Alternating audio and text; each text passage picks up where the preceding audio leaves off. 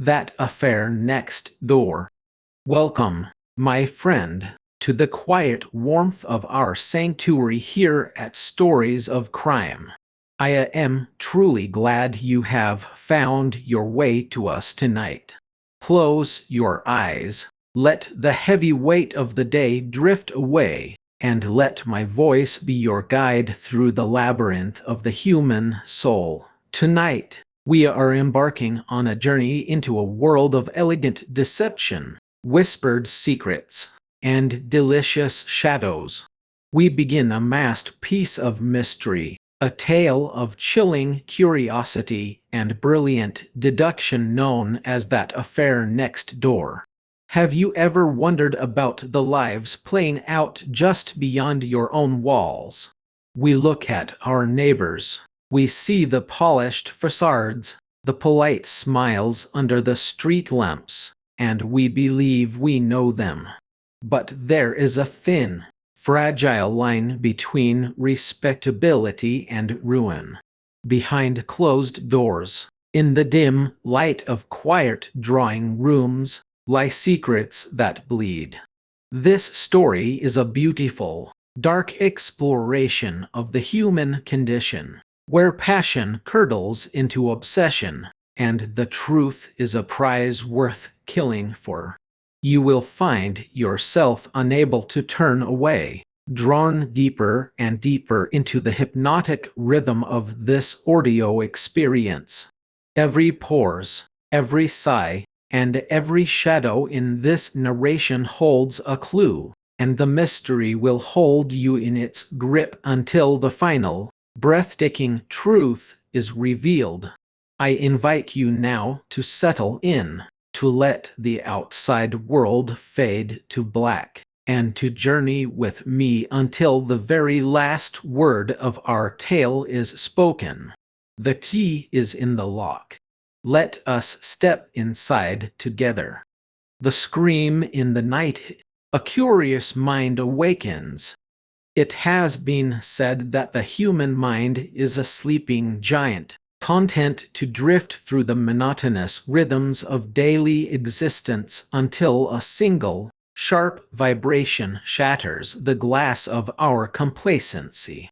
We go about our days wrapped in the comfortable wool of routine, convinced that the walls we build around our lives are impenetrable, that the quiet streets we walk are as safe as they are familiar. But beneath the surface of the most respectable lives, beneath the polished brass of the front door knockers and the immaculate lace of the parlor curtains, there flows a dark, silent current of human emotion, of secrets kept and shadows harbored.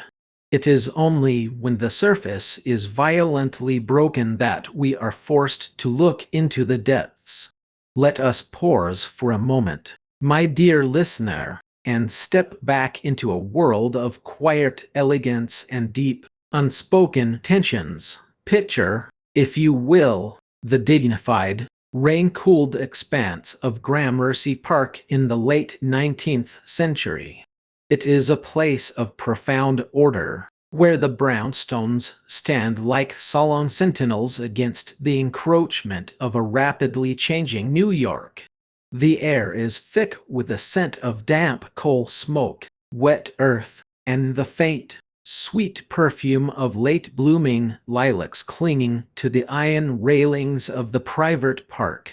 The gas lamps cast long, flickering pools of amber light upon the glistening cobblestones, painting the night in shades of deep obsidian and soft, warm gold. It is a scene of absolute peace, the kind of peace that demands your trust, the kind of peace that whispers that nothing could ever go wrong in a place so thoroughly refined.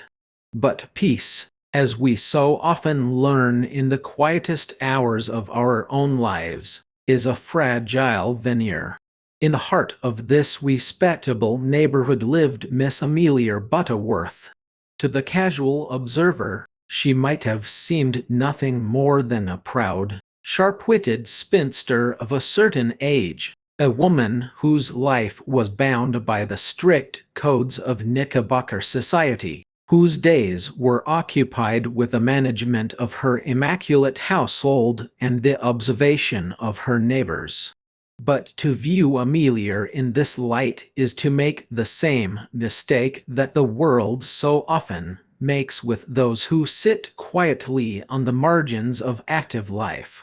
Behind her clear, uncompromising eyes lay a mind of extraordinary precision, a mind that did not merely look, but soar. Where others saw a closed carriage passing at an unusual hour, Amelia saw the slight tilt of the chassis that indicated a heavy, concealed trunk. Where others heard the wind rattling a loose shutter, Amelia noted the rhythm of the sound, recognizing that it was not the wind at all, but the hesitant, nervous hand of someone trying to gain entry to the house next door. On this particular night, the silence of Gramercy Park was not merely quiet. It was expectant. It was the kind of silence that holds its breath, a thick, heavy stillness that presses against the window panes like a physical weight. Amelia sat in her second-story sitting room, the small, silver-plated sewing lamp casting a focused circle of light upon her embroidery. The grandfather clock in the hallway ticked with a slow, hypnotic regularity, each stroke of the pendulum a heartbeat in the quiet house. To anyone else, it would have been an evening of utter solitude and peace.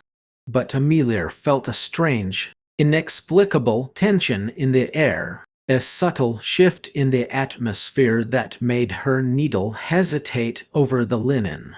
We have all experienced those moments, have we not? Those times when our intuition, that quiet, internal guardian, whispers that something is amiss, even when our eyes and ears report nothing but the ordinary. It is a primal instinct, a legacy of our ancestors who listened to the dark forest beyond the firelight.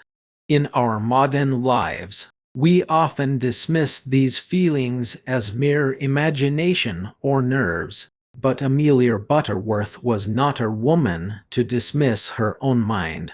She understood that the subconscious is a delicate instrument, registering details that our conscious thoughts are too busy to process. And then, it came. It was not a sound that belonged to the night, nor to the respectable neighborhood of Gramercy Park. It was a scream. It did not rise slowly, nor did it offer any warning. It was a sharp, piercing blade of sound that tore through the heavy silence of the night, a desperate, lung-bursting cry of absolute terror and agony. It was the sound of a human soul staring into the abyss, a voice stripped of all civilization, all restraint, reduced to the raw, animal instinct of survival. The sound seemed to vibrate through the very glass of Amelia's windows, echoing off the wet brick walls of the houses, filling the dark street with a cold, paralyzing dread. Let us sink into that moment, my dear listener. Imagine the sudden, violent disruption of your own quiet sanctuary. The scream rises, sharp and agonizing, and in that single second, the illusion of safety is shattered forever. Your heart leaps into your throat, your breath catches, and the world seems to stand entirely still, suspended on the edge of that terrible sound. Amelia did not scream, nor did she drop her embroidery in a fit of feminine panic. Instead, she became utterly still. Her body went rigid, her head tilting slightly to the side as she catalogued the sound with the clinical precision of a scientist. She did not allow fear to cloud her judgment. Instead, she allowed the adrenaline to sharpen her senses, to turn her mind into a bright, focused beam of light. She noted the pitch of the scream, recognizing it instantly as female, but not the voice of any maidservant she knew. She noted the direction from which it came, tracing the sound with absolute certainty to the darkened, supposedly empty house next door, the Van Burnham mansion. She noted the exact time by the silver watch at her waist, precisely 20 minutes past 11 o'clock. This is the moment of awakening. This is the point where curiosity ceases to be a passive pastime and becomes an active, driving force. For Amelia, that scream was not just a disturbance. It was a summons.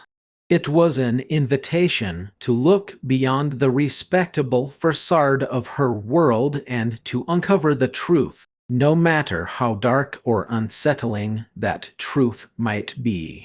To understand the profound significance of this moment, we must first explore the eerie silence of Gramercy Park and the way it was shattered by this discovery. Silence, you see, is rarely empty. In a neighborhood like Gramercy Park, silence is a carefully cultivated product, a shield used by the wealthy to keep the chaos of the city at bay. It is a sign of status, a luxury that only the privileged can afford. But when that silence is broken by a scream, the contrast is far more devastating than it would be in a crowded, noisy tenement district. In a noisy place, a scream is lost in the din of daily survival. In Gramercy Park, a scream is a crack in the foundation of society itself. Think of a time in your own life when a sudden, unexpected event shattered your sense of security. Perhaps it was a phone call in the middle of the night, a sudden illness, or the realization that someone you trusted had not been honest with you. That sudden, icy grip of reality piercing through your comfortable routine is a universal human experience. It is the moment we realize that we are not as safe as we thought, that the world is far more unpredictable and dangerous than we care to admit. When Amelia parted her heavy lace curtains and looked out into the rain-slicked street, she did not see a crowd rushing to help, nor did she see the reassuring figure of a watchman.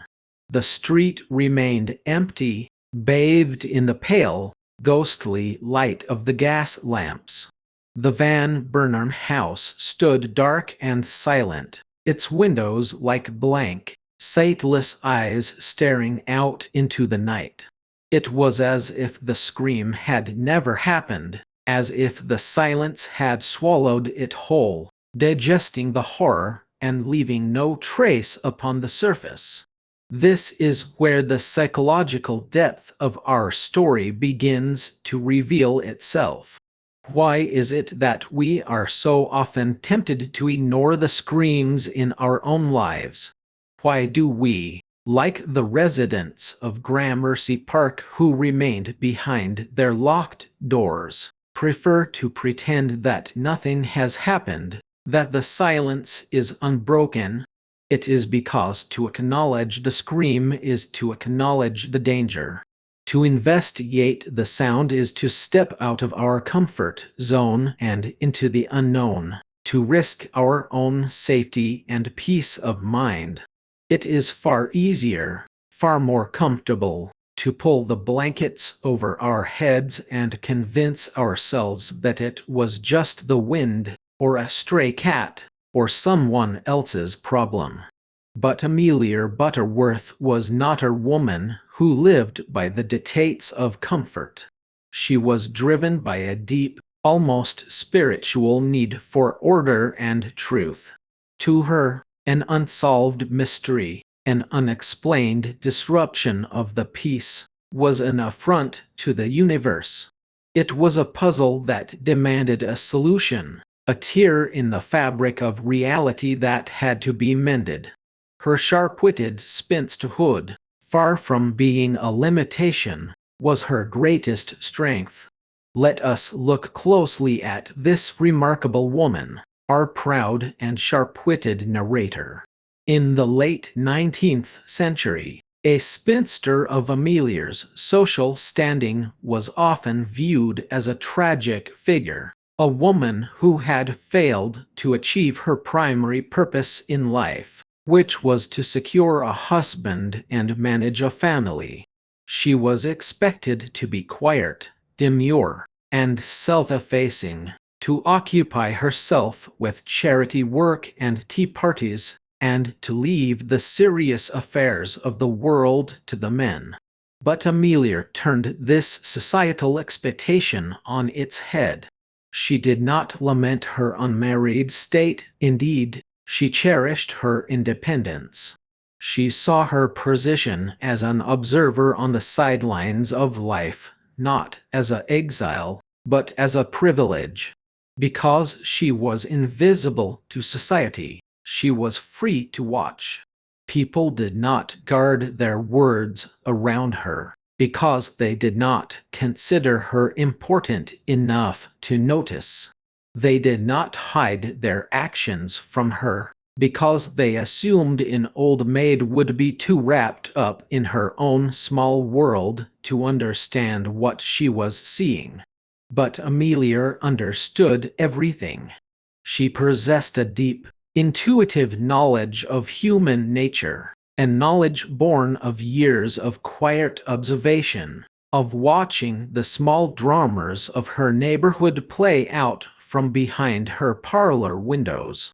This contrast between the invisible observer and the loud, self-important world is one of the most powerful and relatable dynamics in literature and in life.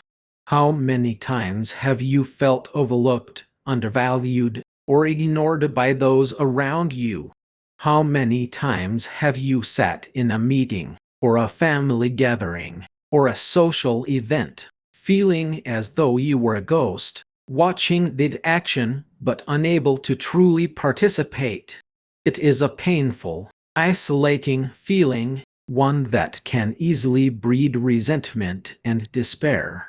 But what if, like Amelia, you were to see your invisibility not as a weakness, but as a superpower?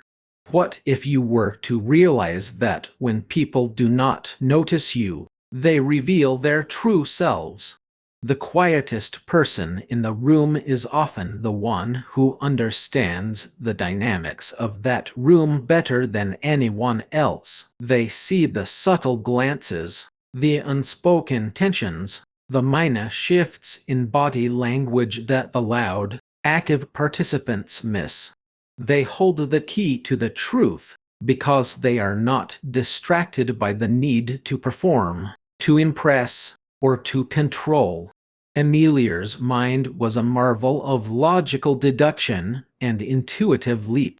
She did not rely on the clumsy, heavy-handed methods of the official police, who would soon arrive on the scene with their muddy boots, their notebooks, and their rigid, predefined categories of crime. No, Amelia understood that a crime is not just a violation of the law. It is a human event, a manifestation of psychological pressure, of secret desires, fears, and frustrations that have finally boiled over. To solve a mystery, one must understand the human heart, its weaknesses, its vanities, and its desperate struggles. Let us explore this contrast further, for it is here that we find the heart of the conflict in that affair next door. On one hand, we have the official police, represented by the seasoned but often rigid Detective Grice. The police represent the masculine, institutional approach to truth. They look for physical evidence of footprints, broken locks, fingerprints, weapons. They ask standard questions, record statistics, and follow established protocols. They view the world through a lens of suspicion, but it is a suspicion that is often blind to the subtle nuances of social class, domestic relationships, and feminine psychology. On the other hand, we have Amelia Butterworth, representing the feminine, intuitive, and highly domestic approach to investigation. Amelia does not need to search for muddy footprints to know that a stranger has entered the house. She can tell by the way the front door mat has been slightly displaced, or by the peculiar scent of cheap tobacco lingering in the vestibule of a house where only fine cigars are smoked. She understands the language of the home, the silent signals of domestic life that are entirely invisible to men. She knows the schedules of the servants, the quality of the linens, the significance of a silver teapot left unpolished, or a lady's glove dropped on the stairs. This clash between official competence and female intuition is not just a battle of wits. It is a profound philosophical division that touches the very core of how we understand the world. We live in a society that values the concrete, the measurable, the scientific, and the institutional. We are taught to trust the experts, the people with titles, badges, and credentials. We are told that our own inner voice, our intuition, our quiet observations, are subjective, unreliable, and emotional. But how often has your intuition been right when the official channels were wrong? How often have you felt in your bones that a certain decision was a mistake, or that a person was not to be trusted, only to ignore that feeling because you could not prove it with hard facts? This is the struggle that many of us face every single day. We suppress our own inner wisdom in favor of the loud, authoritative voices of the world, only to regret it later when the truth finally comes to light. Let us dive deeper into our first key point: the eerie silence of Gramercy Park shattered by a discovery. To truly feel the impact of this moment, we must accompany Amelia as she takes her first active steps into the mystery. Following the scream, a heavy, suffocating silence descended once more upon the neighborhood. A less courageous woman would have locked her doors, lit every candle in the house, and waited for morning. But Amelia Butterworth was compelled by a relentless curiosity, a need to know what lay behind that dark facade next door. She did not dress in her finest silks. Instead, she chose a dark and pretentious wool gown that would blend into the shadows. She wrapped a dark shawl around her shoulders, stepped out onto her own second-story balcony, and peered across the narrow gap that separated her home from the Van Burnham mansion. The night air was cold and damp, clinging to her skin like a wet shroud. The rain had ceased, but the dripping of water from the eaves of the houses created a slow, rhythmic tapping sound, like the ticking of a countdown. The Van Burnham house was dark, but as Amelia watched, she noticed something that would have escaped anyone else's attention. A faint, Momentary flicker of light appeared behind the heavy shutters of the dining room on the ground floor. It was not the steady, bright glow of a gas jet, but the weak, moving light of a single candle or a match, quickly struck and as quickly extinguished. Amelia's heart hammered against her ribs, but her mind remained as cold and clear as ice. Someone was in that house. Someone who did not want to be seen. Someone who was moving through the darkness with a purpose. She did not call out. She did not raise an alarm. To do so would be to alert the intruder and destroy her chance of discovering the truth. Instead, she watched, her eyes adjusting to the deep shadows, her mind cataloging every detail. She saw the side door of the Van Burnham house, the door that opened into the narrow alleyway between the two buildings, slowly, silently swing open. A figure emerged, wrapped in a long, dark cloak, the hood pulled down low over the face. The figure moved with a hurried, nervous grace, slipping down the wet alleyway and disappearing into the darkness of the street before Amelia could catch a glimpse of the features. This is a classic, cinematic suspense moment. But let us look at the psychological weight of what Amelia has just witnessed. She has seen the shadow of a crime. She has become a witness, not to a completed story, but to a dark, unfolding narrative. In that moment, she was no longer a safe, respectable spinster living a quiet life in Gramercy Park. She had crossed a threshold, stepped out of her role as an observer, and become a participant in a dangerous game. When we look at this dynamic in our own lives, we find that we often stand on the threshold of discovery, hesitant to take that final step. We see the warning signs in our careers, in our relationships, or in our own health. We see the shadow of the problem, the metaphorical figure slipping out of the side door in the middle of the night. But we are afraid to follow. We are afraid of what we will find if we open that door, if we ask those difficult questions, if we dare to look into the darkness.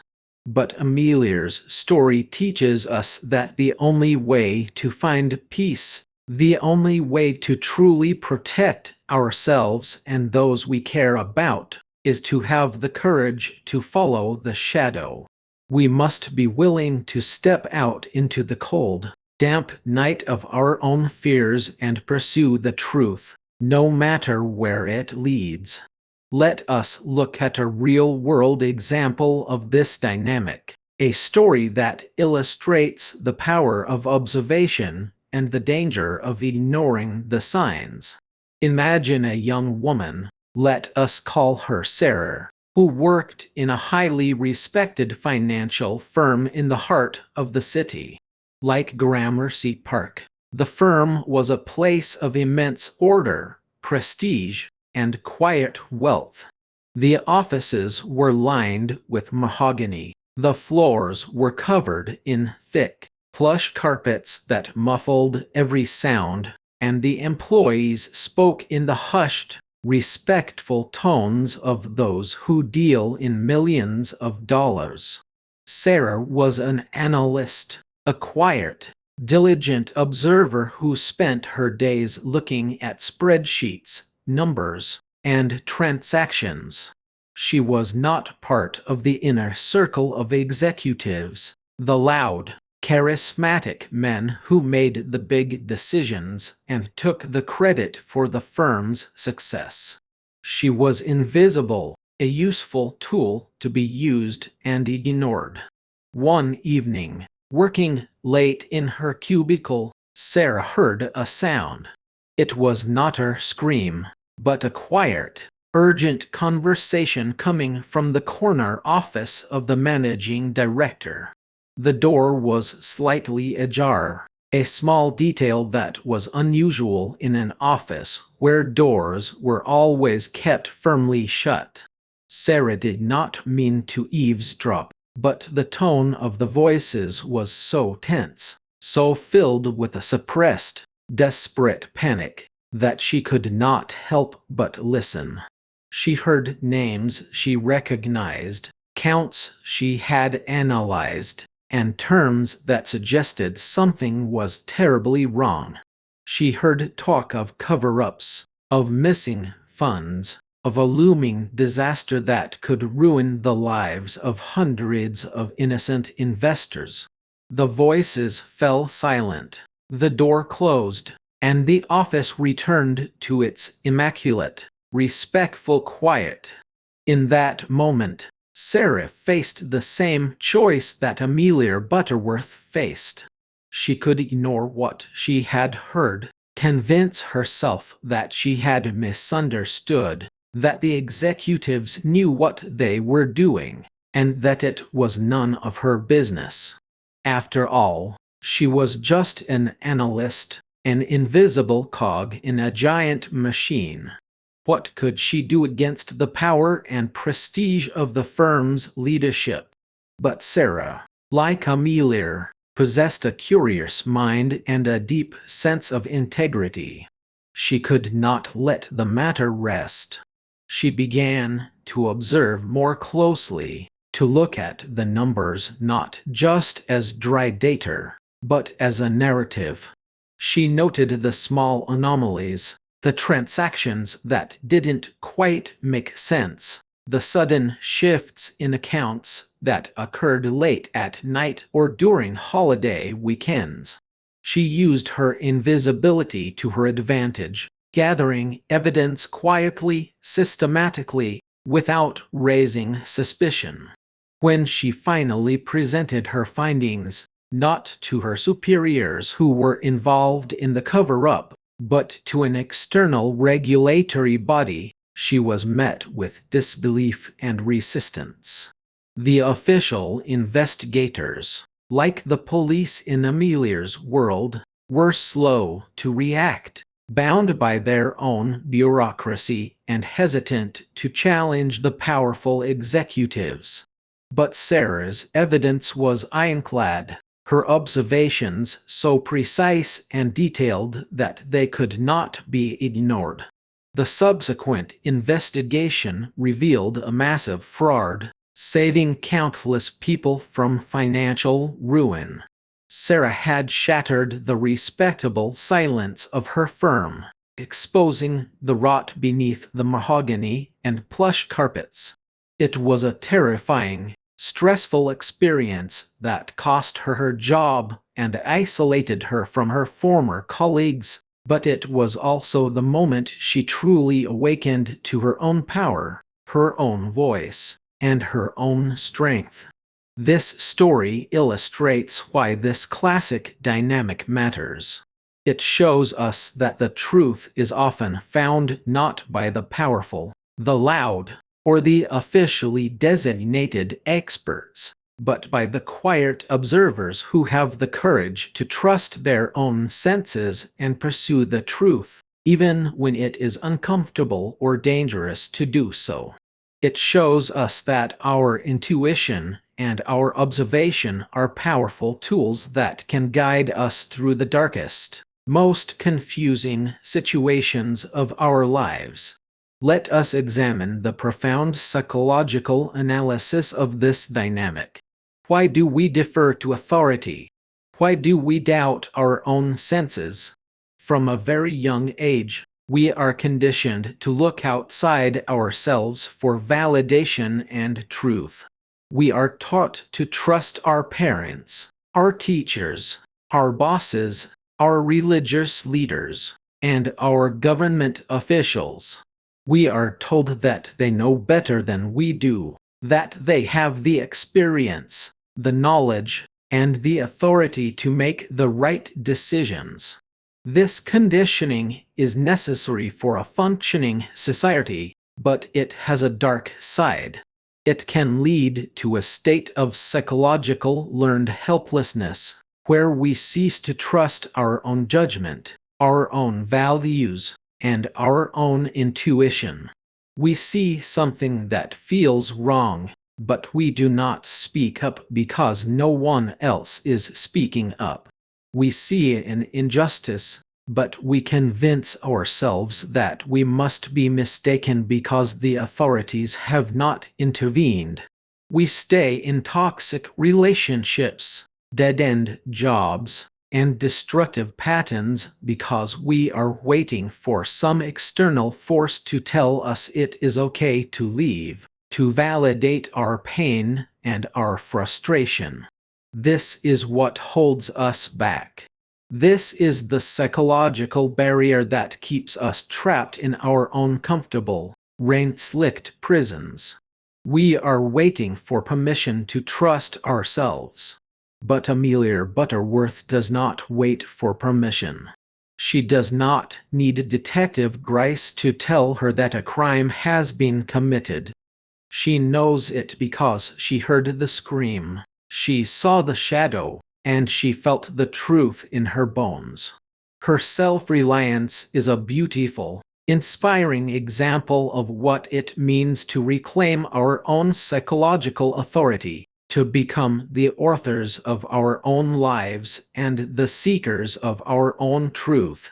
How can you apply this in your own life? How can you cultivate the mind of Amelia Butterworth to guide yourself through your own patterns and challenges? The first step, my dear listener, is to practice the art of active observation. We live in an age of constant distraction, where our attention is continuously fractured by screens, notifications, and the relentless noise of modern life. We walk down the street with our heads down, looking at our phones, entirely blind to the world around us. We sit with our loved ones, but our minds are miles away, thinking about our to-do lists or our worries. We have forgotten how to look. We have forgotten how to listen. To observe actively is to bring your full, undivided attention to the present moment. It is to look at the world with curiosity and wonder, as if you were seeing it for the very first time. When you walk into a room, do not just see the furniture and the people. Notice the lighting, the atmosphere, the unspoken tensions between the individuals. When you speak with someone, do not just listen to their words. Observe their body language, the tone of their voice, the pauses between their sentences, the way their eyes move when they talk about a difficult subject.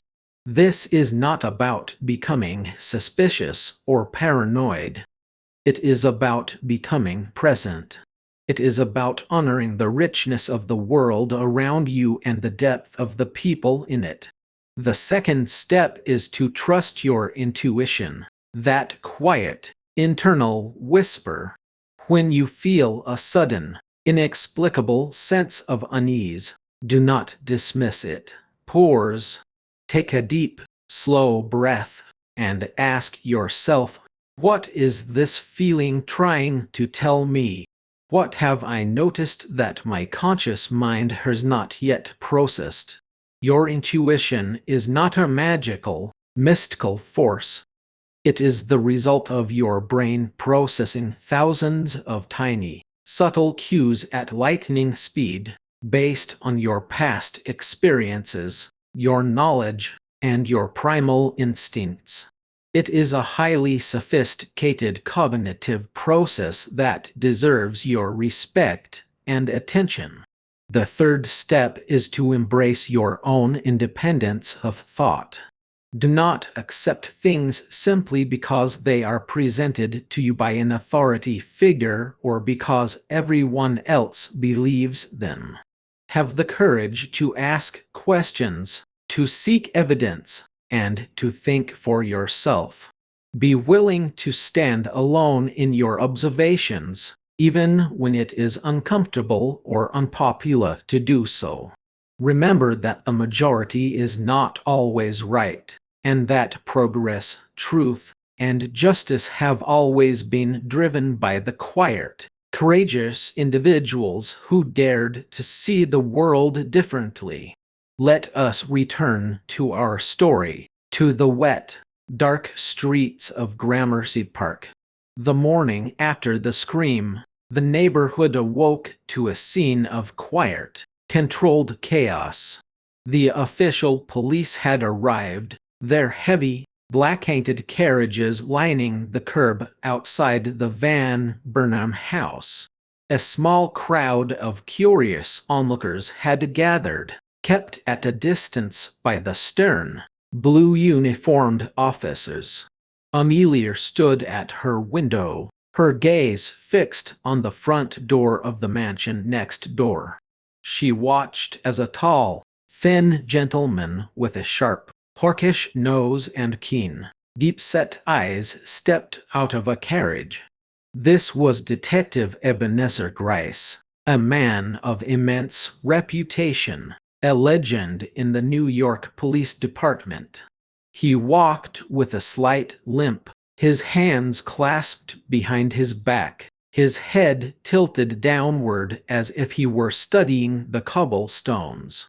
To the crowd, Gryce was the embodiment of authority, the brilliant detective who would inevitably solve the crime and restore order to the neighborhood. But Amelia, watching him through her opera glasses, felt a different sensation. She saw his limitations. She saw how his boots trod carelessly over the very areas where she had seen the cloaked figure escape. She saw how he dismissed the nervous, babbling testimony of the neighborhood watchman, a man who, though simple-minded, might have seen something of vital importance. The contrast between Gryce and Amelia is the contrast between the hammer and the scalpel. Gryce's method was to strike, to use the full force of the law and the state to break open the case. Amelia's method was to dissect, to use her understanding of human nature and domestic life to gently untangle the threads of the mystery. Let us explore a cinematic, deeply touching example of this clash. Later that afternoon, Amelia, using her social standing and her acquaintance with the Van Burnham family, managed to gain entry to the house under the guise of offering her condolences and assistance. The house was cold and damp, the air smelling of stale dust, damp plaster, and the faint, sweet scent of some expensive floral perfume that seemed entirely out of place in a house of death. She found herself in the parlor, where Detective Gryce was conducting his initial examination of the crime scene. The body of a young woman had been found in the dining room, lying on the floor beneath the heavy mahogany table. She was dressed in an elegant, expensive traveling cloak, her face pale, her dark hair splayed across the carpet like a silken fan. There were no obvious signs of violence, no blood, no struggle. She looked as though she had simply fallen asleep, a beautiful, tragic figure frozen in time. Gryce was standing over the body, his notebook in hand, his brow furrowed in concentration. He was surrounded by his assistants, who were busy measuring the room, searching the drawers, and looking for signs of forced entry. A simple case of sudden illness, or perhaps a self-administered poison, Gryce muttered to his assistant, his voice filled with the easy confidence of a man who has seen 100 such scenes. There are no signs of a struggle, no broken locks. She must have come here to meet someone, found herself abandoned, and took her own life in a fit of despair. It is a sad, common story, gentlemen. Amelia, standing near the doorway, could not contain a small, quiet sigh of frustration. She stepped forward, her silk skirts rustling softly in the quiet room. "Pardon me, detective," she said, her voice clear, calm, and entirely devoid of the deference Gryce was accustomed to receiving. "But if you believe this is a simple case of self-inflicted tragedy, I fear you are overlooking the very details that tell the true story." Gryce turned slowly, his sharp eyes narrowing as he looked at the spinster standing before him. He was a polite man, but he was also a busy one, and he had little patience for the interference of amateur observers, particularly women of a certain age. "And what details might those be, madam?" he asked, his tone polite but dripping with a subtle, patronizing condescension. "The law is a matter of facts and evidence, not of feminine imagination." Amelia did not flinch. She stepped closer to the body, her gaze steady, her mind focused. She pointed to the young woman's cloak, which was fastened at the neck with a beautiful, ornate silver clasp. "If this lady had come here to take her own life, detective, why is her cloak fastened so perfectly?" A woman in the grip of such desperate, chaotic despair does not carefully align her clasp before drinking poison. And look at her gloves. They are of the finest kidskin, pristine and white. But if you look closely at the fingertips of the right hand, you will see a faint, dark stain. It is not ink, nor is it dirt. It is the grease of a carriage wheel, the kind of grease that can only be transferred if she had tried to steady herself as she climbed down from a carriage in a great hurry. She paused, allowing her words to sink into the quiet room before continuing. "Furthermore, look at her shoes. They are dry. The streets last night were soaked with rain, as you well know. If she had walked even a short distance to this house, her shoes would be stained with mud and water. But they are immaculate. This means she did not walk here. She was carried, or she was brought directly to the door in a carriage that pulled up so close that she did not have to touch the wet cobblestones. And yet, there are no carriage tracks on the street outside that match the timing of her arrival, save for the one that passed at precisely 20 minutes past 11, the very moment of the scream." She looked up, her eyes meeting Gryce's. "This was not her suicide, detective. This was a murder, and she was brought here by someone she trusted. Someone who had the key to this locked house. Someone who carried her body inside after she was already dead or dying." The room fell into an absolute, stunned silence. The assistants stopped their work, staring at Amelia in astonishment. Detective Gryce did not speak. He merely stared at the spinster, his sharp eyes scanning her face, his mind processing her words with a sudden, tense alertness. For the first time, he saw her not as an intrusive neighbor, but as a mind to be reckoned with. This scene is a masterpiece of suspense and character development, but it also carries a profound psychological lesson. Why did Gryce miss these details? It was not because he was stupid or incompetent. He was a brilliant detective. It was because his mind was locked into a paradigm. He saw a dead woman in a locked room with no signs of violence, and his brain instantly went to the most common, logical explanation: suicide or natural death.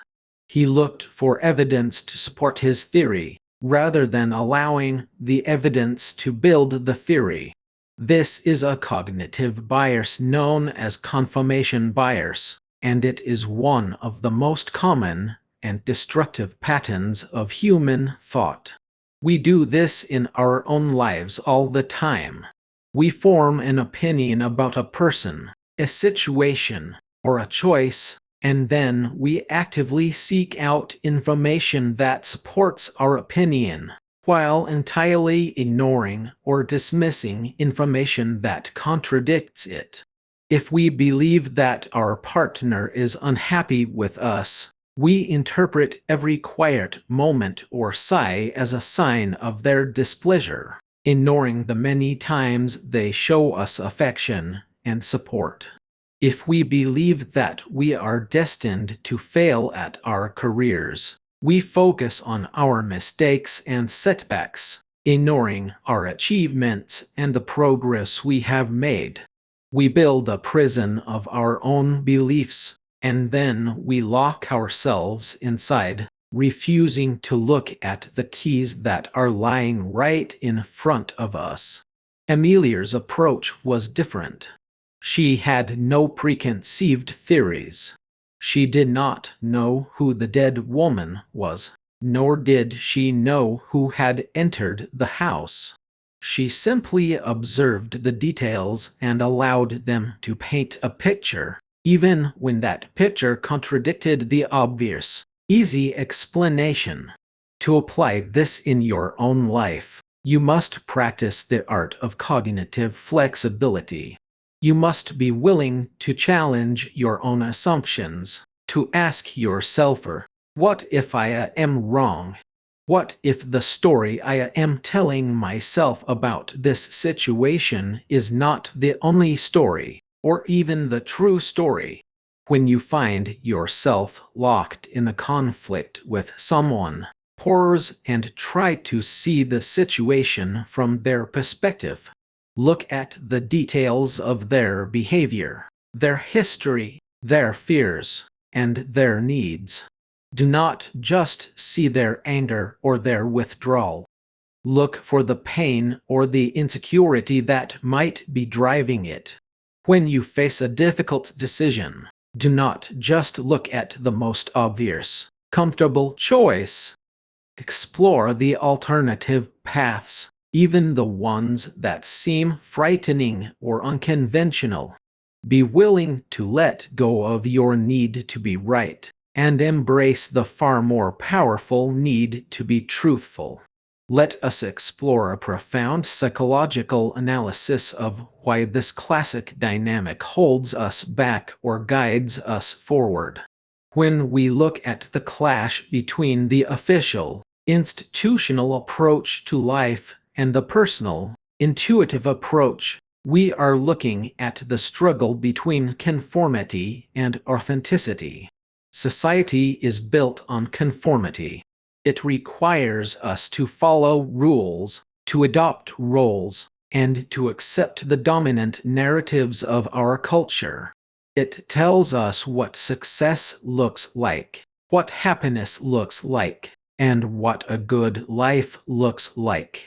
It provides us with ready-made identities and paths to follow, promising that if we just conform, we will be safe, happy, and accepted.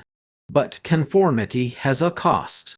It requires us to suppress our unique gifts, our individual voice, and our deep, personal truth. It forces us to wear a mask, to play a part that does not fit us, and to ignore the quiet, persistent whisper of our soul that tells us we are meant for something more, something different. This is the path of the official police. It is safe, organized, and socially acceptable. but it is also rigid, blind, and ultimately limited. The path of Amelia Butterworth, the path of the intuitive observer, is the path of authenticity.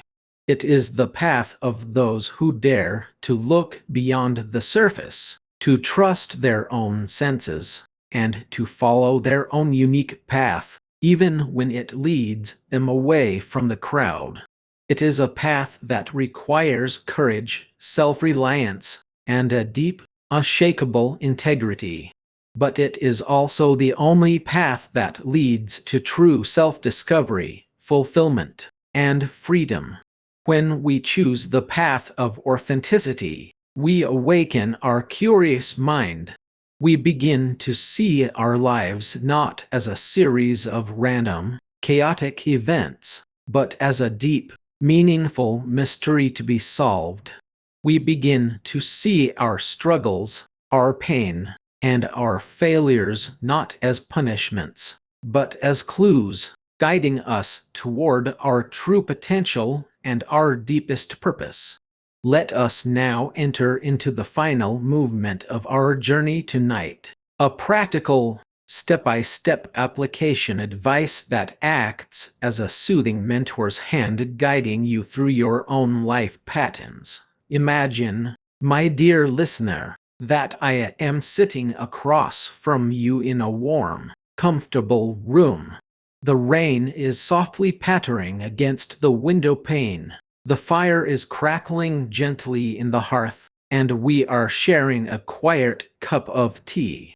I want you to take a deep, slow breath, letting go of the tension in your shoulders, the clutter in your mind, and the worries of the day.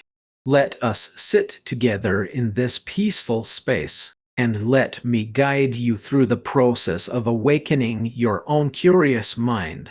Step 1 is the practice of daily sanctuary. In our busy, chaotic lives, we need a space where we can retreat, step out of our roles, and simply be.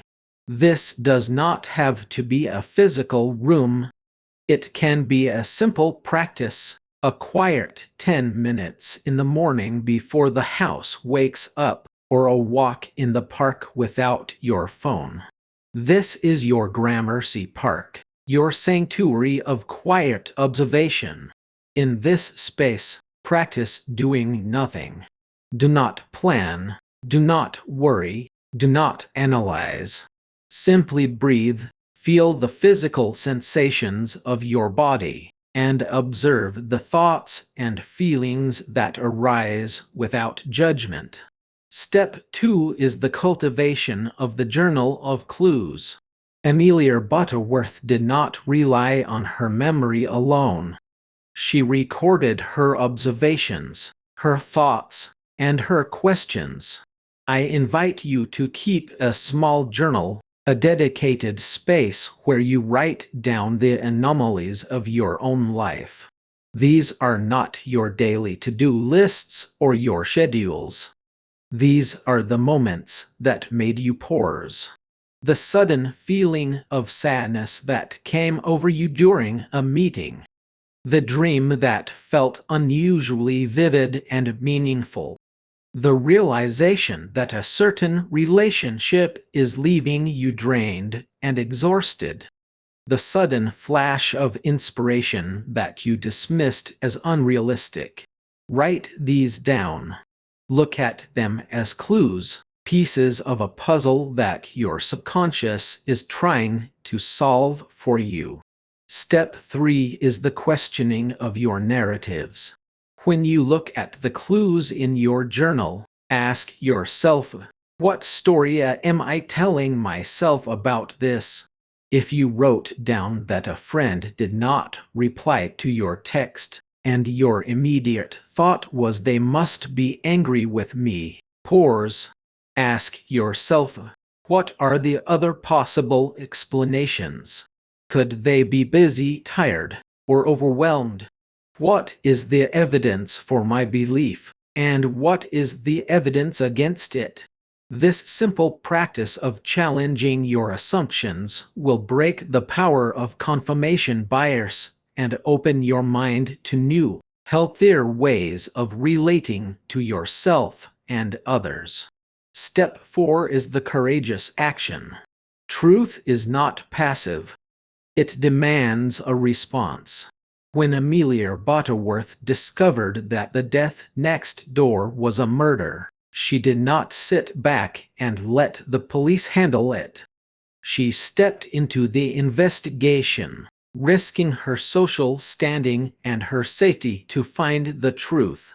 When you discover a truth about your own life through your observation and intuition, you must be willing to act upon it. This does not mean making sudden, reckless changes. It means taking small, deliberate, courageous steps in the direction of your truth. It means having that difficult conversation. It means setting a boundary with someone who is draining your energy. It means taking a class, starting a project, or making a choice that aligns with your true self, rather than what is expected of you. My dear listener, your life is not a random series of events. It is a beautifully complex, deeply mysterious narrative, and you are the detective, the observer, and the author of your own story. Do not allow the loud, chaotic clamor of the world to drown out your quiet, inner voice. Do not allow the rigid, official narratives of society to dictate who you are or what you are capable of achieving. Trust your mind. Trust your heart. Wake up to the mystery of your own existence. Let us summarize the profound journey we have taken tonight. We have explored the dark, rain-cooled streets of Gramercy Park, witnessing the sudden, terrifying scream that shattered the respectable silence of the night. We have met Miss Amelia Butterworth, our proud, sharp-witted spinster narrator, whose invisible position in society became her greatest strength, allowing her to observe the world with extraordinary precision and intuition. We have examined the powerful contrast between the official, masculine incompetence of the police and the brilliant, domestic female intuition of Amelia, exploring why this dynamic matters so deeply to our own psychological freedom and growth.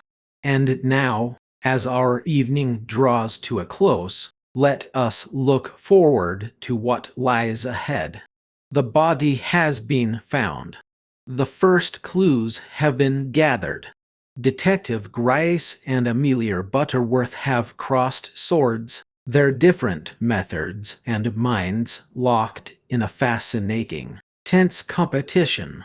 The mystery of the Van Burnham house is just beginning to unravel, and the path ahead is filled with shadows, secrets, and unexpected twists. What lies behind that locked door next door? Who was the beautiful, tragic young woman found dead beneath the dining table? And who was the cloaked figure who slipped into the darkness of the night?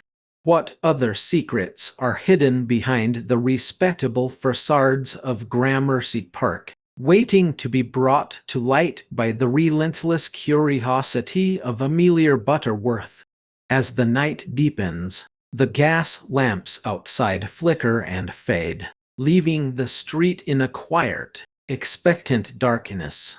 The clock in the hallway strikes the hour, its sound a slow, solemn promise that the truth will inevitably find its way.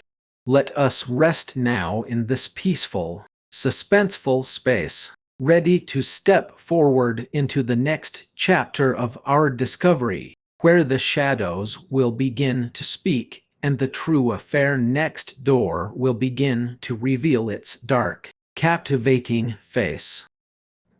Behind the lace curtains, Amelia's perspective.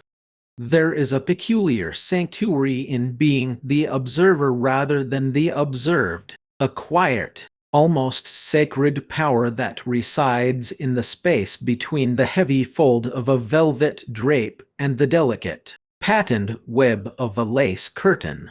To sit in the shadow of one's own parlor, looking out into the sunlit street, is to hold a mirror to the world while remaining entirely invisible yourself. It is a position of supreme authority, though the world outside, in its bustling, self-important rush, rarely pauses to recognize it. We live in a universe of constant movement, where lives intersect and collide like particles in a storm. Yet so few of us ever truly see. We look, yes, but we do not observe.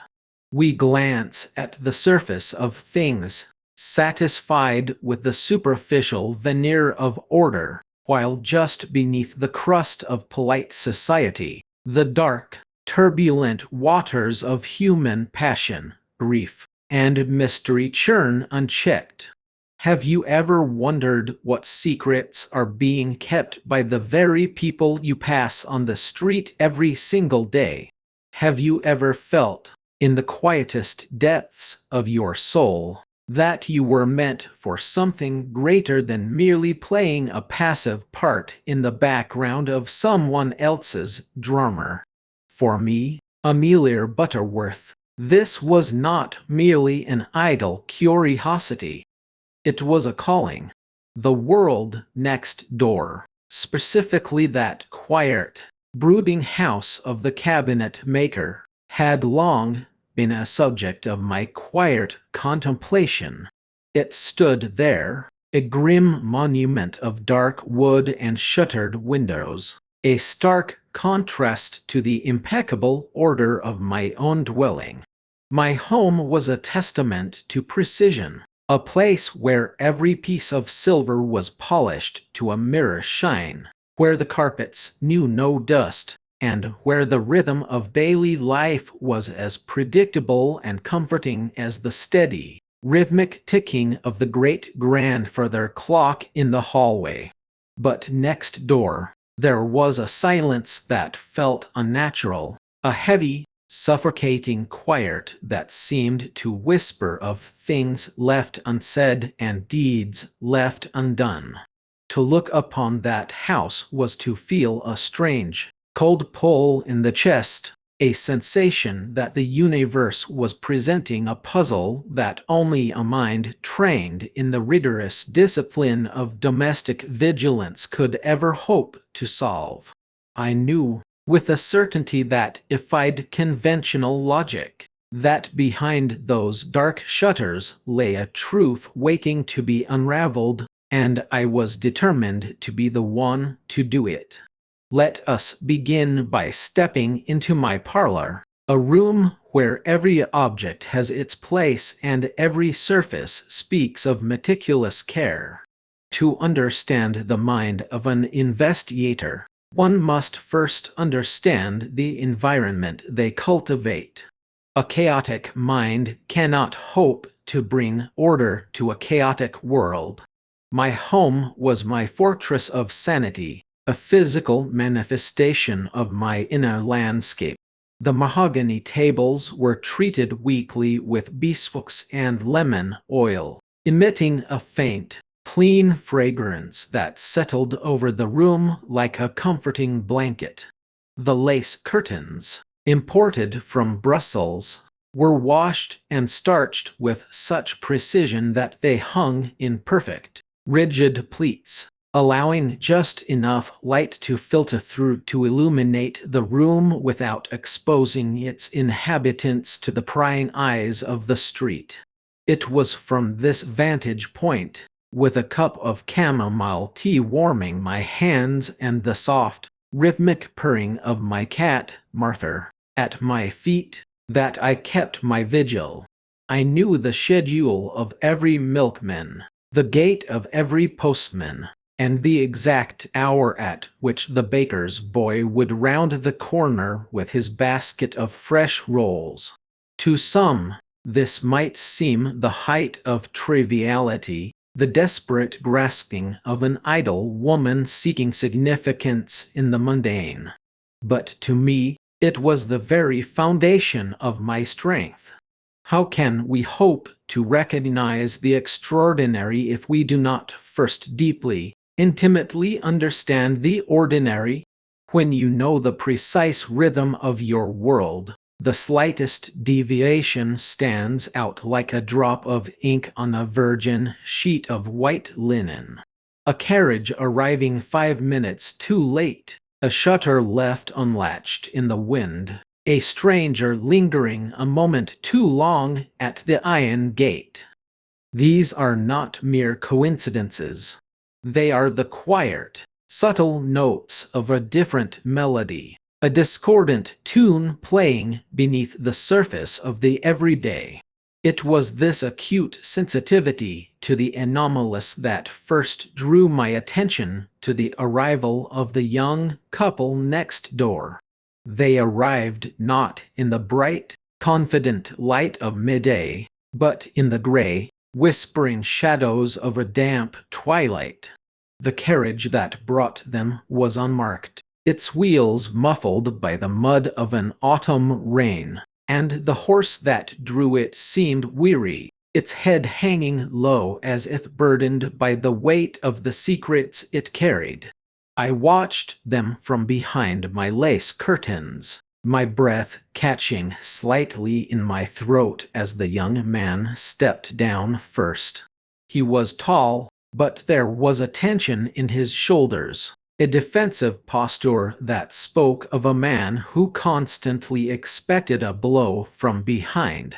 He turned and offered his hand to the young woman, and it was in that brief, fleeting exchange that I saw the first fracture in their illusion of normalcy. She did not take his hand with the easy, comfortable familiarity of her beloved wife.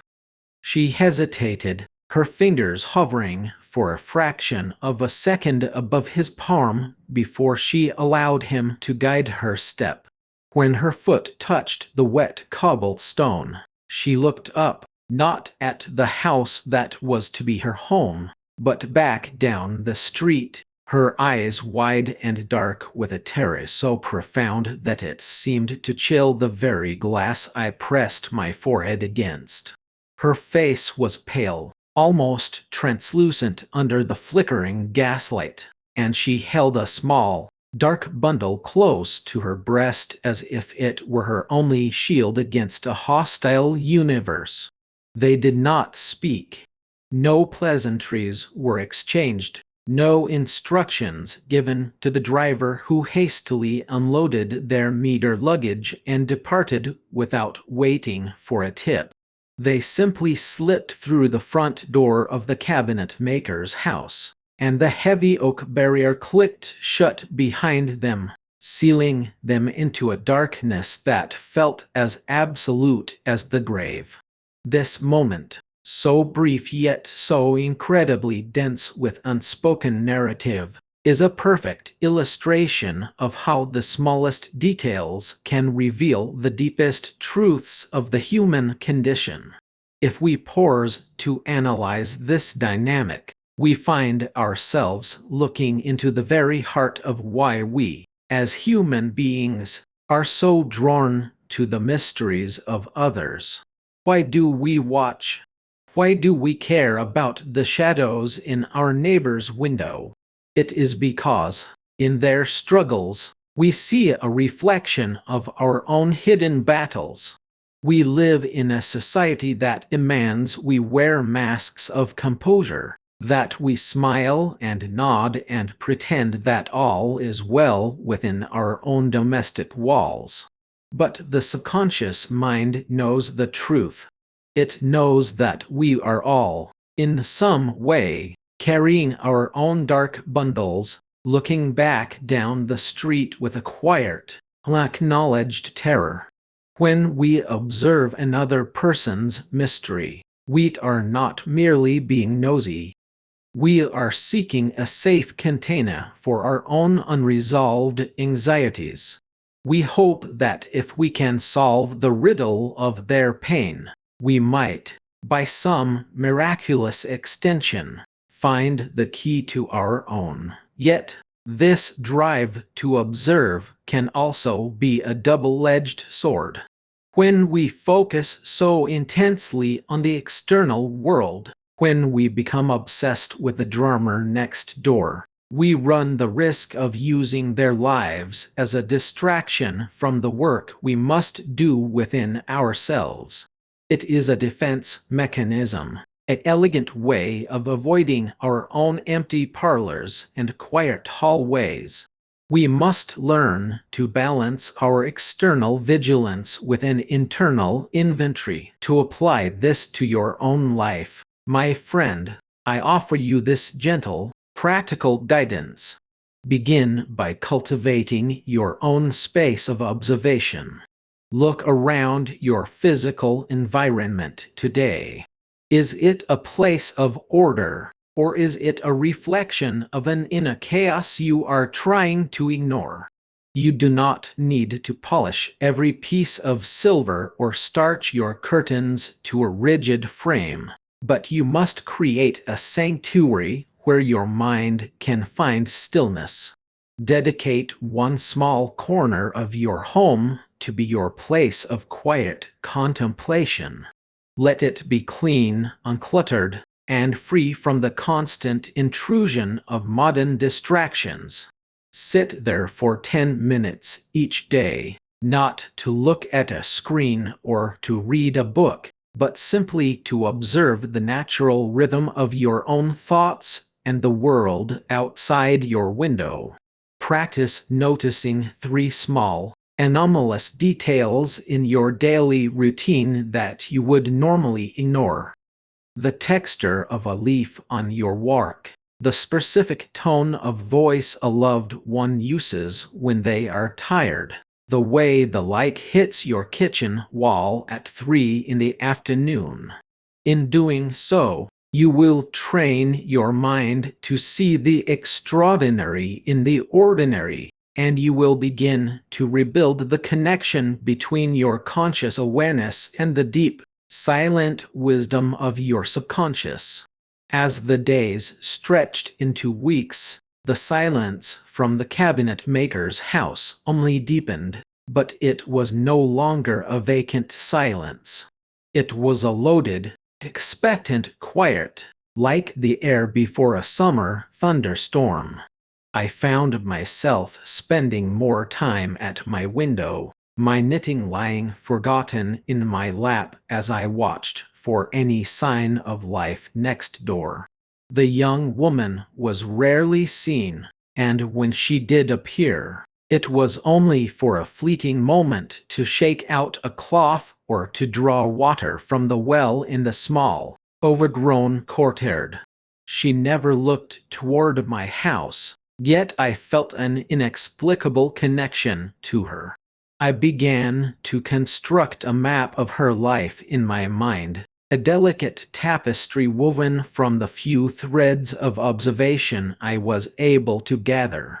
I noted the hours at which the lamps were lit and extinguished, the delivery of groceries that seemed far too sparse to sustain 2 people, and the complete absence of any visitors. It was a life lived in a vacuum, a desperate attempt to remain hidden from the world. But why? What were they running from? Or perhaps, more terrifyingly, what were they waiting for? The psychological weight of this silent vigil began to take its toll on me. I found myself waking in the middle of the night, my heart hammering against my ribs, convinced that I had heard a cry or a footstep on the gravel path between our houses. I would slip out of bed, my bare feet cold against the hardwood floor, and stand at the window, staring into the darkness of their yard. The house stood there, black and impenetrable against the starlit sky, holding its breath just as I held mine. It was during these lonely hours that I realized the true nature of my obsession. I was not merely an investigator. I was a guardian. I had taken it upon myself to watch over this fragile, broken thing next door, to protect her from whatever dark force was creeping toward her from the shadows of her past. This sense of responsibility, this self-appointed role of protector and investigator, is a powerful force in the human psyche. It speaks to our deep, evolutionary need for community and connection, even when that connection must be forged across a physical divide and in absolute silence. We are social creatures, designed to look out for one another, to sense danger and to sound the alarm when the pack is threatened. When we see someone in distress, even a stranger behind a locked door, a part of our brain responds as if they were our own kin. This is the origin of empathy, the beautiful, painful thread that binds us all together. But when we are denied the ability to act, when we must remain silent observers, that empathy can turn into a burning, restless agony. It becomes a pressure cooker of the soul, demanding an outlet, demanding action. It was this mounting pressure that eventually brought me into direct conflict with a professional world, in the formidable shape of Detective Ebenezer Gryce. Oh, how well I remember our first encounter. A quiet war of intellects played out in the very parlor where I had spent so many hours observing. He was a man of considerable reputation, a legend in the department, known for his dogged persistence and his ability to see through the most clever deceptions. But when he entered my home, he brought with him the heavy, dusty air of officialdom, a rigid, bureaucratic approach that I knew instinctively would be blind to the delicate, nuanced truths of the matter. He saw a case. I saw a human soul. He looked for bloodstains and broken locks. I looked for the subtle shifts in posture, the unsaid words, the lingering glances that tell the real story of a crime. I remember him sitting in my armchair, his large, heavy-set frame looking entirely out of place amidst the delicate carving of my furniture. He held his hat on his knee, his eyes scanning my room with a professional curiosity that I found highly offensive. He spoke in a low, rumbling voice, a tone designed to soothe and disarm, but beneath it, I could hear the sharp, calculating click of a mind that had already made up its decision. He wished to know what I had seen, but he asked his questions with a condescending gentleness, as if he were speaking to a nervous child or an elderly aunt who had let her imagination run away with her. "Do you often sit by the window, Miss Butterworth?" he asked, his eyes drifting toward the lace curtains. "I do," I replied, keeping my voice cool and even. "And I assure you, detective, I do not merely sit. I observe." He smiled, a brief, patronizing twitch of his mustache. Yes. The observations of a neighbor are always colorful. But we must stick to the facts, you see. The hard, cold facts. The hard, cold facts, I thought, feeling a sudden, hot spark of anger in my chest. How typical of a man, and how typical of a system that believes truth can be measured in inches and weighed in ounces. He did not understand that the most important facts are often the softest, the warmest, the most easily overlooked. They are the facts of the human heart, the subtle vibrations of fear and love that leave no physical footprint but shape the course of human destiny far more powerfully than any weapon or physical clue. This silent rivalry between us was born in that very moment. It was a clash of two entirely different philosophies of truth. For Grice, the truth was an object to be hunted down, captured, and locked in a cage of evidence.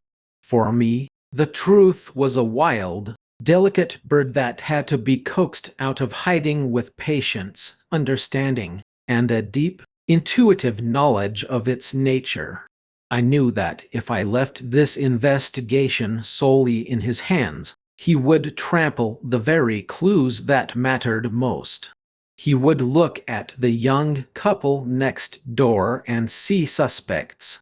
He would miss the tragedy of their love, the desperation of their flight, and the terrible, beautiful secret they were trying so desperately to protect. This dynamic, the struggle between the official, logical intellect and the intuitive, emotional heart, is one of the oldest stories in human history.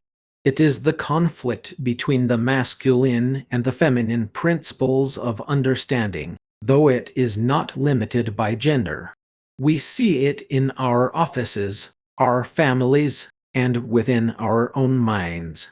We are told by the world to trust only what can be proven, what can be calculated and written down on a ledger sheet. We are taught to ignore our intuition, to dismiss our gut feelings as mere superstition or emotional weakness. But how many times have you known something to be true, deep in your bones, long before the facts caught up to prove you right? How many times have you ignored that quiet, inner voice, only to regret it later when the storm finally broke?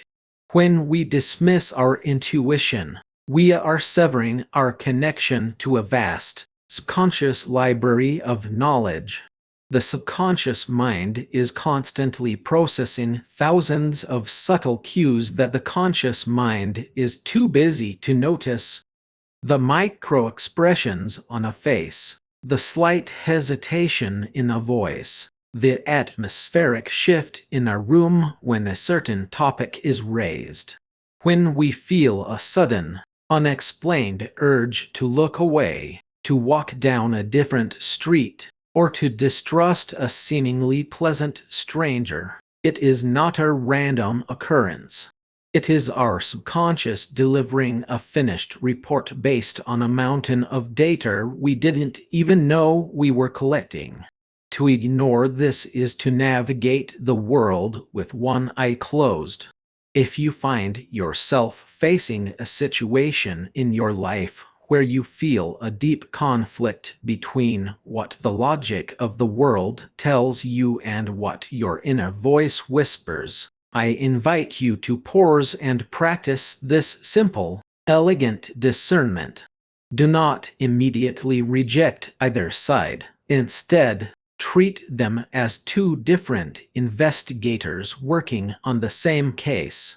Sit down with a piece of paper, and in one column, write down the logical facts of the situation, the hard, cold evidence that a detective like Grice would collect. In the second column, write down your intuitive feelings, the subtle impressions, the emotional undertones, and the physical sensations you feel in your body when you think about the choice before you. Look at both columns not as rivals, but as partners. Ask yourself, what is the bridge between these two worlds? How does the physical evidence support or challenge the intuitive truth? By bringing both the logical intellect and the intuitive heart into the light of conscious awareness, you will make decisions that are not only practical but deeply aligned with your true self. Let us return to that fateful evening when the thin veil of secrecy next door was finally, violently torn away. It was a Tuesday, a night of bitter cold and a wind that howled through the chimneys like a chorus of lost souls. The street was deserted, the gas lamps flickering wildly in the drafts, casting long, grotesque shadows that danced across the cobblestones. I had retired to my bedroom, but sleep was far from me. A persistent, nagging sense of unease had settled over my mind, a feeling that the air itself was charged with an impending catastrophe. I stood at my window, wrapped in my heavy woolen shawl, staring out into the dark gap between our houses. Suddenly, the silence was shattered by a sound that made my blood run cold. It was not a scream, not a cry of terror, but a sharp, metallic clatter, followed by the dull, heavy thud of something falling to the floor. It came from the parlor of the cabinet maker's house. For a long, agonizing second, the silence returned, heavier and more suffocating than before. Then, the front door of the house was flung open, and a figure rushed out into the cold night. It was the young man, but he was unrecognizable. His hat was gone, his hair disheveled, and his coat flew open in the wind. He did not run. He stumbled down the steps, his hands clutching his head as if he were trying to hold his very brains from spilling out. He disappeared into the darkness of the street, leaving the door wide open behind him, a black, yawning mouth that seemed to swallow the freezing air. My heart was beating so violently I could feel it in my throat, but my mind was incredibly, preternaturally clear. This was the moment.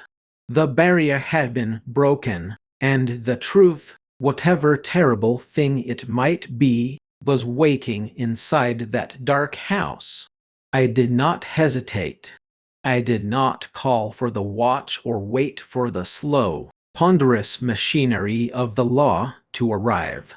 I knew that every second was precious, that a life might be hanging in the balance, or that the crucial clue that would explain this tragedy might be lost forever if I did not act immediately.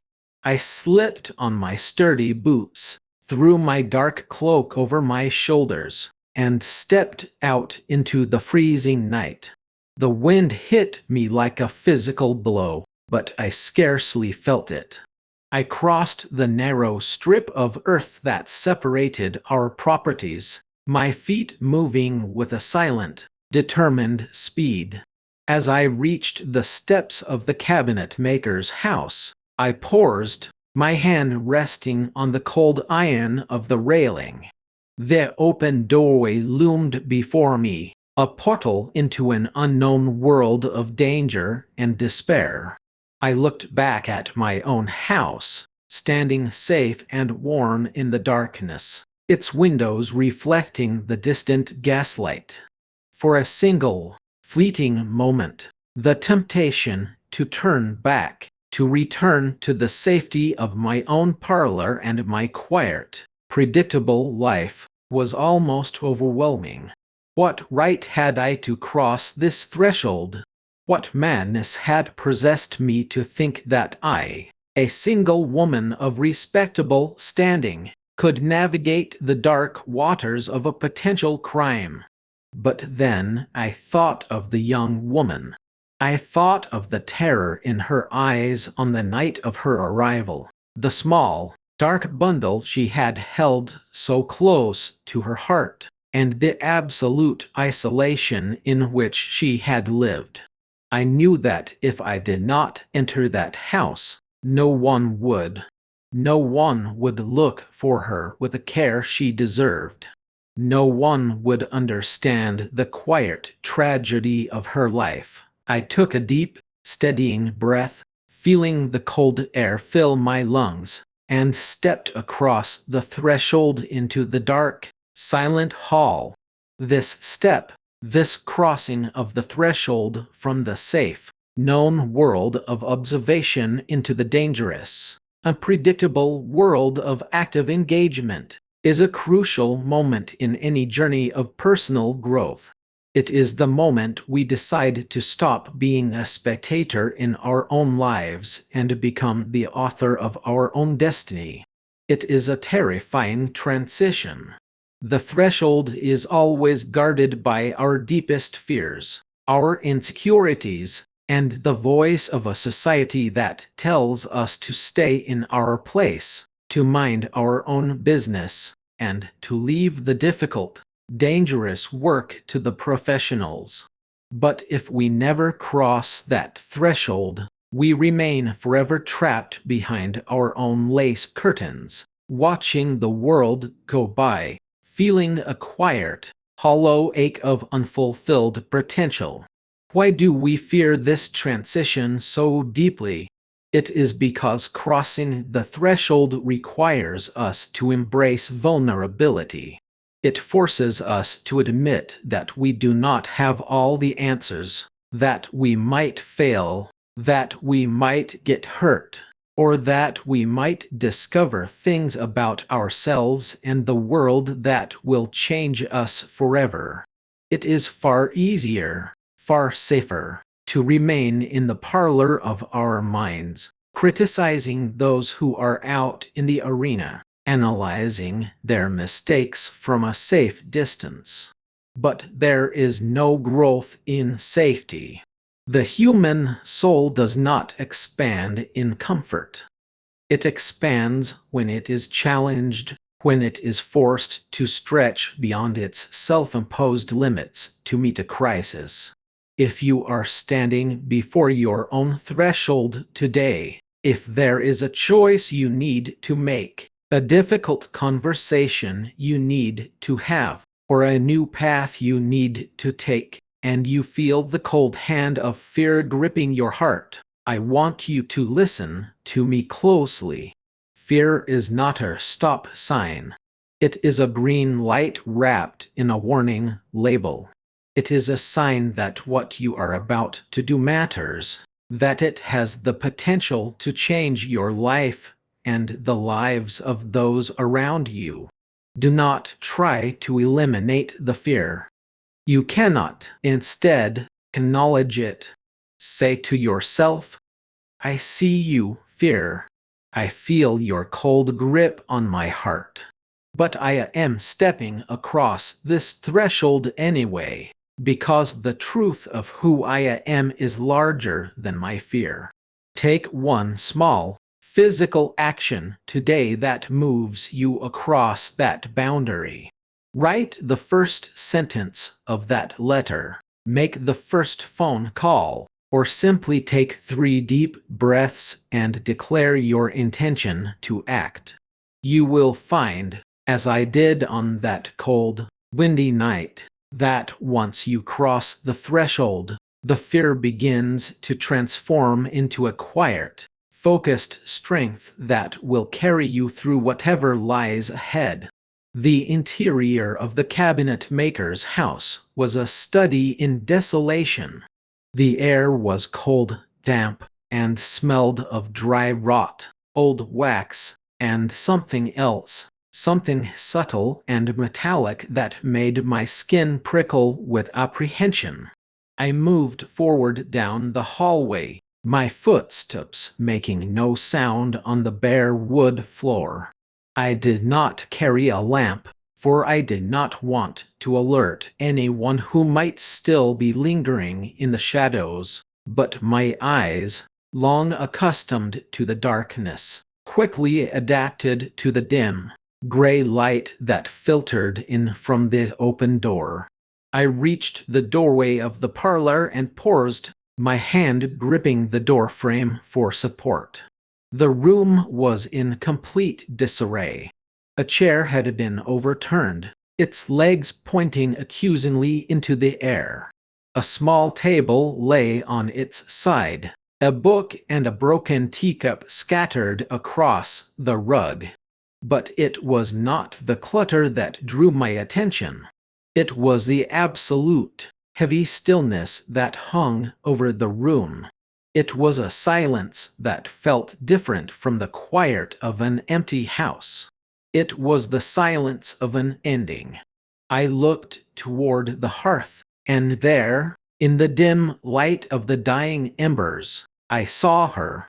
She was lying on the floor, her pale dress stained with a dark, spreading wetness that looked like ink in the twilight.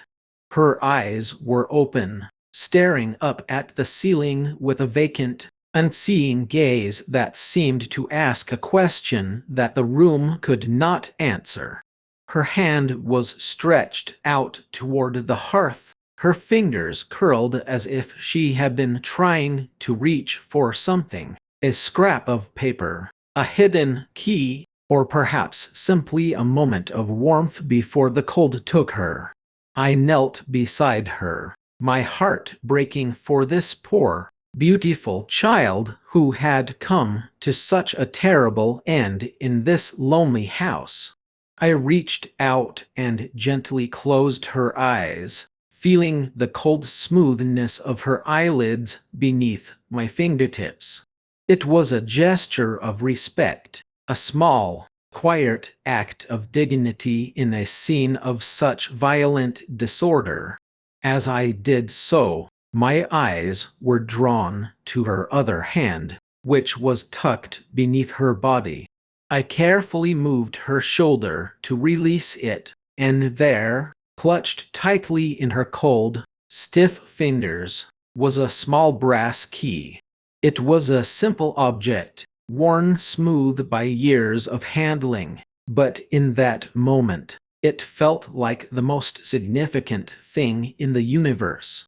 It was the key to the mystery, the tangible link between her life next door and the dark secret that had led to her death.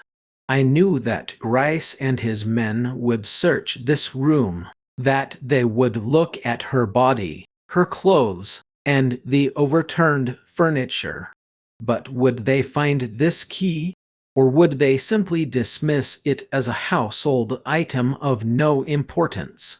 I knew the answer.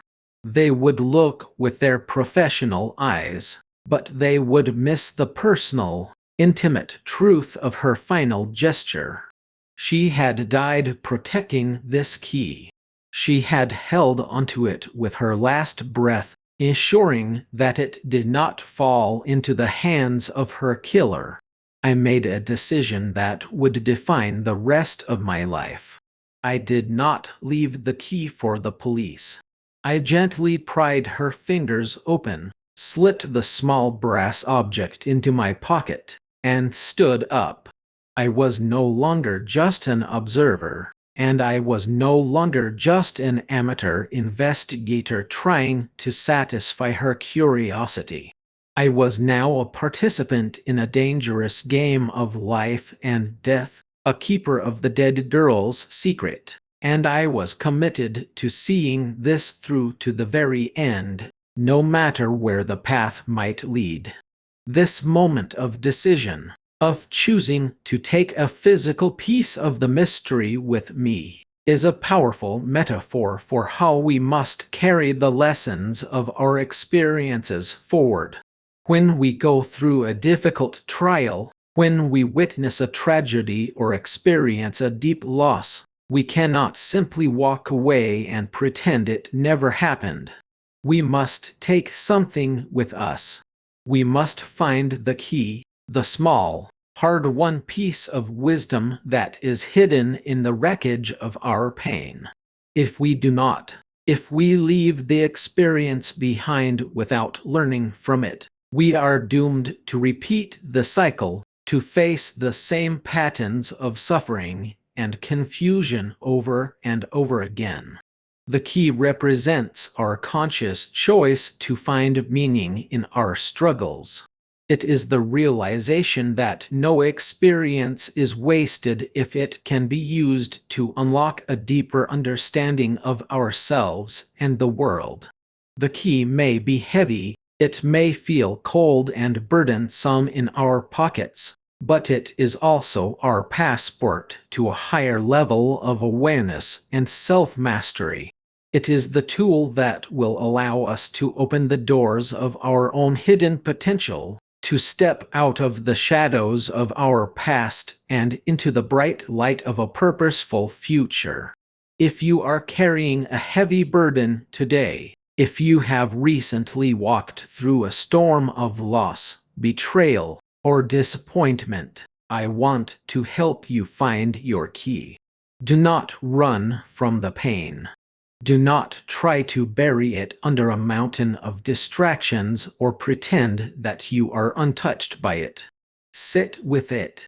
Look at the wreckage of your experience with a gentle, non-judgmental eye. Ask yourself these profound, soul-searching questions. What did this experience teach me about my own strength?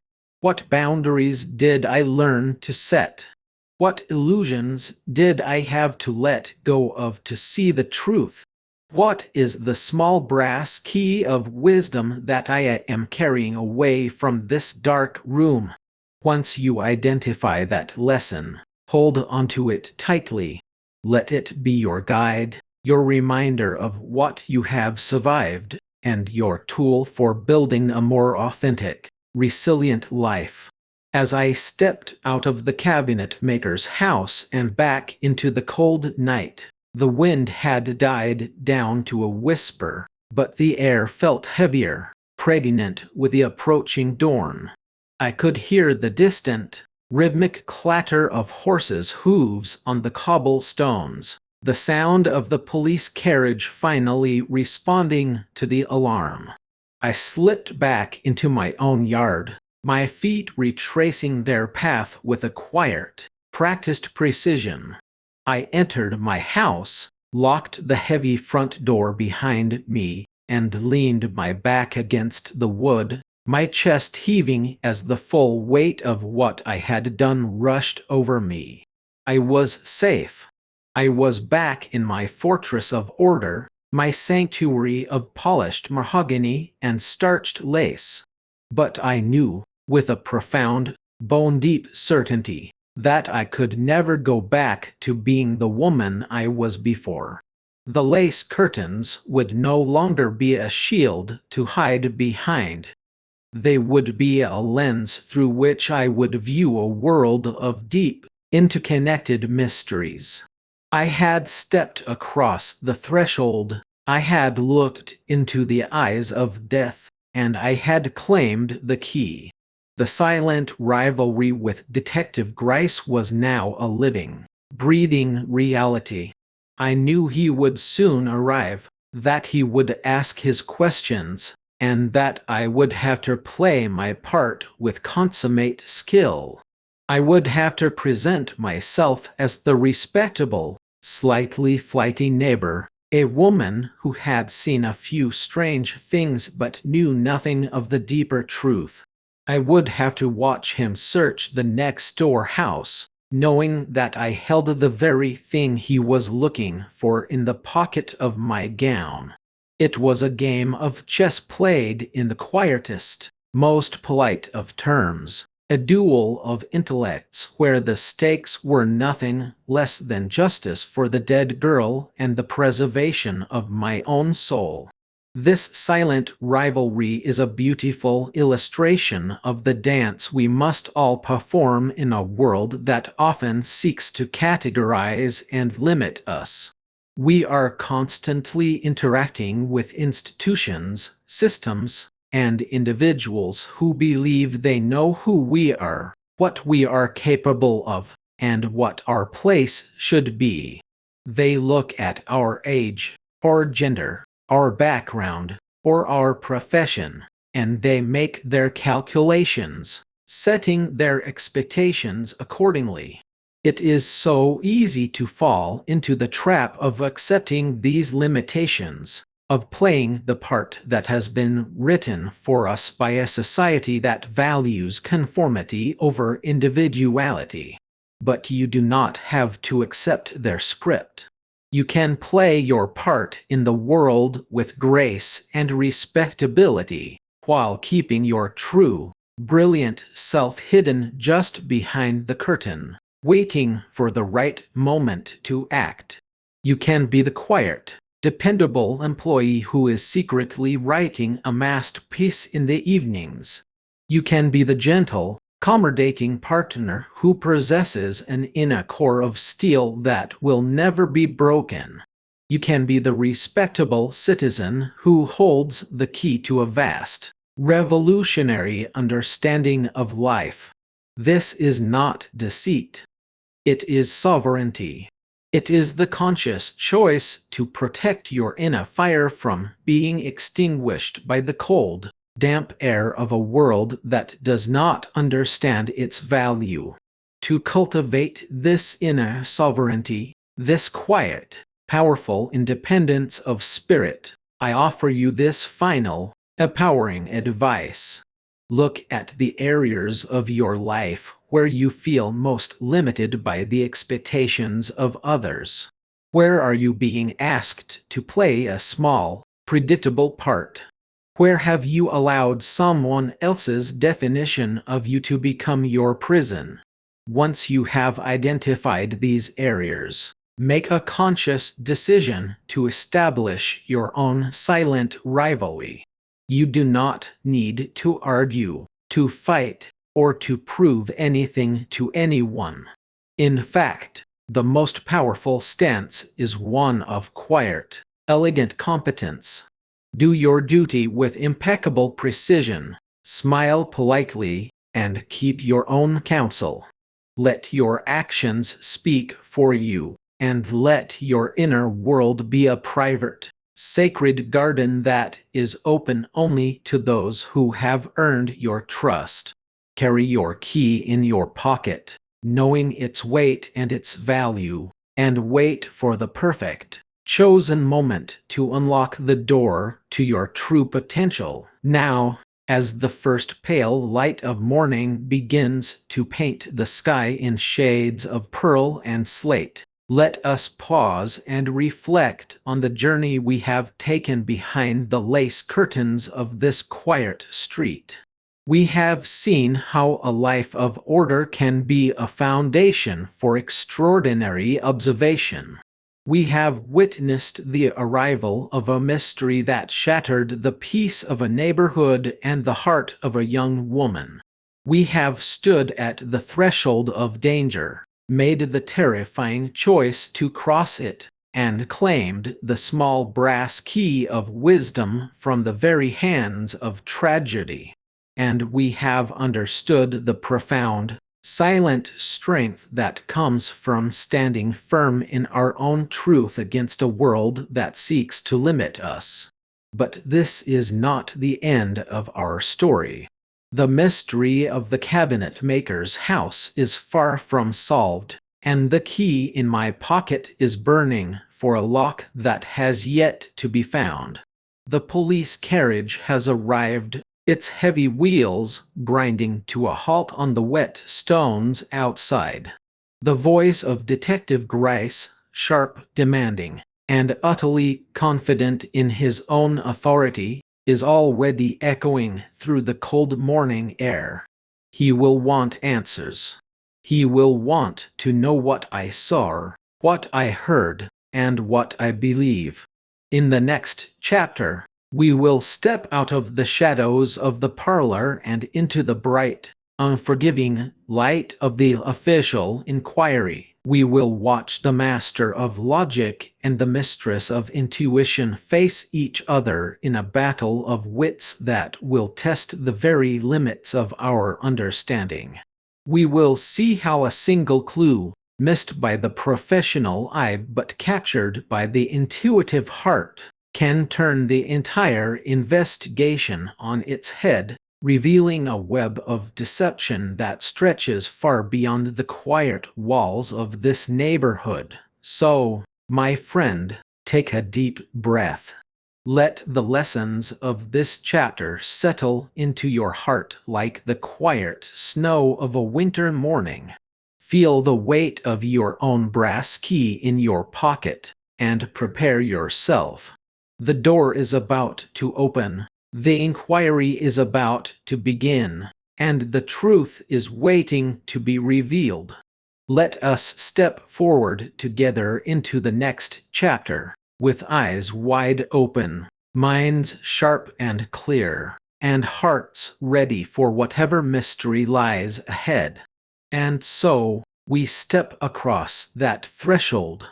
To understand the heart of what transpired next door, you must first understand the room from which I observed it all.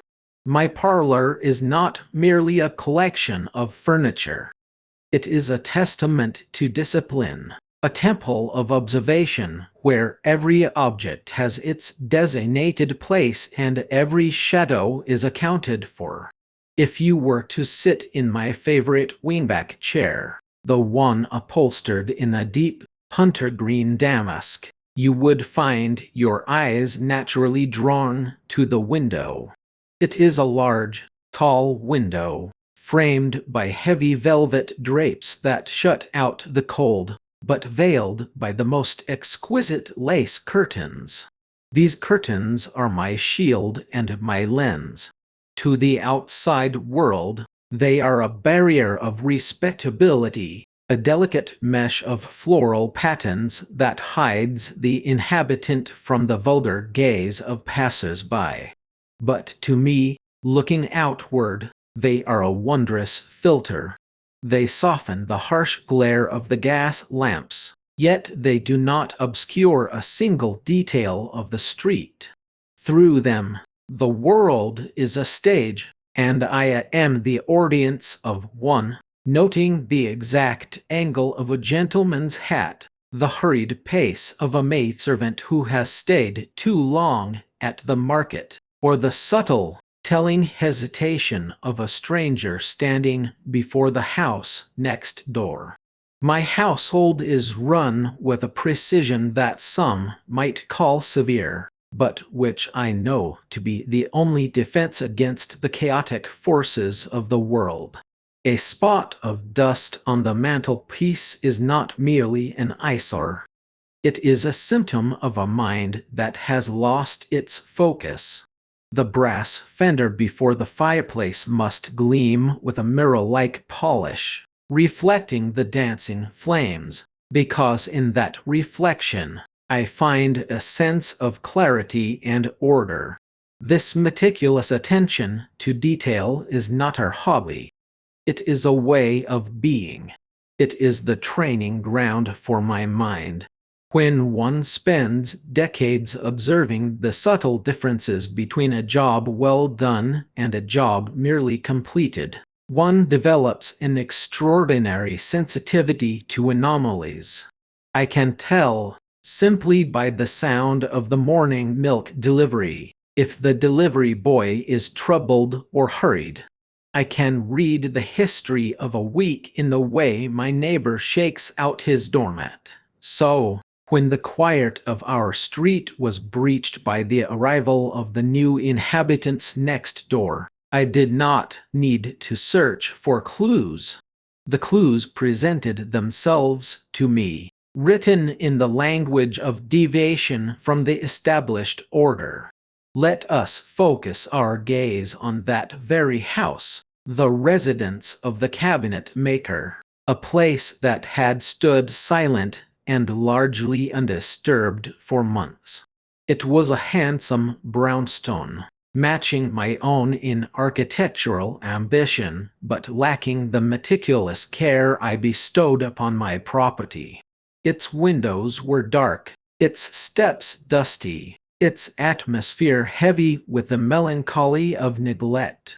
But on a particular Tuesday in late November, the stillness was broken.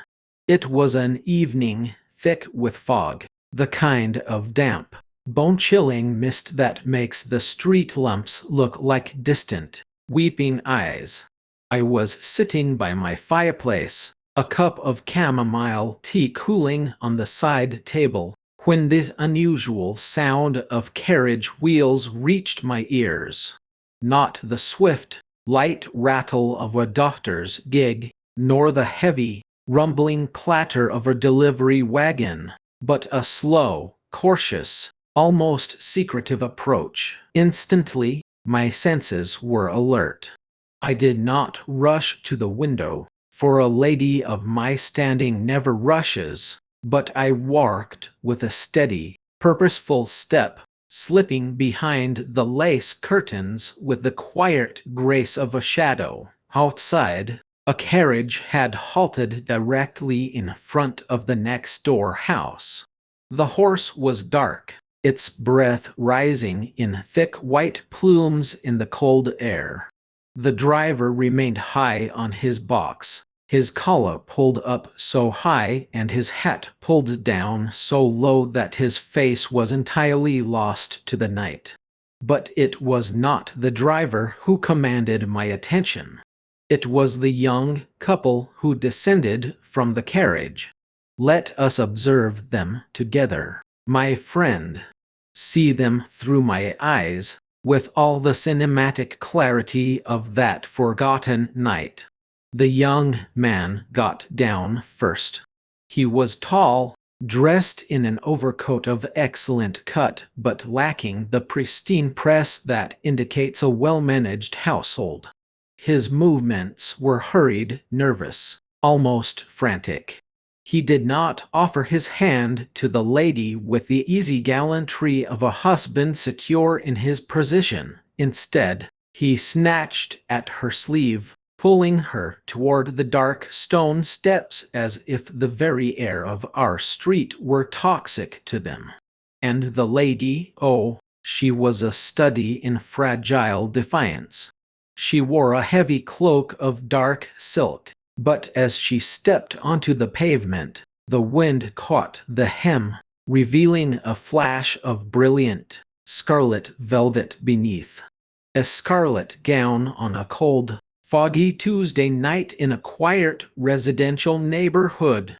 It was an anomaly, a brilliant stroke of color in a world of gray and black, and to my analytical mind, it was the first sentence of a long and complicated story. Why, you might ask, did this small detail strike such a chord within me? Why did I not simply return to my tea and my knitting, dismissing them as mere visitors to a vacant house? Because, my friend, I have always believed that there is no such thing as a trivial detail. The universe is a vast tapestry, and a single loose thread, if pulled with sufficient intelligence, can unravel the entire design. I recognized then, with a thrill of absolute certainty, that I was uniquely positioned to understand what was about to unfold.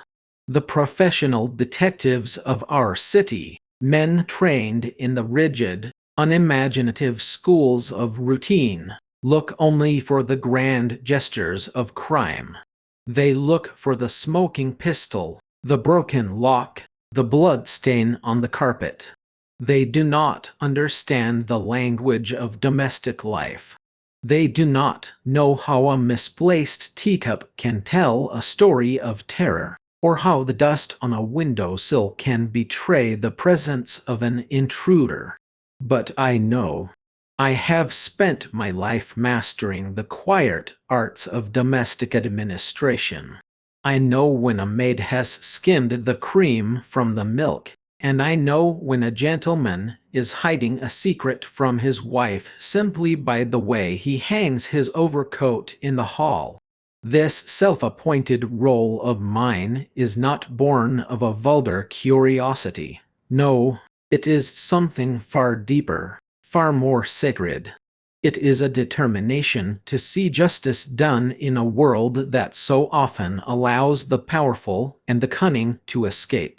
In my position as an unmarried woman of independent means, society expects me to be invisible, to occupy myself with harmless charities and superficial gossip. But I refuse to be marginalized.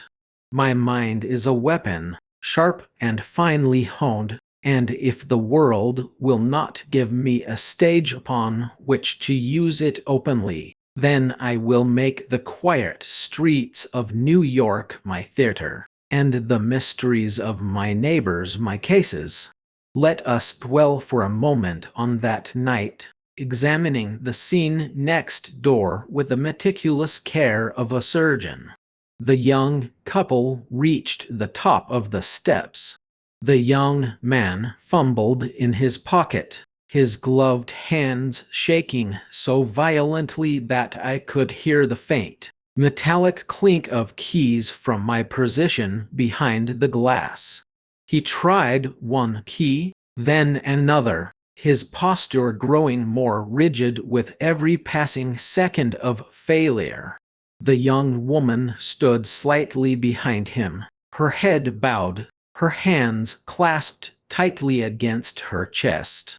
She was shivering, not just from the damp cold, but from an internal tremor that seemed to shake her very soul. Then, a moment of profound psychological drama occurred, a moment that has remained etched in my memory like an engraving.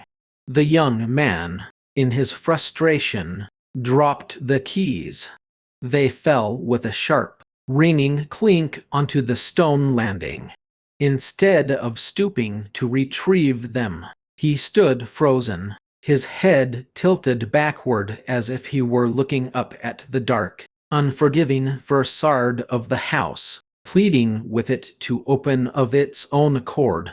The young woman did not cry out. She did not scold him. Instead, she slowly sank to her knees on the cold, wet stone, her beautiful scarlet skirt spilling around her like a pool of blood in the darkness.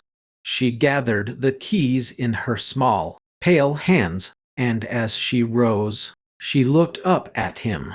The gas lamp caught her face for a fraction of a second. It was a face of exquisite beauty, but it was marred by a look of such profound, hopeless terror that my heart clutched in my breast. It was not the look of a woman who was merely cold or tired. It was the look of a woman who knew she was walking into a trap, yet had no choice but to turn the key. They entered the house, and the heavy wooden door closed behind them with a dull, hollow thud that seemed to reverberate through my own parlor. The carriage outside immediately pulled away, its wheels splashing through the puddles, leaving the street once more to the fog and the silence. But for me, the silence was now filled with 1,000 questions. Who were they? Why had they come to a house that had been abandoned to the dust? And what was the nature of the dark bond that held them together in such obvious misery? It was not long after this mysterious arrival that the tragedy occurred, the event that would bring the professional investigators to our quiet street and set the stage for our great intellectual duel.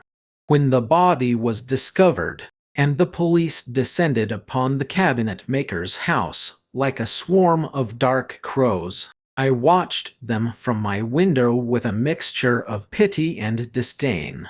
They trampled over the damp ground, destroying precious footprints. They shouted and blustered, demanding answers from terrified servants who knew nothing. And they overlooked the quiet, subtle clues that cried out for attention. And then there was Detective Ebenezer Gryce, our Mr. Gryce. To the public, He is a man of legendary intellect, the great bloodhound of the New York police force, a detective whose name strikes terror into the hearts of criminals. But when I first observed him standing on the pavement next door, his head bowed, his eyes fixed on the ground as if he were seeking inspiration from the paving stones, I was not impressed. I saw a man encumbered by his own reputation, a man who believed that because he had solved 100 crimes of passion and greed, he understood the human heart in all its infinite complexity. He did not look at me, of course. To him, I was merely the elderly spinster next door, a harmless, meddlesome woman who would only get in the way of his grand investigation. I remember the first time our paths crossed on those very steps. The air was crisp, the snow from the night before beginning to melt into dirty gray slush. I was returning from my morning marketing, my basket on my arm, when I found Mr. Gryce blocking the pathway, deep in conversation with one of his subordinates. I did not attempt to squeeze past him. I stood my ground, clearing my throat with a dry, authoritative sound that immediately commanded attention. He turned, his heavy, lined face registering a momentary flash of irritation before he smoothed it over with a mask of polite condescension. He tipped his hat, a gesture of mere formality, lacking any real respect, and murmured an apology for blocking my way. But I did not move. I looked him directly in the eye, and in that single, silent exchange, the battle lines were drawn. I saw in his eyes the arrogant assumption that the truth of this mystery belonged to him, that his badge and his experience gave him a monopoly on understanding. And he, if he had the wit to see it, must have read in my gaze a quiet defiance, a declaration that I would not be a mere spectator in this tragedy. You see, my friend, Mr. Gryce works from the outside in. He collects facts like a boy collecting pebbles, hoping that if he gathers enough of them, they will somehow build a house of truth. But I work from the inside out. I begin with a human heart, with the secret desires, the hidden fears, the quiet domestic dramas that shape our actions. I knew things about that young couple that he could never discover through his official channels. I knew the sound of their footsteps. I knew the rhythm of their silences. I knew the terror that lay behind the heavy lace curtains of their temporary home.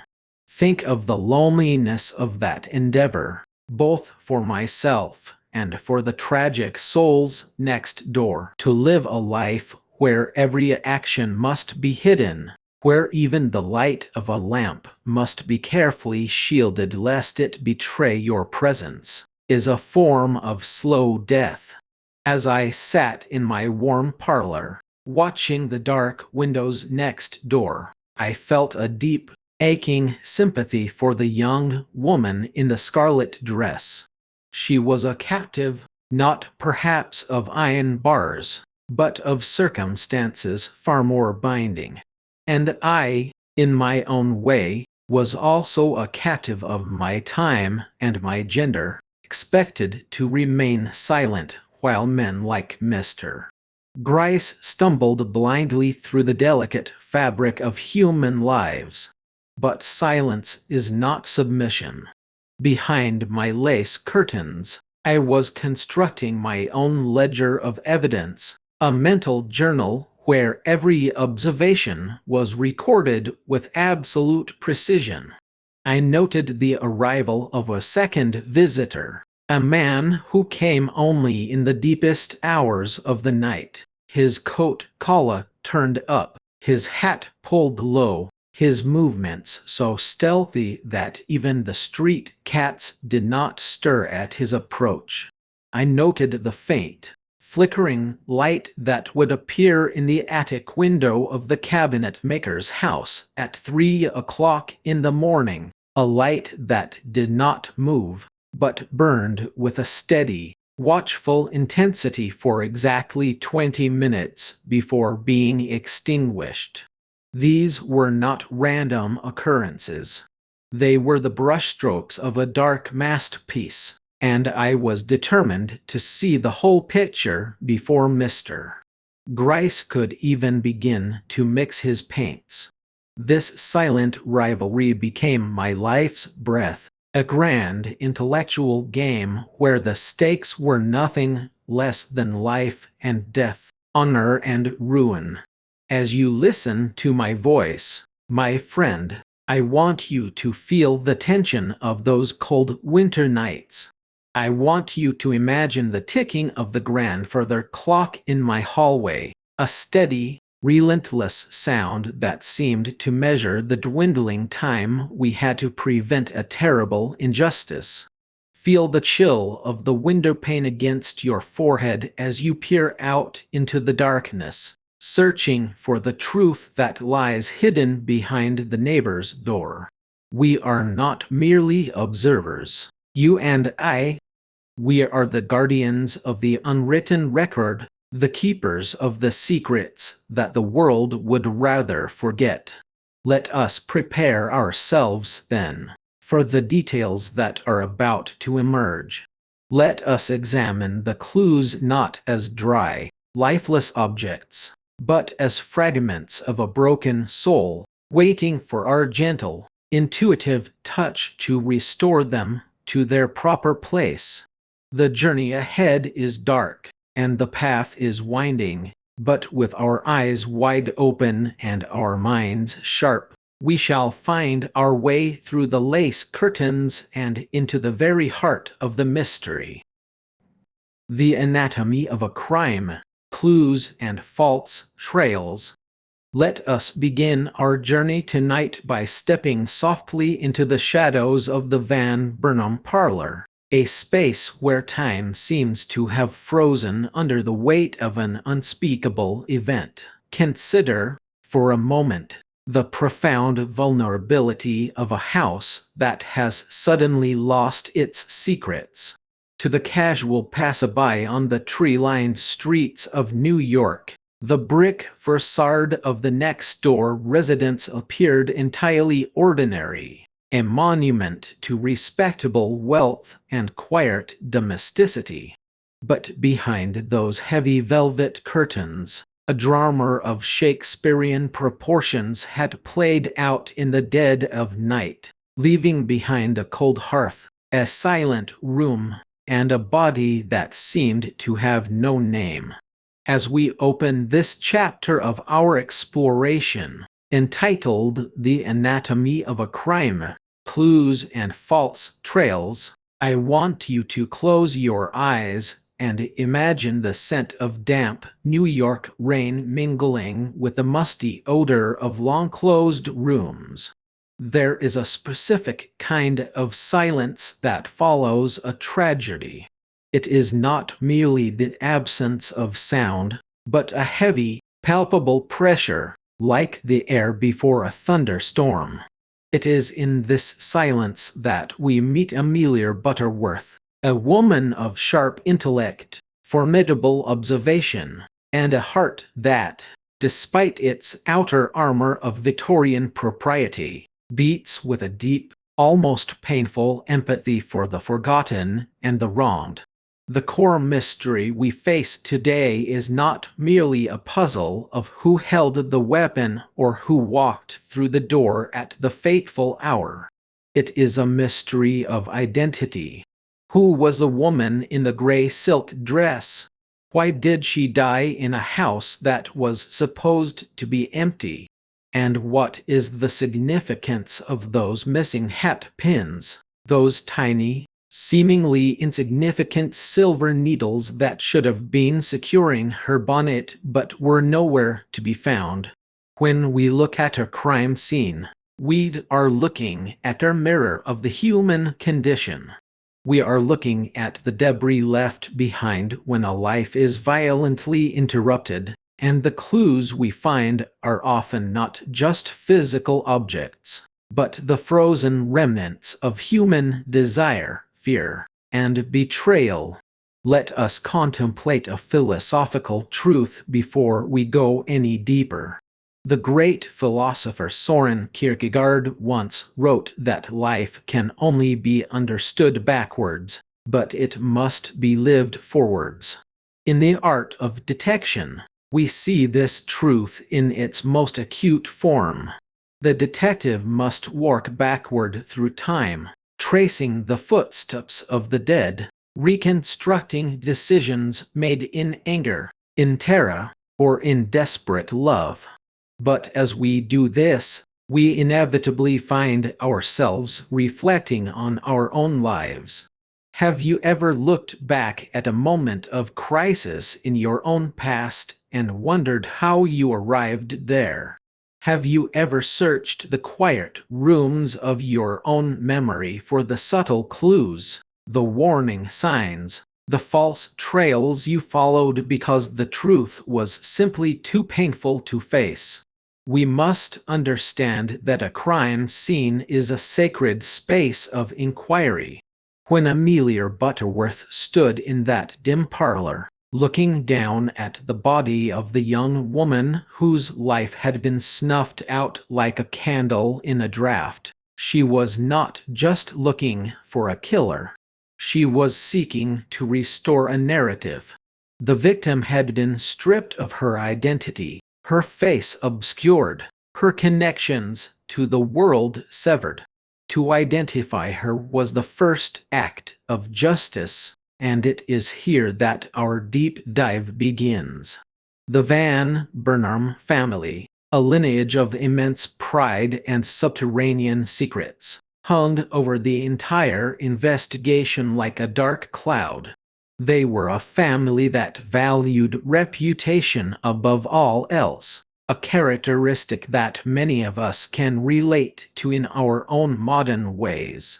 How often do we present a polished, flawless facade to the world while hiding the crumbling foundations of our inner lives? The Van Burnhams had constructed a fortress of respectability, but a single, silent body on their parlor floor threatened to bring the entire structure crashing down. The identification of the body was not just a legal necessity. It was the key that would unlock the iron gates of the family's history. Let us now analyze the key evidence with the meticulous care of a scholar and the deep emotional sensitivity of a companion on this journey. The first and most striking piece of evidence was the blood-stained silk dress. Consider the texture of silk. It is a fabric of luxury, of soft whispers, of light and movement. It is designed to be worn in moments of celebration, in drawing rooms filled with music and laughter. But here, in the dim light of the next-door house, that beautiful fabric was stained with a dark, terrible crimson. The contrast between the elegance of the dress and the violence of its ruin is a powerful metaphor for the fragility of our human constructs. We build lives of beauty, of comfort, of aesthetic perfection, yet beneath it all lies the constant, trembling vulnerability of our physical existence.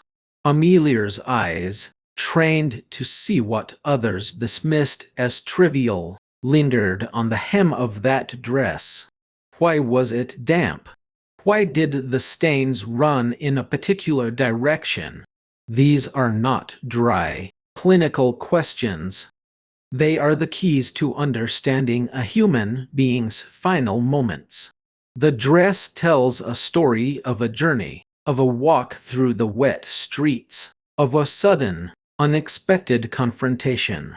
When we look at this evidence, we are reminded of how our own external choices, the clothes we wear, the masks we put on, often become the very things that tell our deepest truths to those who know how to look. Then, there was the missing portrait. In the library of the Van Bernard house, there hung a frame that was empty, a square of darker wallpaper where a painting had recently been removed. Why would someone, in the hours surrounding a murder, take the time to remove a portrait? This is a question that cuts to the very heart of psychological self-preservation. To remove a portrait is to attempt to erase a presence. It is an act of active forgetting. We do this in our own lives, do we not? We delete photographs. We throw away letters. We turn our eyes away from the spaces where someone we loved or someone we feared used to stand. The empty frame is often far more telling than the picture it once held. It speaks of a desperate need to deny a connection, to wipe away a memory before it can destroy us. And what of the layout of the crime scene itself? The parlor was arranged with a stiff, formal symmetry, yet there was a single chair pulled out of alignment, a table slightly askew, a heavy brass fire iron resting where it did not belong. The spatial geometry of a room where a struggle has occurred is like a map of a chaotic mind. It shows the sudden disruption of order by the forces of raw emotion. Amelia understood that to read a room, one must understand how people move when they are driven by fear. She saw that the killer had not been a stranger passing through, but someone who knew the geography of the house, someone who could navigate its dark corners without stumbling. To illustrate this, let us journey into a cinematic example of Amelia's relentless pursuit of truth. Imagine the scene.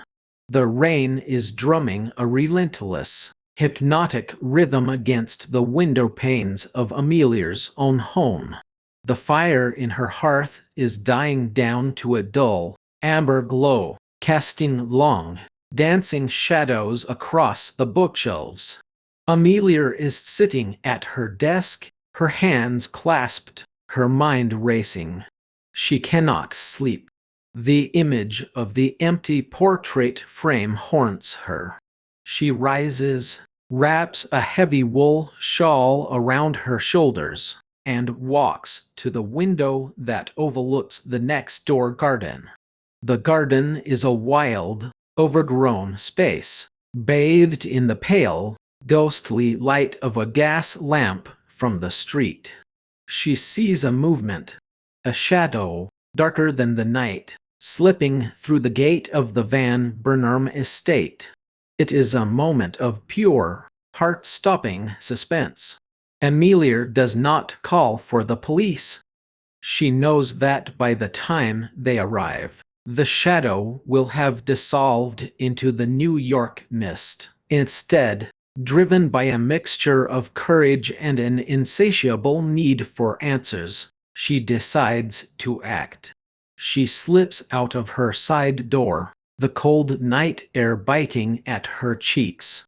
Her boots make no sound on the wet grass. She follows the shadow to the side entrance of the suspect's residence. The door, which should be locked, stands slightly ajar, creaking softly in the wind. She steps inside. The air is cold, smelling of old wax and damp stone. Every nerve in her body is screaming at her to turn back, to return to the safety of her parlor. But she presses on, her fingers guiding her along the damp wallpaper of the hallway.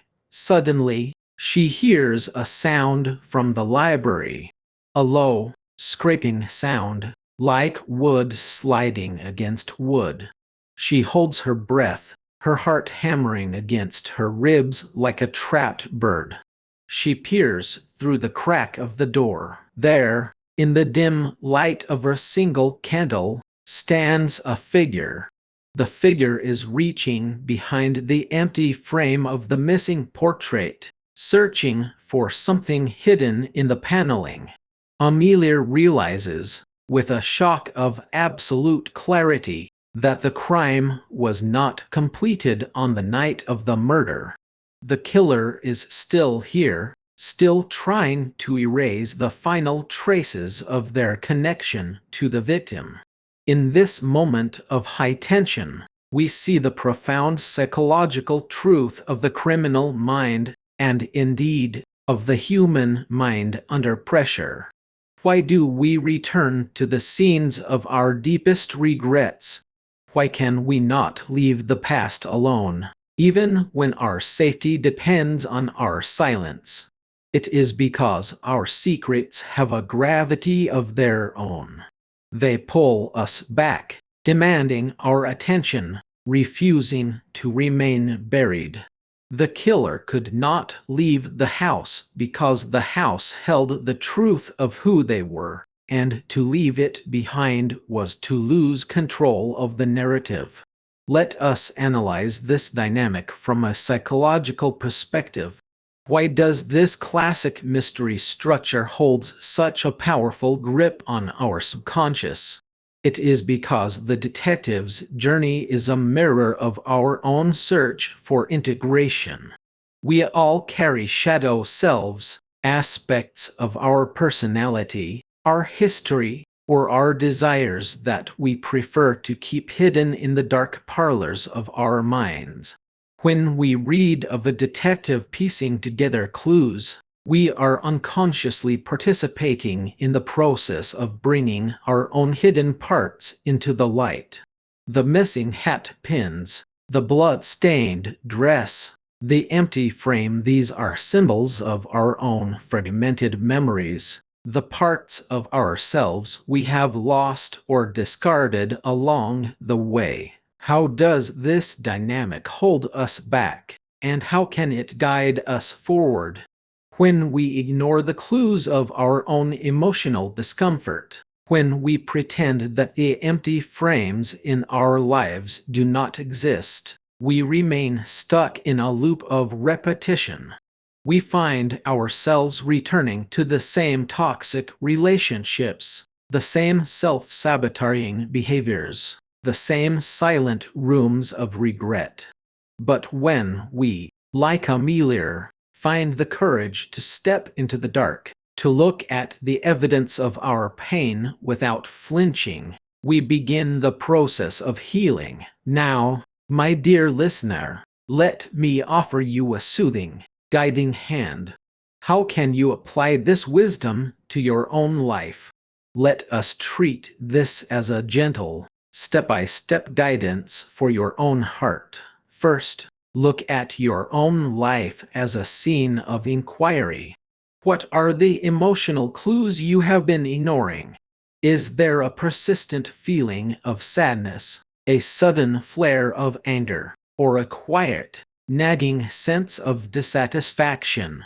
Do not brush these feelings aside as inconveniences. Treat them with the same respect that Amelia showed to the damp hem of that silk dress. They are telling you a story. Write them down. Acknowledge them. Second, identify your missing portraits. What are the parts of your history, your dreams, or your relationships that you have tried to erase? Have you put away a passion because someone told you it was foolish? Have you buried a memory because it was too painful to carry? Find the courage to look at the empty spaces on your wall. Reclaiming these parts of yourself is not a sign of weakness. It is the ultimate act of self-respect. Third, Recognize the tension between your head and your heart. In our story, we see a constant, fascinating clash between Amelia's intuitive, empathetic deductions and Detective Grice's cold, systematic, and often rigid police procedures. Grice looks at the lore. Amelia looks at the human soul. In your own life, you likely experience this same conflict. Your mind tells you to follow the safe, logical path, while your heart whispers that there is a deeper truth you must pursue. Do not choose one over the other. The true detective of life knows that we need both. We need the structure of logic to keep us grounded, but we need the wings of intuition to carry us over the walls of the impossible. Let us return to our story, to the dramatic intersection of these two brilliant minds. Picture a small, dimly lit office in the precinct. The air is thick with tobacco smoke and the smell of wet wool coats. Detective Grice is sitting behind a desk piled high with folders, his face etched with the weariness of a man who has seen too much of the dark side of humanity. Amelia stands before him, her umbrella in one hand, her chin tilted at an angle that brooks no argument. Grice sighs, rubbing his temple. He insists that the suspect is young Van Burnham, that the physical evidence, the footmarks in the mud, the timing of the trains, the possession of the key all point to a simple, tragic case of a young man caught in a web of financial ruin and passion. It is a logical, neat, and easily packageable theory. It satisfies the newspapers. It satisfies the commissioner. But Amelia shakes her head. She leans forward, her voice low but vibrating with an intensity that demands attention. She asks him about the hat pins. If the suspect was indeed the young man who fled, why did he take the time to remove two long, silver hat pins from the victim's bonnet? A man in a panic does not think of such details. A man seeking only to escape does not reach into the hair of a dying woman to retrieve objects of such small value. No, she argues, those pins were removed because they held a meaning that only the victim and the true killer understood. They were a token, a message, or perhaps a key to a secret lock that Grice's clumsy boots had completely stepped over. This clash is a beautiful representation of the struggle we all face when dealing with institutional truth versus personal intuition. How often are we told by society, by experts, or by the loud voices around us that our problems are simple, that our paths are clear-cut, that we should just follow the established procedure. Yet, deep down, we know there are hat pins missing from the story. We know there is an emotional detail that has been overlooked, a subtle nuance that changes everything. Let us explore a cinematic story that highlights this tension. Amelia decides that she cannot rely on Grice's methods. She must conduct her own investigation, even if it means risking her reputation and her safety. She plans a daring undercover excursion to the suspect's residence, a grand, imposing mansion on the Hudson, where the older Mr.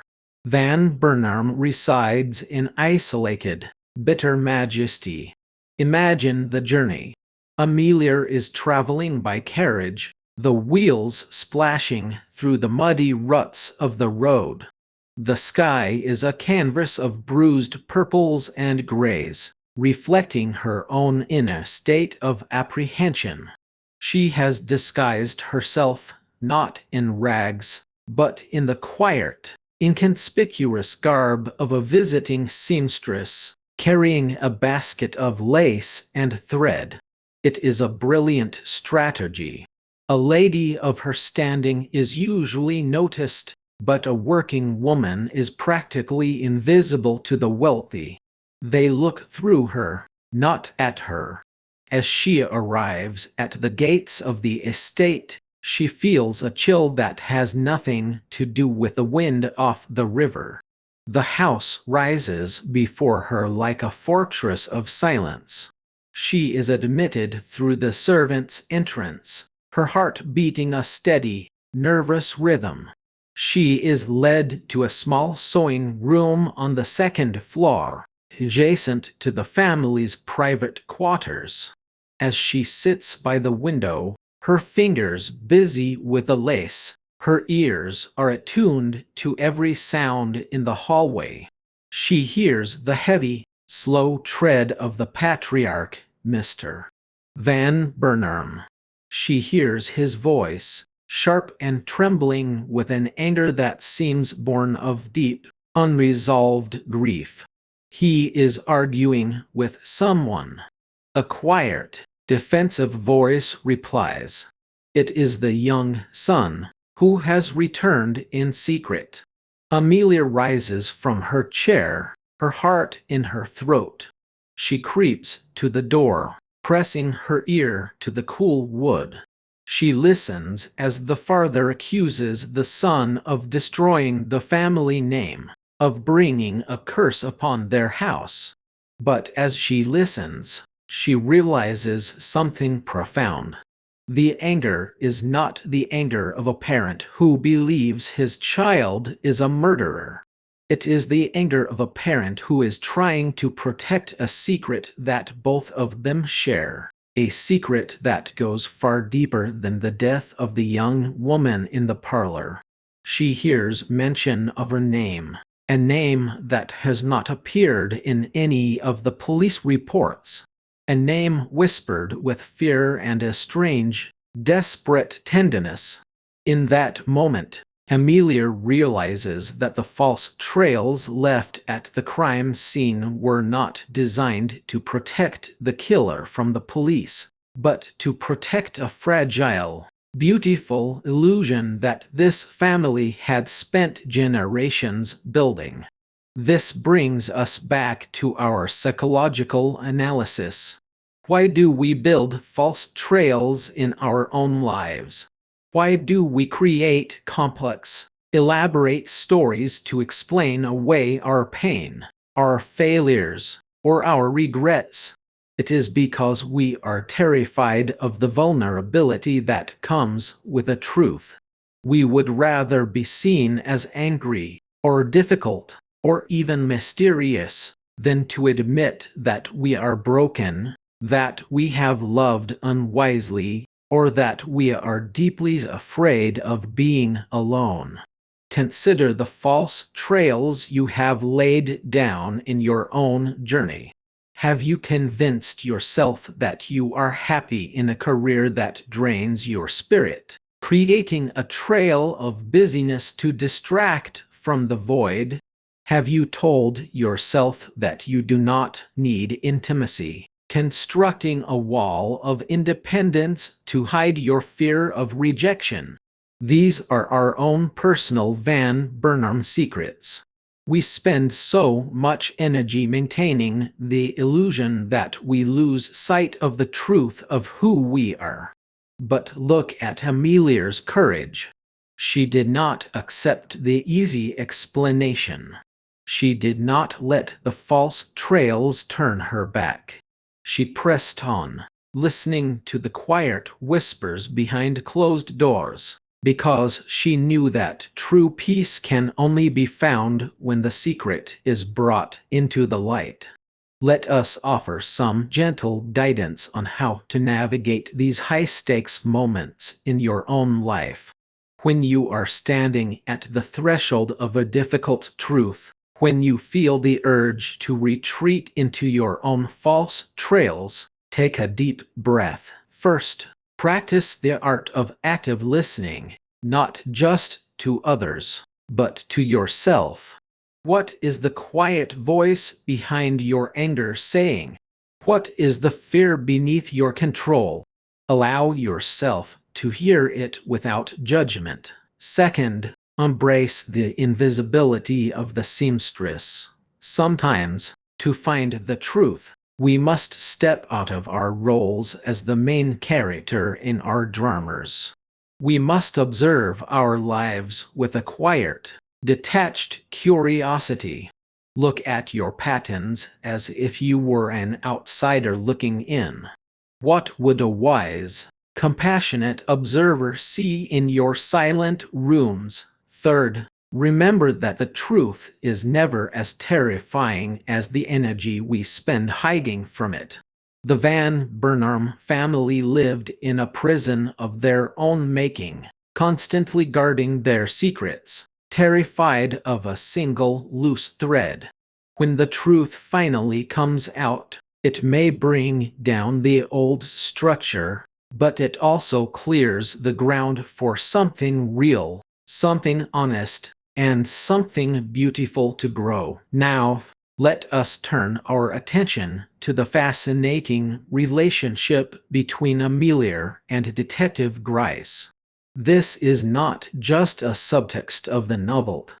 It is one of the most compelling depictions of intellectual and emotional synergy in detective literature.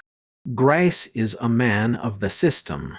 He has spent decades walking the dark alleys of the city, dealing with the crude, the violent, and the desperate. His mind is a filing cabinet of precedents, of known quantities, of patterns that repeat themselves with depressing regularity.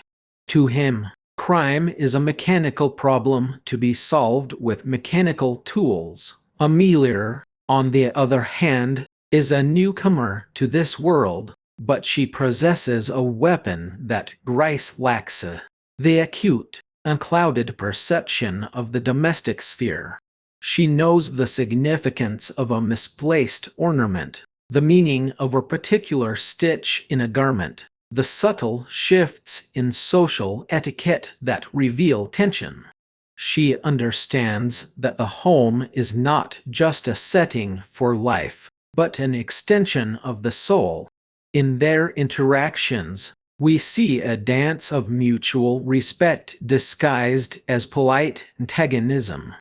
Gryce patronizes her, yet he listens. Amelia exasperates him, yet she respects his experience. It is a beautiful metaphor for the integration of our own inner energies. We have within us a Gryce, the practical, organized, systematic planner who wants to keep everything in its proper draw. And we have an Amelia, the intuitive, creative, empathetic seeker who looks beyond the rules to find the emotional heart of the matter. Imagine a scene where these two are examining the victim's personal effects in the quiet, dusty archives of the police station. The light is filtering through a high, barred window, illuminating the dust motes dancing in the air. Gryce places a small leather box on the table. Inside are the contents of the victim's pockets: a small lace handkerchief, a few copper coins, a key with no markings, and a scrap of paper with a address scribbled in a hurried hand. Gryce points to the address. "This," he says, "is our destination. This is where she was staying. This is the logical place to find her identity." But Amelia is not looking at the address. She has picked up the handkerchief. She holds it to her nose, inhaling the faint, lingering scent of lavender and dried roses. She runs her fingers over the monogram embroidered in the corner. It is a single letter, a C, worked with exquisite, tiny stitches. She looks at Grice. The address, she says, is a lodging house. It is a place of transit. But this handkerchief was embroidered by someone who loved her, or perhaps by her own hand during long, quiet hours of waiting. The stitch is of a French style, taught only in certain academies. This woman was not a common traveler. She was a lady of refinement who had fallen from her station, or who was hiding from a world that had become hostile to her. In this simple exchange, we see the difference between looking and seeing. Grice looks at the label. Amelia sees the person. Grice follows the path. Amelia seeks the origin. How does this apply to your own journey, my dear listener? How often do you treat yourself with the cold, systematic analysis of a tired detective? How often do you look at your failures, your setbacks, or your struggles as merely problems to be solved, boxes to be checked, or addresses to be visited? I invite you to bring more of Amelia's spirit into your relationship with yourself. Look at your life with a sense of wonder and curiosity. Treat your mistakes not as crimes to be punished, but as clues to be understood. When you fail to meet a goal, do not simply beat yourself up with logic. Ask yourself, with deep compassion, what that failure is trying to tell you about your true needs. Perhaps you are tired. Perhaps you are trying to walk a path that belongs to someone else. Perhaps, like the victim in our story, you have lost your hat pins, your sense of security, your connection to your true self, and you are wandering in a storm that you were never meant to brave alone. Let us pause for a moment in this quiet space. Let the warmth of this understanding wash over you. There is no need to hurry. The mystery of who you are is a beautiful, lifelong exploration, and you have all the time in the world to find the answers. As we bring this chapter to a close, let us summarize the profound journey we have taken together through the anatomy of this crime. We have looked at the body, not as an object of horror, but as a person deserving of dignity and identity. We have analyzed the blood-stained silk dress, finding in its ruined threads a reminder of our own fragile beauty. We have stood before the empty frame of the missing portrait, recognizing the spaces in our own hearts where we have tried to erase our memories. We have followed Amelia on her daring undercover excursion into the Van Burnham estate, witnessing the courage it takes to look behind the closed doors of respectability. We have watched the fascinating intellectual duet between Amelia and Detective Grice, learning how to balance our own systematic logic with our deep, intuitive empathy. And most importantly, we have turned these lessons inward, offering ourselves a gentle, mentoring hand as we navigate the false trails and hidden secrets of our own lives. But our story is far from over. The shadows in the Van Burnham garden are lengthening, and the clues we have found are beginning to weave a pattern that points to a truth far more startling than anything Detective Grice could have imagined. In our next chapter, we will follow Amelia as she takes a step that will change the course of the investigation forever. She will step out of her roles of observer and investigator and place herself directly in the path of a danger that is as silent as it is deadly. The identity of the woman in the gray silk dress is about to be revealed, but with that revelation will come a choice that will test the very limits of Amelia's heart and mind. So, rest now. Let your mind settle like the dust in the quiet library of the Van Burnham house. Know that you are safe, that you are guided, and that every step you take brings you closer to the light. The truth is waiting, and we will find it together. Let us carry this calm focus forward, stepping once again into the damp, gas-lit streets of late 19th century New York. To truly understand the anatomy of a crime, we must understand that clues are not static things. They are living, breathing entities, shifting in meaning depending on who holds them and the light in which they are viewed.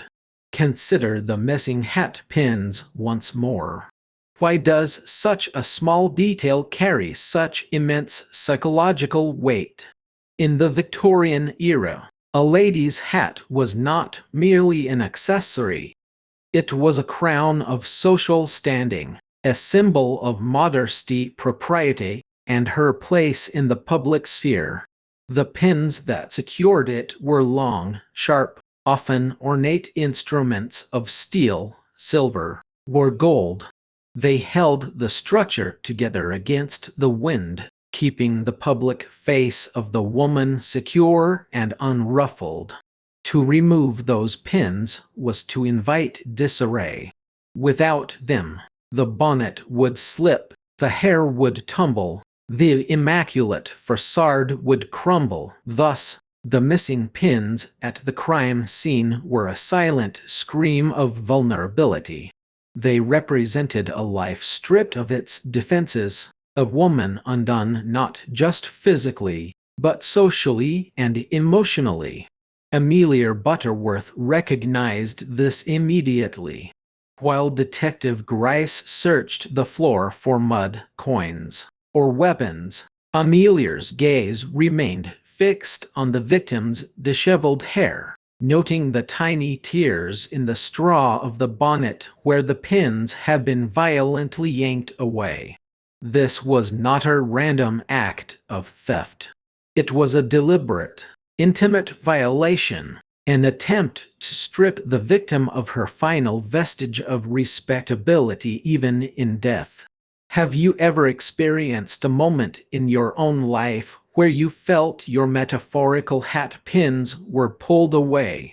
A moment where your defenses were shattered, where the social mask you wore so carefully was suddenly lost, leaving you feeling exposed to the cold judgments of the world. It is a terrifying experience, one that can make us feel as though our very identity is dissolving. But let us look at this with the gentle eye of a mentor. When we are stripped of our defenses, when the external structures we rely on are taken away, we are presented with a profound, albeit painful, opportunity. We are forced to discover who we are beneath the hat, beneath the silk, beneath the social approval. We are forced to find our true, unshakable center. Amelia's investigation is, at its core, an act of restoration. By searching for the truth of what happened to this unnamed woman, she is putting those pins back, restoring her dignity, her name, and her place in the human family. And in doing so, Amelia is also affirming her own value in a society that often tried to relegate unmarried women of a certain age to the margins of life. She was proving that her sharp mind, her keen eye, and her deep capacity for care were not useless ornaments, but powerful tools of justice. Let us now deepen our exploration of the suspect's residence, the Van Burnham mansion. and the remarkable psychological climate that existed within its walls. A house is never just wood and stone. It is an physical manifestation of the minds of those who dwell within it. The Van Burnham home was a monument to the repression of truth.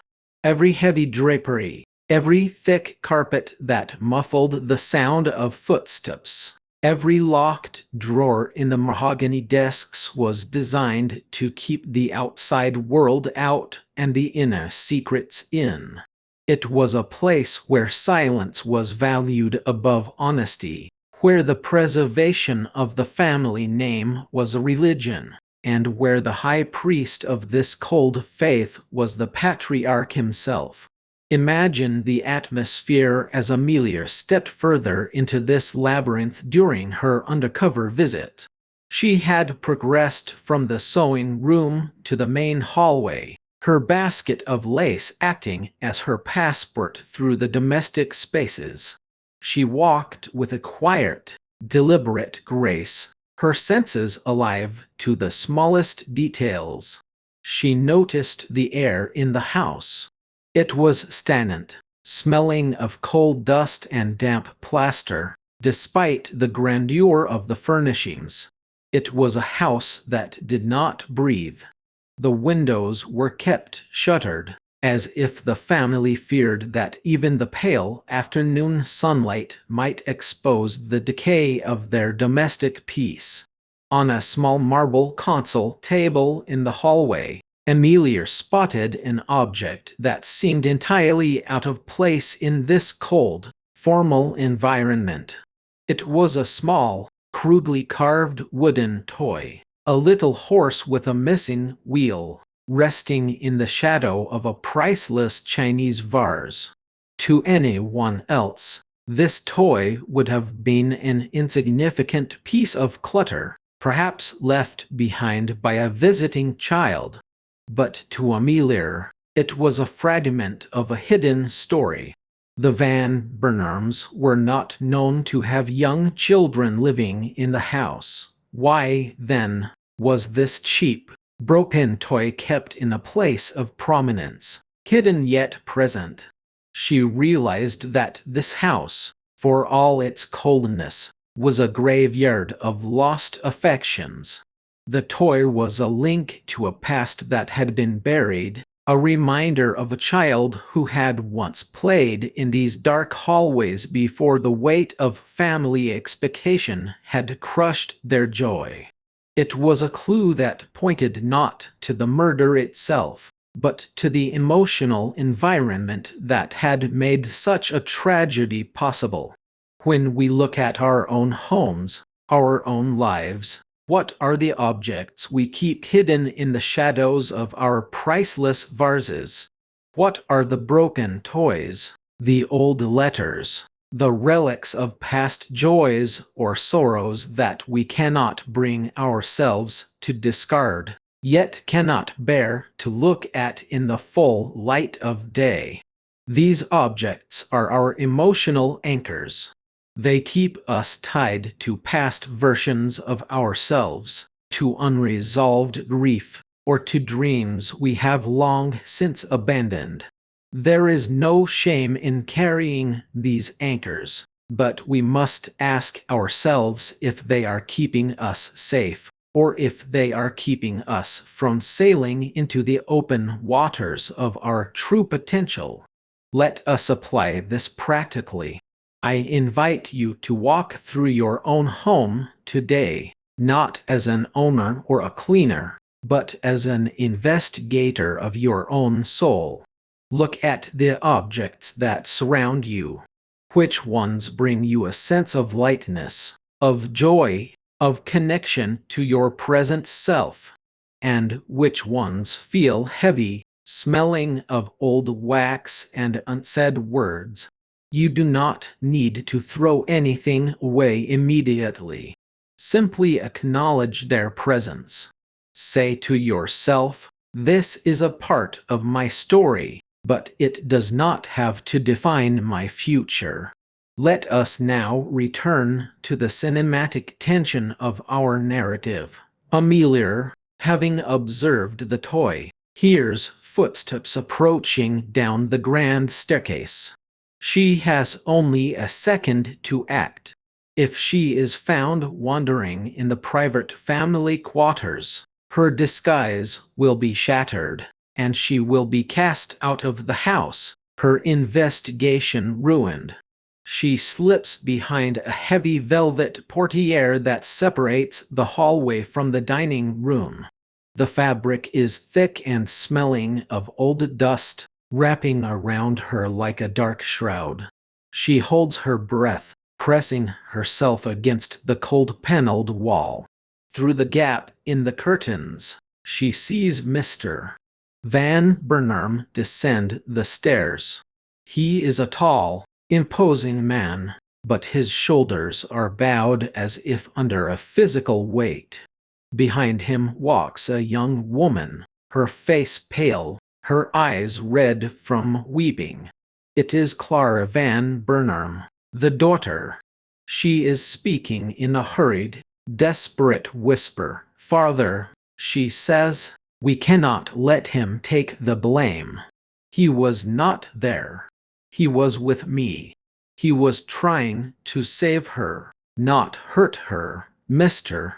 Van Burnham stops, turning on his daughter with a sudden, terrifying intensity. "Be silent," he hisses, his voice a whip of cold anger. "You know nothing of what happened. If you speak a word of this to the police, you will destroy us all. The boy must stand trial. It is the only way to keep the truth from coming to light." He walks away, his heavy boots echoing on the marble floor. Clara remains on the stairs, her head buried in her hands, her shoulders shaking with silent, desperate sobs. Amelia, watching from her hiding place, feels a wave of profound empathy wash over her. She is looking at a young woman trapped in a cage of filial duty, forced to choose between the safety of the brother she loves and the honor of the father she fears. It is a modern tragedy played out in a Victorian setting, a conflict between the demands of the tribe and the truth of the heart.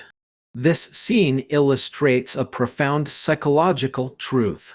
The most destructive secrets are not those we keep from our enemies, but those we are forced to keep from ourselves and those we love to protect a false sense of security. The Van Burnham family was willing to sacrifice one of their own to preserve an illusion of purity, demonstrating the cold, mathematical cruelty of collective denial.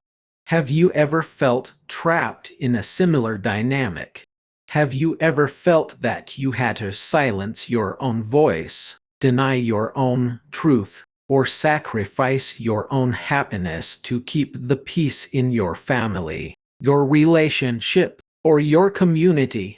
It is a heavy, soul-crushing burden to carry. It can make us feel as though we are living a double life, wearing a disguise not out of choice, like Amelia, but out of a desperate need for survival. But listen to my voice, my dear friend. You do not have to carry the weight of other people's secrets. Your first duty is to the truth of your own soul. It is possible to love others without allowing their fears to define your life. It is possible to step out from behind the velvet curtains of denial and speak your truth, even if it shakes the foundations of the house you were raised in. Let us offer some gentle, practical steps for releasing ourselves from these cages of collective denial. First, identify the secret you are keeping to protect someone else's peace. Is it a truth about your beliefs, your desires, or your pain that you have hidden because you fear their reaction. Second, recognize that their reaction is a reflection of their own inner architecture, not of your value. If they choose anger over understanding, it is because their fortress is too fragile to stand the wind of truth. Third, find a safe space to speak your truth first. This does not have to be a grand, dramatic confrontation. It can be a quiet conversation with a trusted friend, a therapist, or even a letter written to yourself that you never send. The act of expressing the truth, of giving it a voice and a shape, is the first step toward breaking the spell of silence. Let us now turn our attention back to Detective Gryce and the fascinations of his methodical, police-centered approach. While Amelia was navigating the emotional currents of the Van Burnham family, Gryce was busy constructing his web of physical evidence. He had mapped the streets, calculated the speeds of the carriages, interviewed the ferry captains, and traced the lineage of the silver-handled key found in the parlor. His desk was a model of order, a physical manifestation of his belief that the universe was a clockwork mechanism that could be understood if one only had the patience to examine every gear and cog. In a sense, Gryce represents the masculine principle of structure, law, and objective analysis. He is the guardian of the boundaries, the one who ensures that rules are followed and order is maintained. This is a vital and beautiful energy.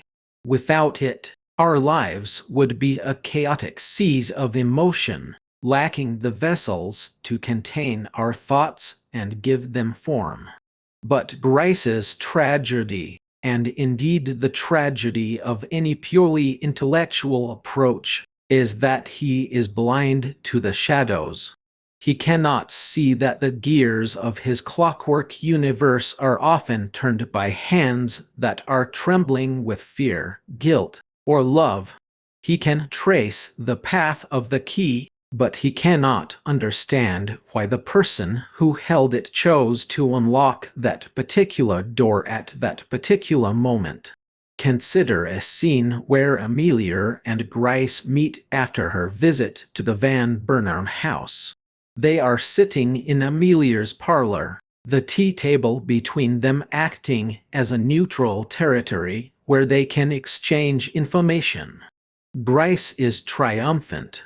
He has found a witness who saw young Van Burnham near the house on the night of the murder.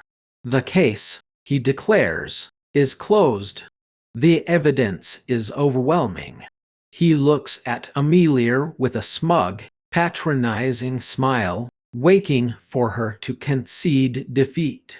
But Amelia merely pours another cup of tea, her hand steady, her eyes calm. She asks him a single, devastating question.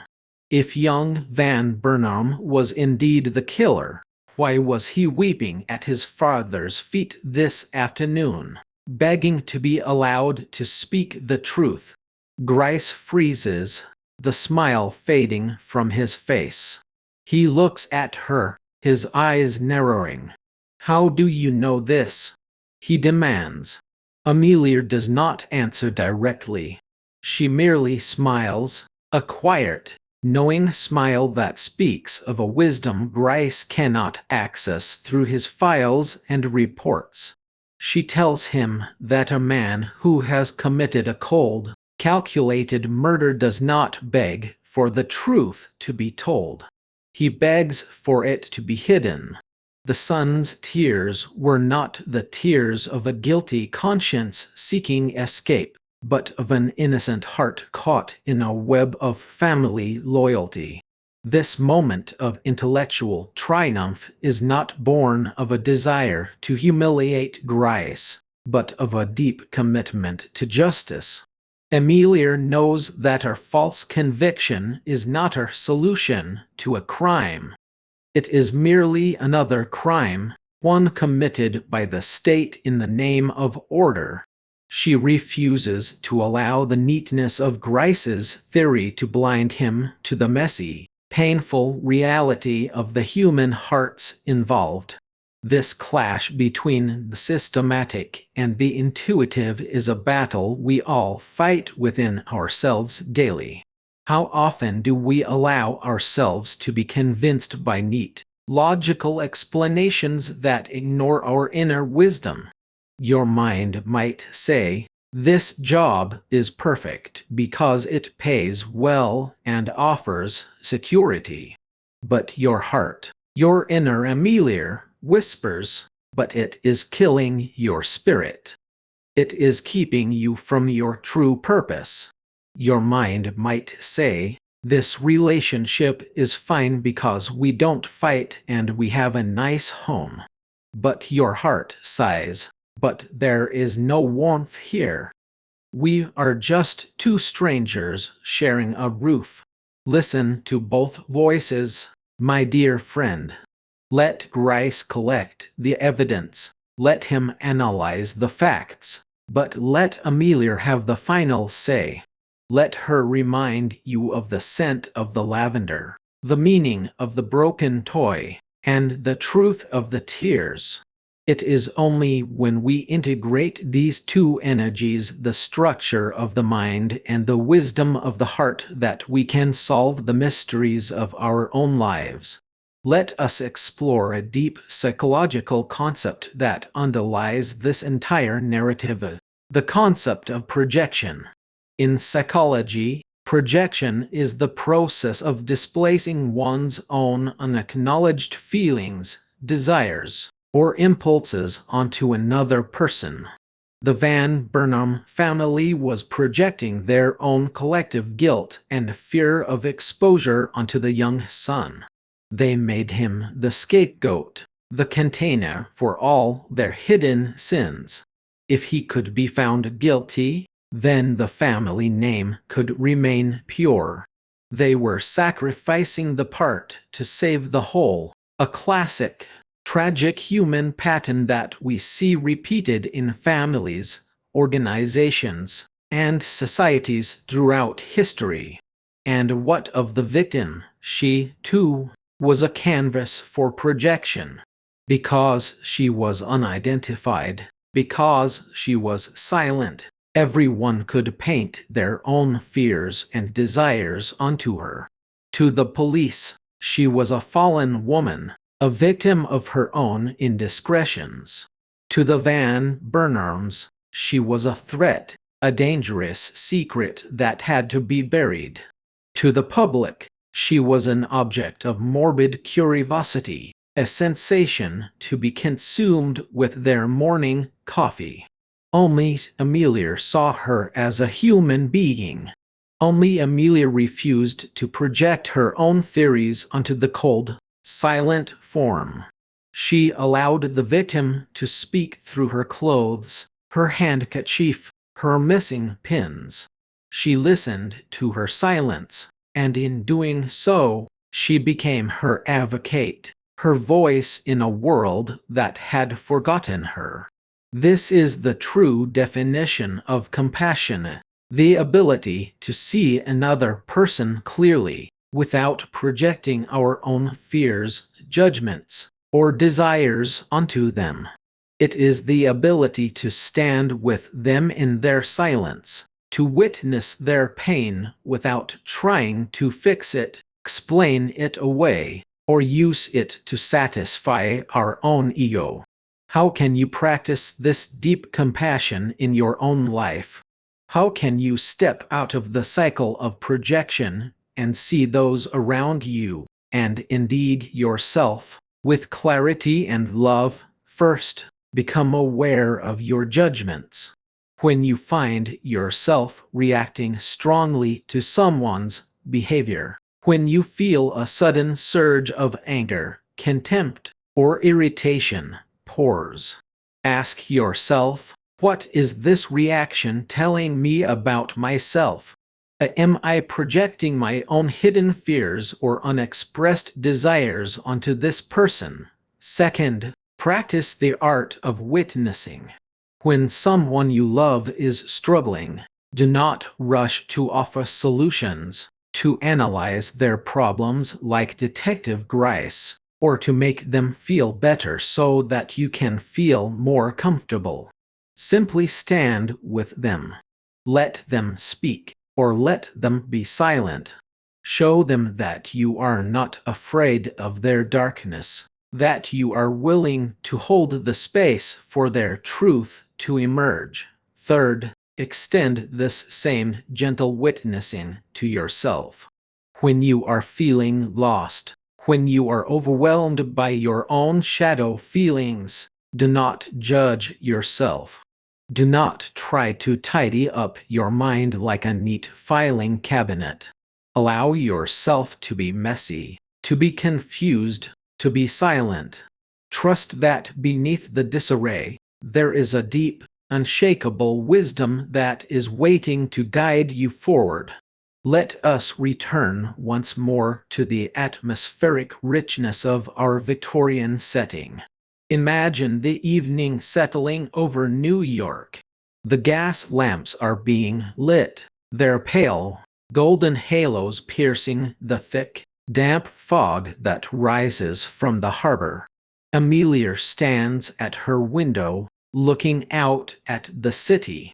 She knows that tomorrow will bring new revelations, new challenges, and perhaps new dangers. She knows that the path she has chosen is not an easy one, that it will require all her strength, her intelligence, and her courage to see it through to the end. But as she looks out at the quiet streets, she feels a sense of profound peace. She is no longer just an observer of life, watching from the safety of her parlor. She has stepped into the arena. She has chosen to care, to act, to seek the truth, and in doing so, she has found her true calling. My dear listener, you too are standing at a window tonight. You too are looking out at the vast, mysterious landscape of your own life, with its hidden clues, its false trails, and its silent, locked rooms. Do not be afraid of the journey. Do not be discouraged by the complexity of the mystery. You have within you everything you need to find the answers. You have the sharp mind of the investigator, the gentle heart of the seeker, and the strong spirit of the survivor. As we transition into our next chapter, let the quiet warmth of this understanding fill your heart. Let the rain on the windowpane be a reminder of the constant, gentle flow of life, washing away the dust of the past, preparing the ground for new growth. Sleep now, or carry this quiet contemplation into your waking hours. Know that you are not alone, that the truth is always seeking you, just as you are seeking it. The next turn of the road is waiting, and we will walk it together, with open hearts and steady steps, into the light of a new day. Let us expand our awareness further, diving deeper into the very texture of this Victorian mystery, for there is a wealth of emotional resonance yet to be uncovered. Consider the nature of a false trail. In the vocabulary of detection, a false trail is a deliberate construction, a red herring designed to divert the seeker from the path of truth. It is an act of misdirection, a conjuring trick played with physical evidence. But in the geography of the human soul, a false trail is something far more tragic. It is a path we take because we are trying to escape ourselves. It is a defense mechanism, A labyrinth we build in our own minds to avoid facing a truth that we believe will destroy us. When young Van Burnham fled the city on the night of the murder, he was laying down a physical false trail for the police.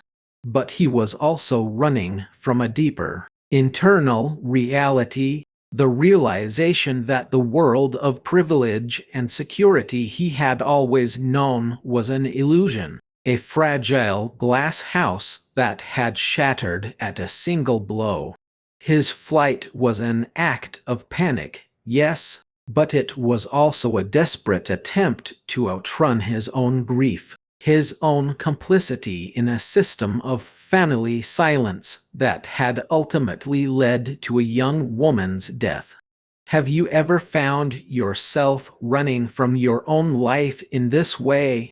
Have you ever packed a bag, literally or metaphorically, and fled a situation, a relationship, or a responsibility because the emotional cost of staying was simply too high to bear? We often think that by changing our environment, by stepping onto a train or a ship, or by throwing ourselves into a new project, we can leave our problems behind. But as the old saying goes, wherever you go, there you are. We carry our internal landscapes with us, our silent rooms, our missing hat pins, our empty frames. The false trails we follow in the outer world only lead us back to the same unresolved conflicts in our inner lives. Amelia Butterworth understood this. She knew that young Van Burnham could not run far enough to escape the shadow of his father's house.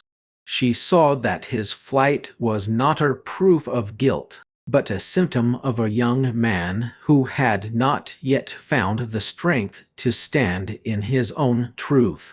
And so, instead of chasing him down the roads of New York like Detective Gryce, she chose to focus her attention on the house he had left behind. She chose to look at the static center of the storm, knowing that the key to his return lay in the resolution of the conflict at home. Let us contemplate this wisdom with a cinematic scene of Amelia's relentless observation. It is late afternoon in her own parlor. The light is a warm, honey-colored gold, filtering through the lace curtains and casting intricate patterns on the polished mahogany floor. Amelia is standing by her window, her opera glasses in hand. She is watching the Van Burnham house. She notes the arrival of a carriage. A gentleman steps out, his coat collar turned up against the chill, his hat pulled low over his eyes. It is not Mr. Van Burnham, nor is it the young son. It is a man of professional bearing, carrying a black leather bag. A doctor, perhaps, or a lawyer.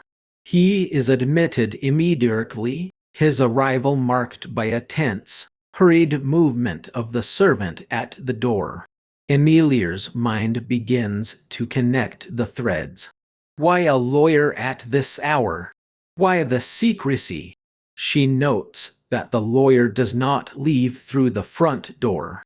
Hours pass, and the carriage remains waiting, the horses stamping their hooves in the cold dampness of the street, their breath rising in white plumes in the evening air. She decides to utilize her domestic network. She rings for her own maid, a young woman named Sophia, who possesses an invaluable knowledge of the neighborhood gossip. Sophia, Amelia says, her voice casual yet focused, I notice that Mr. Van Burnham has a visitor. Do you happen to know if any of the servants next door have been seen at the market today? Sophia smiles, her eyes bright with the pleasure of sharing information. "Yes, Ma'am. I spoke with Jane, their kitchen maid, only this morning. She says the house is in a state of absolute terror. The old gentleman has locked himself in his study and refuses to see anyone, and Miss Clara has been packing trunks in the middle of the night. Jane says they are preparing to leave for Europe, all of them, as soon as the legal matters are settled." Amelia thanks Sophia and dismisses her. She stands alone in the quiet room, the implication of Sophia's words washing over her with cold clarity. Europe. The ultimate false trail. The Van Burnhams were preparing to flee the country, to put an ocean between themselves and the scandal that threatened to engulf them. They were going to leave the body of the unnamed woman in her quiet grave, leave the young son to face the judgment of the courts, and carry their secrets to a new continent where their name was still untarnished. In this moment of realization, Amelia feels a surge of righteous anger. It is the anger of a woman who values justice above all things, who cannot stand to see the weak sacrificed to protect the powerful.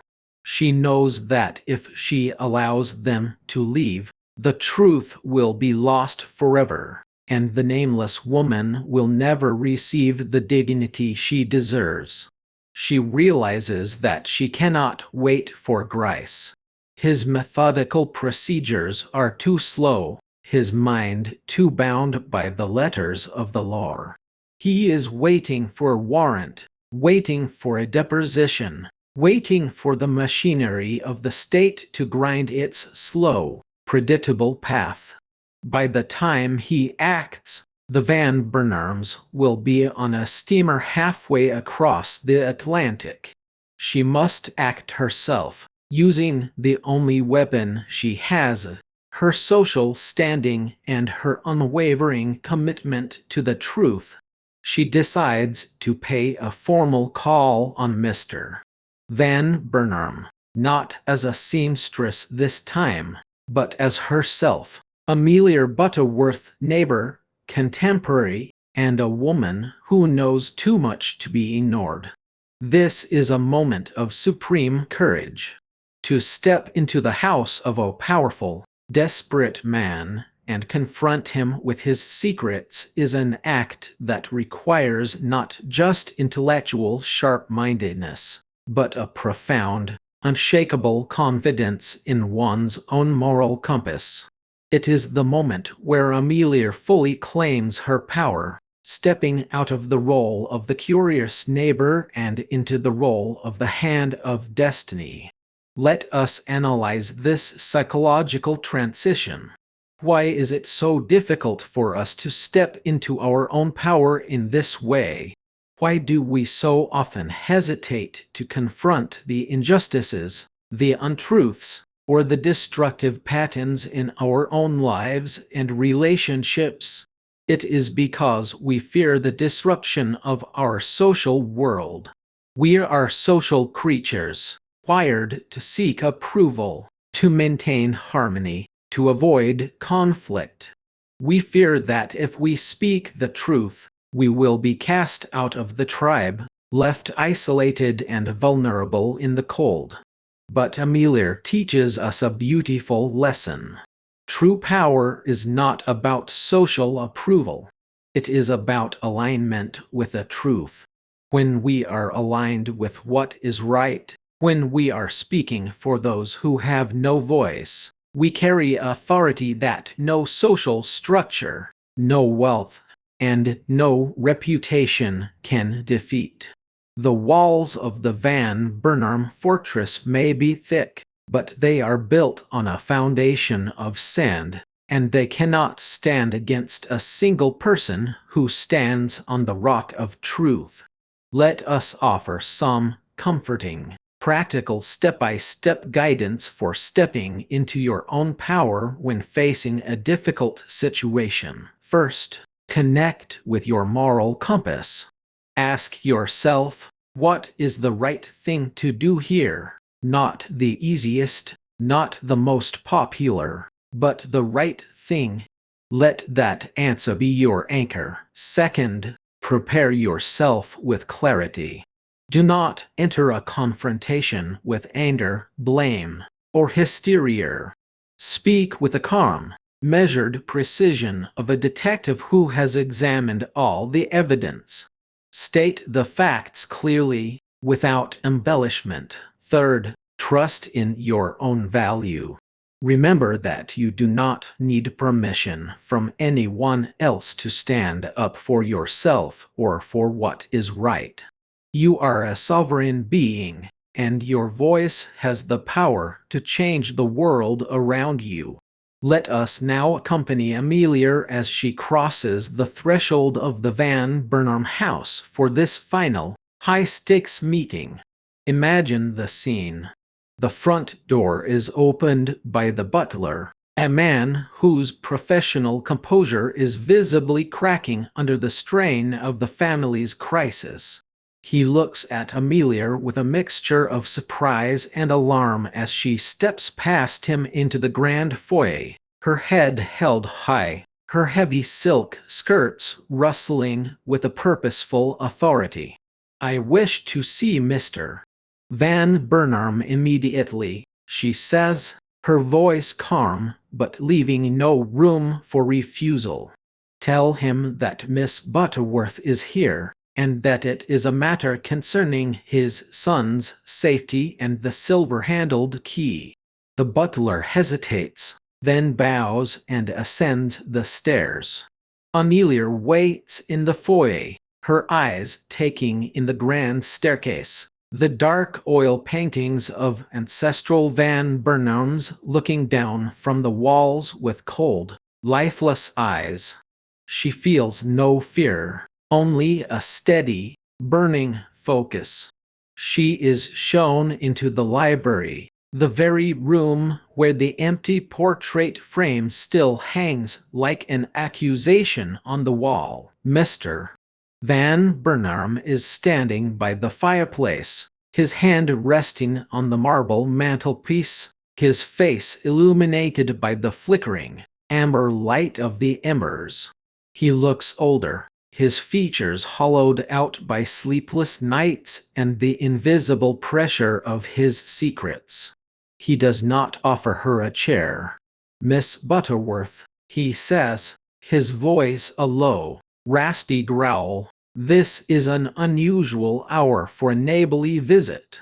I am a busy man, and my family is in the midst of preparations for a journey. I must ask you to be brief." Amelia walks to the center of the room, her gaze steady, her posture elegant. She looks at the empty portrait frame, then turns her eyes to his. "I will be brief, Mr. Van Burnham," she says, her voice clear and resonant in the quiet library. "I am here because I know why that frame is empty. I know why your son is running, and I know who the woman in the gray silk dress was. And I know that you are preparing to flee to Europe to protect the person who truly held the fire iron that night." Mr.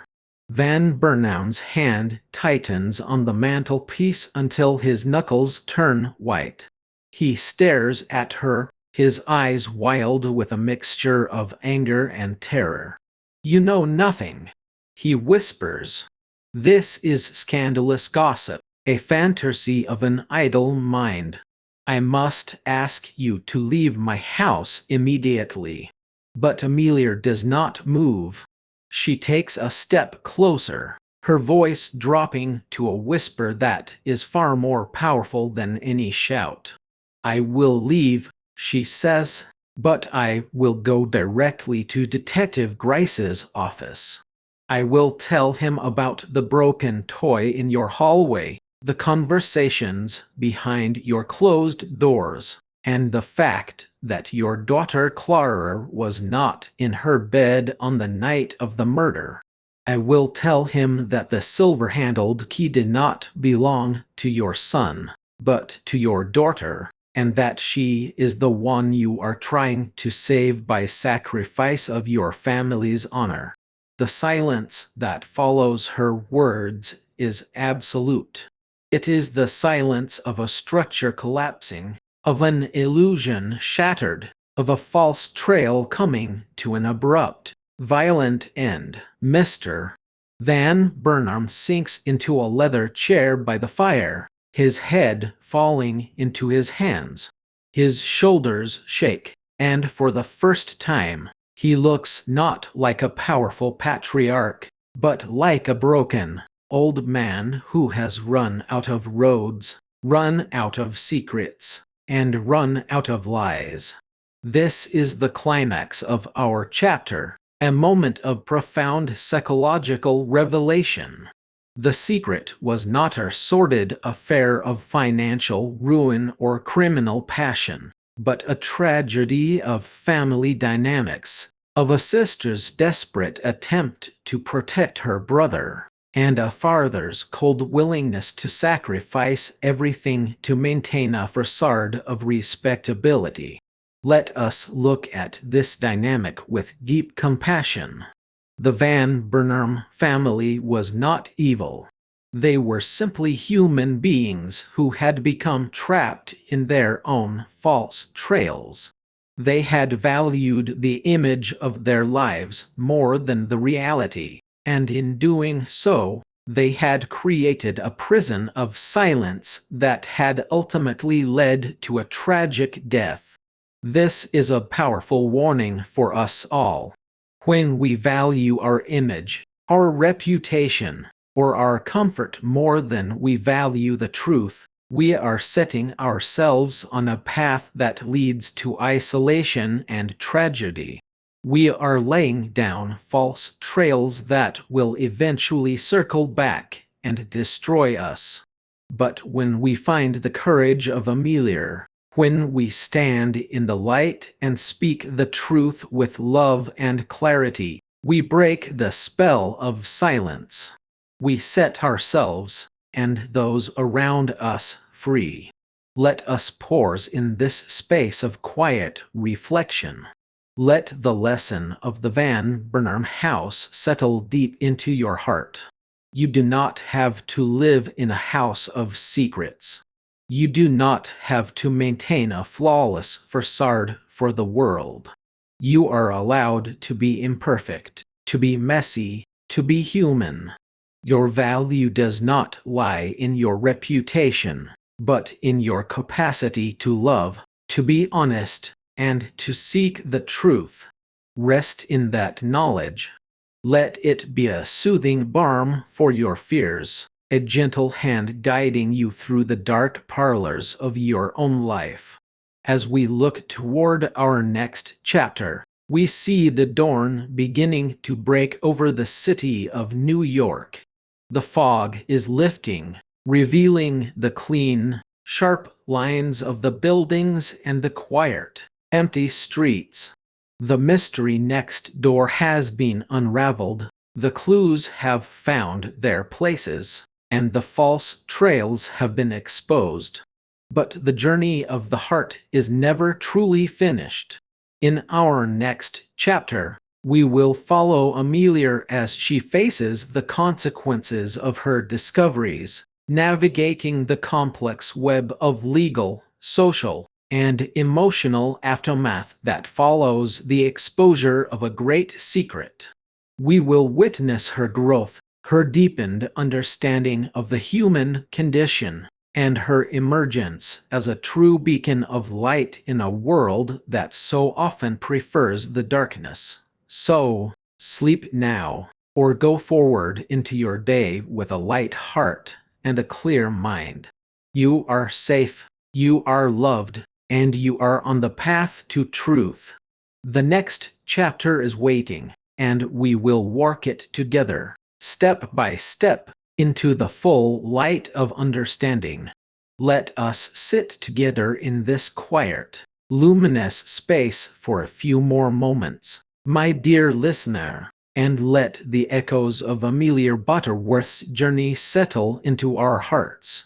There is a profound beauty in the way a mystery unfolds. It is not merely a sequence of events, but a sacred dance of revelation, where every step backward into the past is actually a step forward into a deeper understanding of ourselves. Consider the layout of the crime scene one last time. Think of that symmetrical Victorian parlor, so carefully arranged to present an image of quiet order and domestic bliss. But beneath that symmetry lay the cold reality of death and the chaotic debris of a violent struggle. Is this not a perfect metaphor for our own minds? We spend so much energy organizing our thoughts, aligning our beliefs, and presenting a neat, logical facade to the world. We want everything to be symmetrical, to be safe, to be easily understood. But beneath the surface of our conscious minds lies a vast, wild territory where our fears, our desires, our regrets, and our unexpressed passions live in beautiful, fertile chaos. We must not fear this inner chaos. We must not lock the doors of our inner parlors and pretend that the disarray does not exist. Like Amelia, we must find the courage to step inside, to light a candle, and to look at the evidence of our own humanity with curiosity and compassion. When we do this, we discover that the clues to our healing are often found in the very spaces we have tried to ignore. The damp hem of our sadness, the empty frame of our lost dreams, the missing pins of our broken defenses, these are not signs of weakness or failure. They are the keys that unlock the doors of our true potential, the invitations to a life of authenticity and deep connection. So, let us look at our lives not as a series of problems to be solved, but as a beautiful, unfolding mystery to be explored with joy and wonder. Let us embrace both our inner Grace and our inner Amelia, the practical structure that keeps us grounded, and the intuitive empathy that allows us to fly. And most importantly, let us treat ourselves with the same exquisite care, the same deep respect, and the same unwavering compassion that Amelia showed to the nameless woman in the gray silk dress. We are all worthy of being known, of being understood, and of being loved for who we truly are, beneath the masks we wear and the false trails we follow. The rain has stopped now. The sky over the city is a pale, clean silver, and the first bird is beginning to sing in the quiet branches of the next-door garden.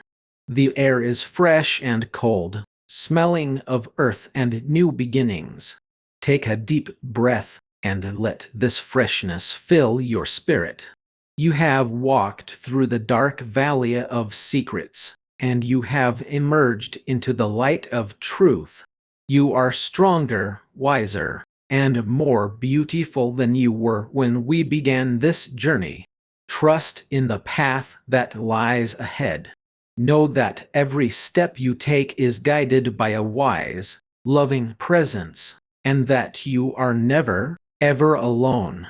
The next chapter of your life is waiting to be written, and it will be a story of freedom, of joy, and of unconditional love. And so, we close this chapter on the anatomy of a crime and the false trails of the human heart, and we step together, with open minds and joyful spirits, into the beautiful, endless mystery of the next page. The Butterworth Method, a 7-day detective training guide. Welcome, dear listener. Find a comfortable seat, perhaps near a window where the light falls softly across your hands, or in the quiet sanctuary of your favorite armchair, wrapped in the warmth of a world you believe you know. Take a deep, slow breath. Let the noise of the bustling streets, the digital hum of the modern age, and the endless chatter of your daily worries begin to fade into a gentle, unobtrusive murmur. Today, we are embarking on a journey of a different kind. We are opening a door that has always been right in front of you, though you may never have noticed its keyhole. We are entering the quiet, sharp, and deeply observant world of Miss Amelia Butterworth. Think for a moment about the spaces you inhabit. You walk through your neighborhood, you sit in your office, you share meals with your loved ones, and you believe you are seeing them. But are you truly observing? There is a profound difference between the passive act of sight and the deliberate, soulful art of observation. The legendary philosopher of the human heart once wrote that the world is full of obvious things which nobody by any chance ever observes. We stumble through our lives in a state of sensory sleep, blind to the quiet tragedies, the hidden romances, the silent desperation, and the subtle triumphs that play out right before our eyes. The Butterworth Method is not merely a set of instructions for amateur detectives. It is a profound reclamation of your own awareness. It is a 7-day training guide designed to awaken your sleeping senses, to sharpen your mind into a finely tuned instrument, and to connect your heart to the silent stories written in the dust on a mantelpiece, the hesitation in a neighbor's voice, or the precise manner in which a stranger holds their teacup. Over the next 7 days, you will not just learn how to solve mysteries. You will learn how to read the human soul. Let us begin by setting the scene. Picture a quiet, respectable street in New York during the late 19th century. The air is crisp, carrying the scent of damp earth, coal smoke, and the faint, sweet aroma of roasted chestnuts from a street vendor down the block. The cobblestones glisten with a light evening mist. Behind the heavy lace curtains of her handsome brownstone sits Miss Amelia Butterworth. She is a woman of independent means, impeccable social standing, and an intellect as sharp as a dressmaker's needle. She does not possess a magnifying glass, nor does she wear a disguise. Her only tools are her eyes, her ears, her profound understanding of human nature, and her absolute refusal to accept appearances at face value. From her parlor window, she sees the world not as a random collection of events, but as a complex, beautiful, and sometimes tragic tapestry where every thread, no matter how frayed or faint, has a purpose and a destination. As you listen to my voice, imagine yourself sitting across from her. The fire crackles in the hearth, casting long, dancing shadows across the wood-paneled walls. She pours you a cup of tea, looks at you with eyes that seem to see right through your armor, and asks you a simple, unsettling question. Are you ready to stop looking and finally begin to see? On the first and second days of your training, your task is to master the art of passive observation without drawing attention to yourself. This is the foundation upon which all detective work is built. To observe effectively, you must first become invisible. Now, this does not mean wearing a mask or hiding in the shadows. Rather, it means becoming so perfectly aligned with your environment that others look right through you. You must become a mirror that reflects the world without distorting it with your own presence. In our modern, attention-seeking society, we are constantly projecting ourselves outward, demanding to be seen, to be heard, to be validated. The detective does the exact opposite. You must quiet your own ego, pull back your energy, and allow the world to wash over you. Let us step into a cinematic moment to understand how this works in practice. Imagine a grand, softly lit hotel lobby in the heart of a bustling city. The air is thick with the scent of expensive perfume, leather upholstery, and the rich, dark aroma of coffee. People are moving in every direction. Bellops carrying heavy leather trunks, businessmen speaking in hushed, urgent tones, a young woman in a fur-trimmed coat waiting impatiently by the grand staircase. In the corner of this lobby, sitting on a plush velvet sofa with an unread newspaper in her lap, is Miss Amelia Butterworth. To anyone passing by, she is simply a quiet, unremarkable spinster resting her feet after a long afternoon of shopping. No one looks at her twice. No one suspects that beneath her calm, placid expression, her mind is working with the speed and precision of a Swiss timepiece. Amelia's eyes are not darting frantically from person to person. That is the mistake of the amateur, a movement that immediately draws attention and puts others on their guard. Instead, her gaze is soft, open, and receptive. She uses her peripheral vision to track the movements around her. She notes the young woman by the staircase. Why is she waiting? She has glanced at her gold pocket watch 3 times in the last 5 minutes, but each time she does so, her eyes linger not on the hands of the watch, but on the entrance of the hotel. Her fingers are restlessly tearing the edge of a paper train ticket in her muff. The tears are small, precise, and rhythmic, suggesting a nervous tension that she is desperately trying to control. When a tall gentleman enters the lobby, she does not rush to meet him. Instead, she takes a half step back, her posture stiffening, her hand flying to her throat, a classic self-soothing gesture that betrays her apprehension. This is not a joyful reunion. It is an encounter fraught with dread. Amelia registers these details without moving a single muscle in her face. She does not turn her head. She does not stare. She simply allows the information to enter her consciousness, recording it like ink on parchment. Why does this passive observation matter so deeply to our psychological understanding of the world?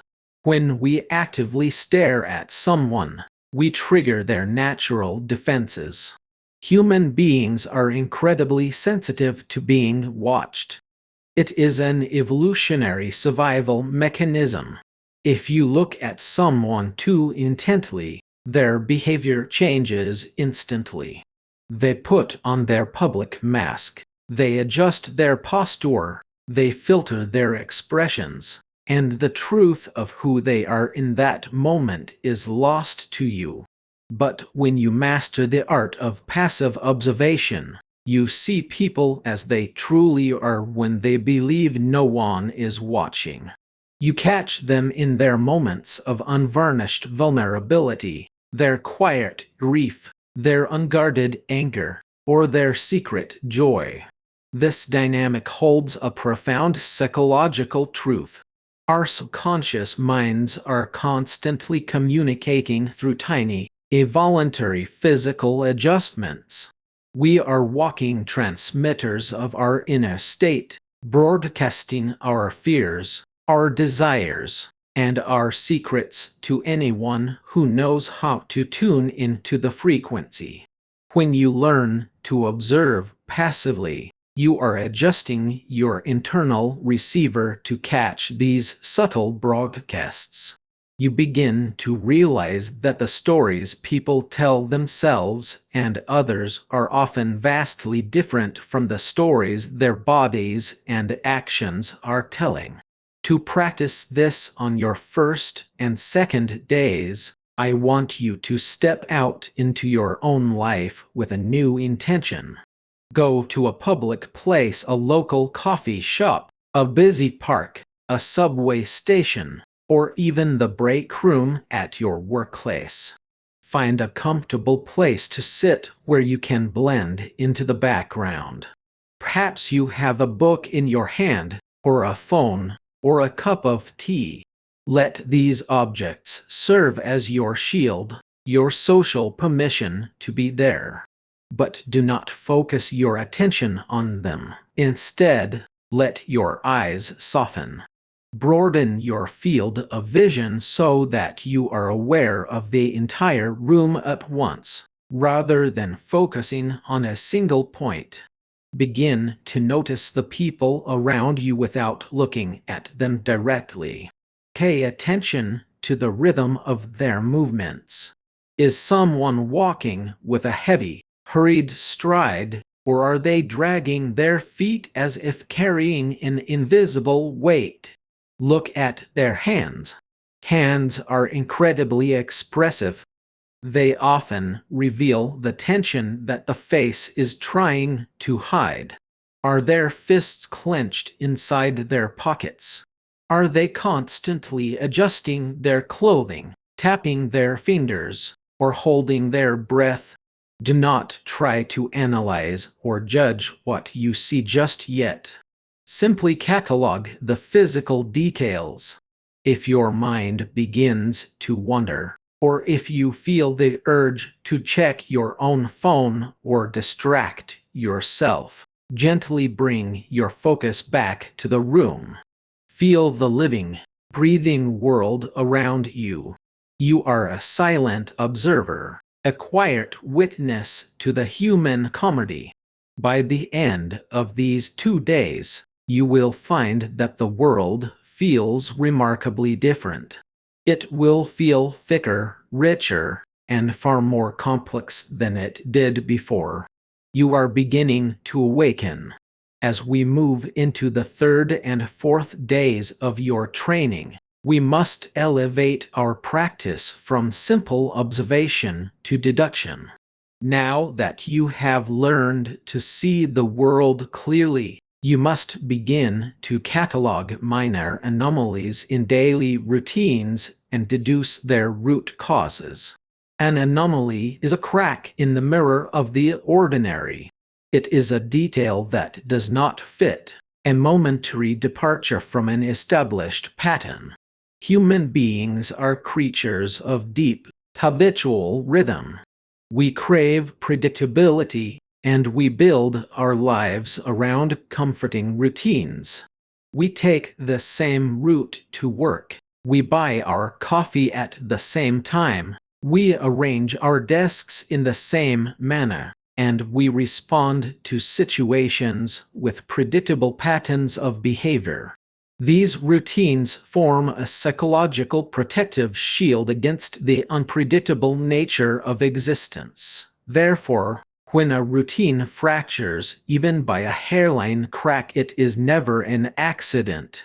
It is always a physical manifestation of an underlying emotional, psychological, or situational shift. Let us explore this through a cinematic and deeply human story.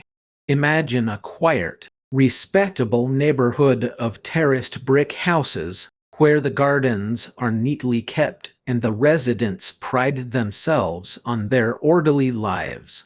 Every morning at exactly 8 o'clock, Mr. Arthur Pendleton, a middle-aged clerk of impeccable habits, steps out of his front door. He wears a perfectly brushed bowler hat, carries a tightly rolled black umbrella, and walks with a brisk, even stride toward the train station. For 7 years, this routine has remained as constant as the rising of the sun. The neighbors set their clocks by his departure.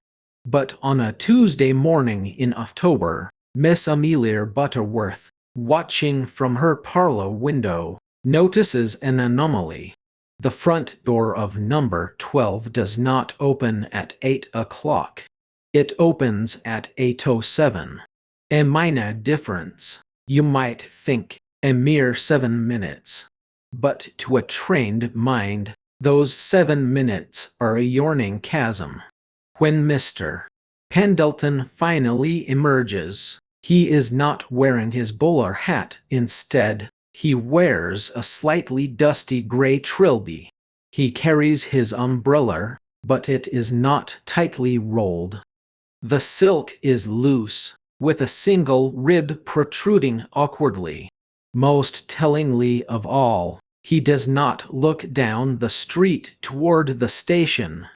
He glances back at his own front door with a look of profound, lingering hesitation before walking away with a rapid, almost frantic stride. The average passerby would see only a man running late for his train. But Amelia's mind is already dissecting the anomaly. Why the delay? Why the change in headwear? A man of Mr. Pendleton's obsessive neatness would not wear a dusty hat unless his preferred bowler was unavailable or ruined. Why would it be ruined? Perhaps it was dropped in haste, or stepped on during a domestic dispute. And why the poorly rolled umbrella? Mr. Pendleton always rolls his umbrella the night before as part of his evening routine.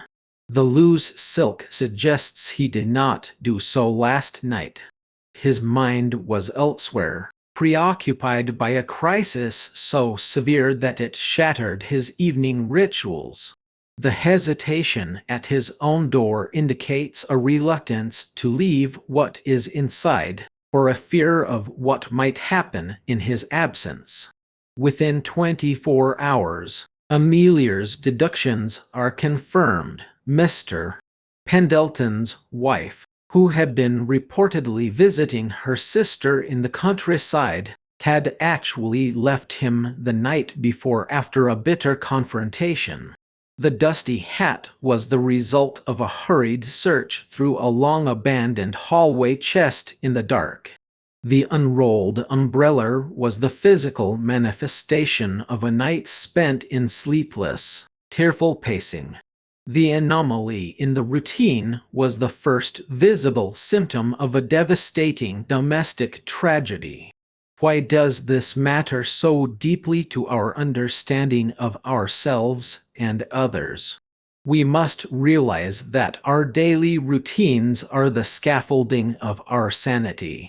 When we are happy, secure, and at peace, our routines remain stable. But when we are anxious, grieving, guilty, or hiding a secret, our psychological energy is diverted to managing that internal storm. We no longer have the cognitive surplus to maintain our external routines perfectly. We make mistakes. We forget the keys. We change our routes. We arrive late. We neglect our appearance. By learning to identify these anomalies, you are learning to read this emotional weather of the people around you. You are recognizing when a colleague, a spouse, or a friend is quietly drowning, even when they are smiling and telling you everything is fine. To apply this to your own life on the third and fourth days, you must first establish the baselines of the people in your immediate environment. You cannot identify an anomaly until you know what is normal. Choose one or two people whose routines you are familiar with, perhaps a family member, a close coworker, or even a neighbor you see regularly. Take note of their baseline behavior. What time do they usually wake up or arrive? How do they arrange their workspace? What is the typical tone and speed of their morning greetings? How do they handle their daily tasks? Once you have a clear sense of their baseline, watch for the deviations. If your coworker, who usually keeps a meticulously organized desk, suddenly leaves their papers in disarray and leaves their coffee mug unwashed overnight, do not simply dismiss it as laziness. If your partner, who always places their car keys in the ceramic bowl by the door, suddenly leaves them on the kitchen counter or in their coat pocket, pay attention. Ask yourself, what does this shift represent? Has there been a change in their internal state? Are they experiencing a surge of stress, a distraction, or a shift in their priorities? Do not jump to dramatic conclusions immediately. Instead, formulate hypotheses. Could the messy desk mean they are feeling overwhelmed by a project? Or perhaps their mind is preoccupied with an illness in the family? Could the misplaced keys indicate a mind so hurried and anxious that they are losing their anchor? By tracing the physical anomaly back to its psychological root, you are practicing the deepest form of empathy. You are learning to hear the silent cries for help, the quiet shifts in affection, and the hidden struggles that shape the human landscape. As we progress into the fifth and sixth days of our journey, we step into the delicate, high-stakes arena of interpersonal communication. Your task during these 2 days is to read body language and verbal hesitations during casual conversations. Up until now, you have been a silent observer, watching from a distance. Now, you must engage. You must step into the stream of human interaction, but you must do so with your detective's eyes and ears wide open. When we talk to others, we are taught to listen to their words. We focus on the story they are telling, the arguments they are making, the excuses they are offering. But words are highly unreliable. They are the currency of the conscious mind, and the conscious mind is a master of deception, self-justification, and curation. We choose our words carefully to present the best possible version of ourselves, or to conceal the truths we are too afraid to face. The body and the voice, however, are far less cooperative. They are governed by the autonomic nervous system, which does not easily take orders from our conscious desires. When we speak a lie, or when we are hiding in emotional truth, a conflict arises within us. The conscious mind wants to say one thing, but the subconscious mind knows another. This internal friction always reveals itself through tiny, fleeting micro-expressions, subtle shifts in posture, and characteristic verbal hesitations. Let us enter a beautiful, tense parlor scene to witness this in action. The room is decorated in deep greens and rich mahogany. A fire burns low in the grate, casting an amber glow over a silver tea service. Miss Amelia Butterworth sits opposite a young woman named Clara, whose cousin has recently vanished under mysterious circumstances. Clara is a picture of delicate composure. Her hands rest neatly in her lap. Her dress is immaculate, and her voice is sweet and steady as she recounts the events of the evening her cousin disappeared. She assures Amelia that they were the best of friends, that she loved her cousin dearly, and that she has told the authorities everything she knows.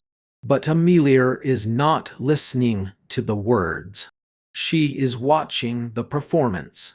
As Clara utters the words, "We were the best of friends," Amelia notices a brief, almost imperceptible contraction of the muscles at the corner of Clara's left eye, a tiny flicker of resentment that vanishes as quickly as it appeared.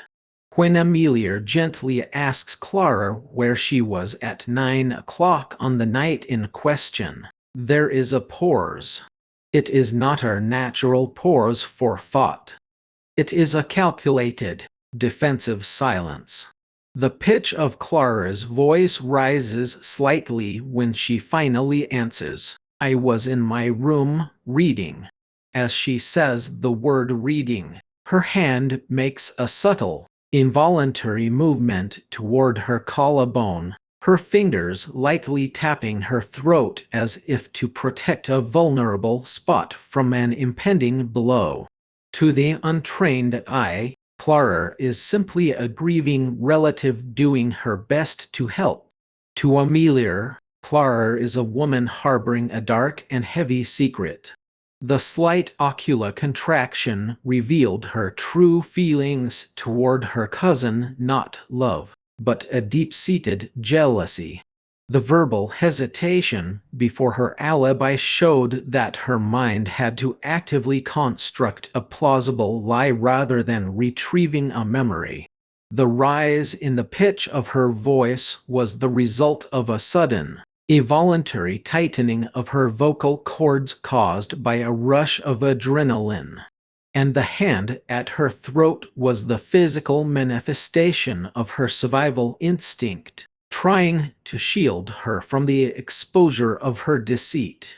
Clara did not necessarily harm her cousin, but she undoubtedly knows far more than she is letting on. Why does this psychological dynamic matter so deeply to our lives? We must understand that we live in a world of profound emotional isolation.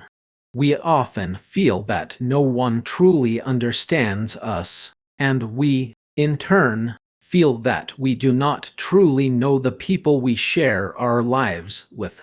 We get caught in the superficial loop of polite conversation, accepting the "I'm fine" and the "everything is great" at face value, even when the person standing in front of us is crying out for someone to see through their facade.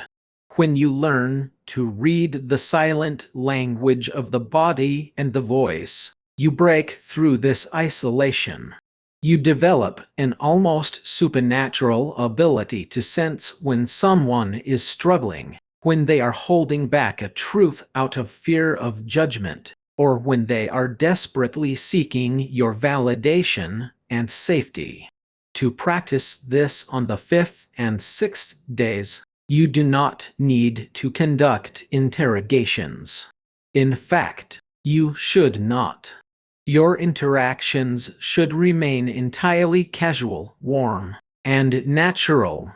When you are speaking with someone, a friend, a colleague, or a family member, make a conscious effort to split your attention.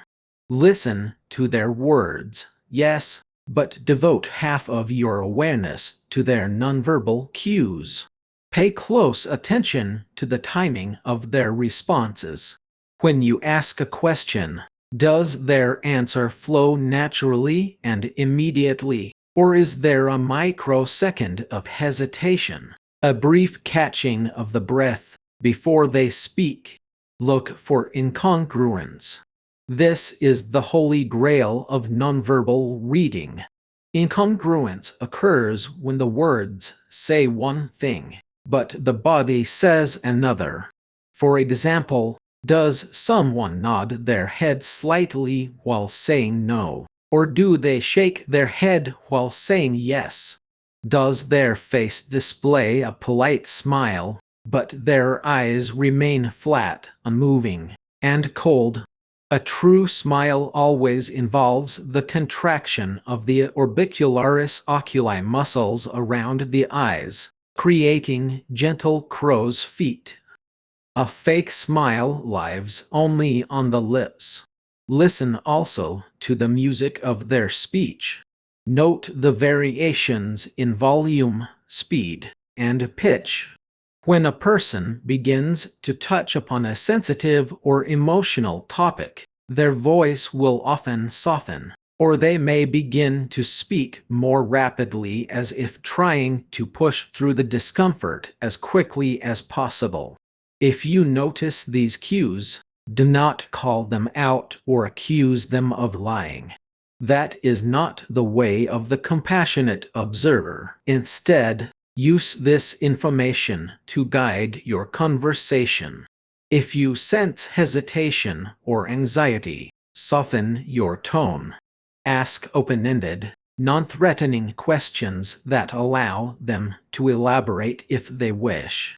Create a safe, non-judgmental space where they feel that their true self, with all its cracks and shadows, is welcome. You will be amazed at how quickly people will open up to you when they subconsciously realize that you are truly listening not just to what they are saying, but to what they are trying so hard not to say. Now, we arrive at the 7th day of our training. This is the day of synthesis. You have spent the week gathering your tools. You have mastered the quiet power of passive observation. You have learned to detect the subtle cracks in daily routines, and you have sharpened your ability to read the unspoken language of the human body. Today, your challenge is to synthesize these circumstantial clues to solve a minor domestic mystery in your own life.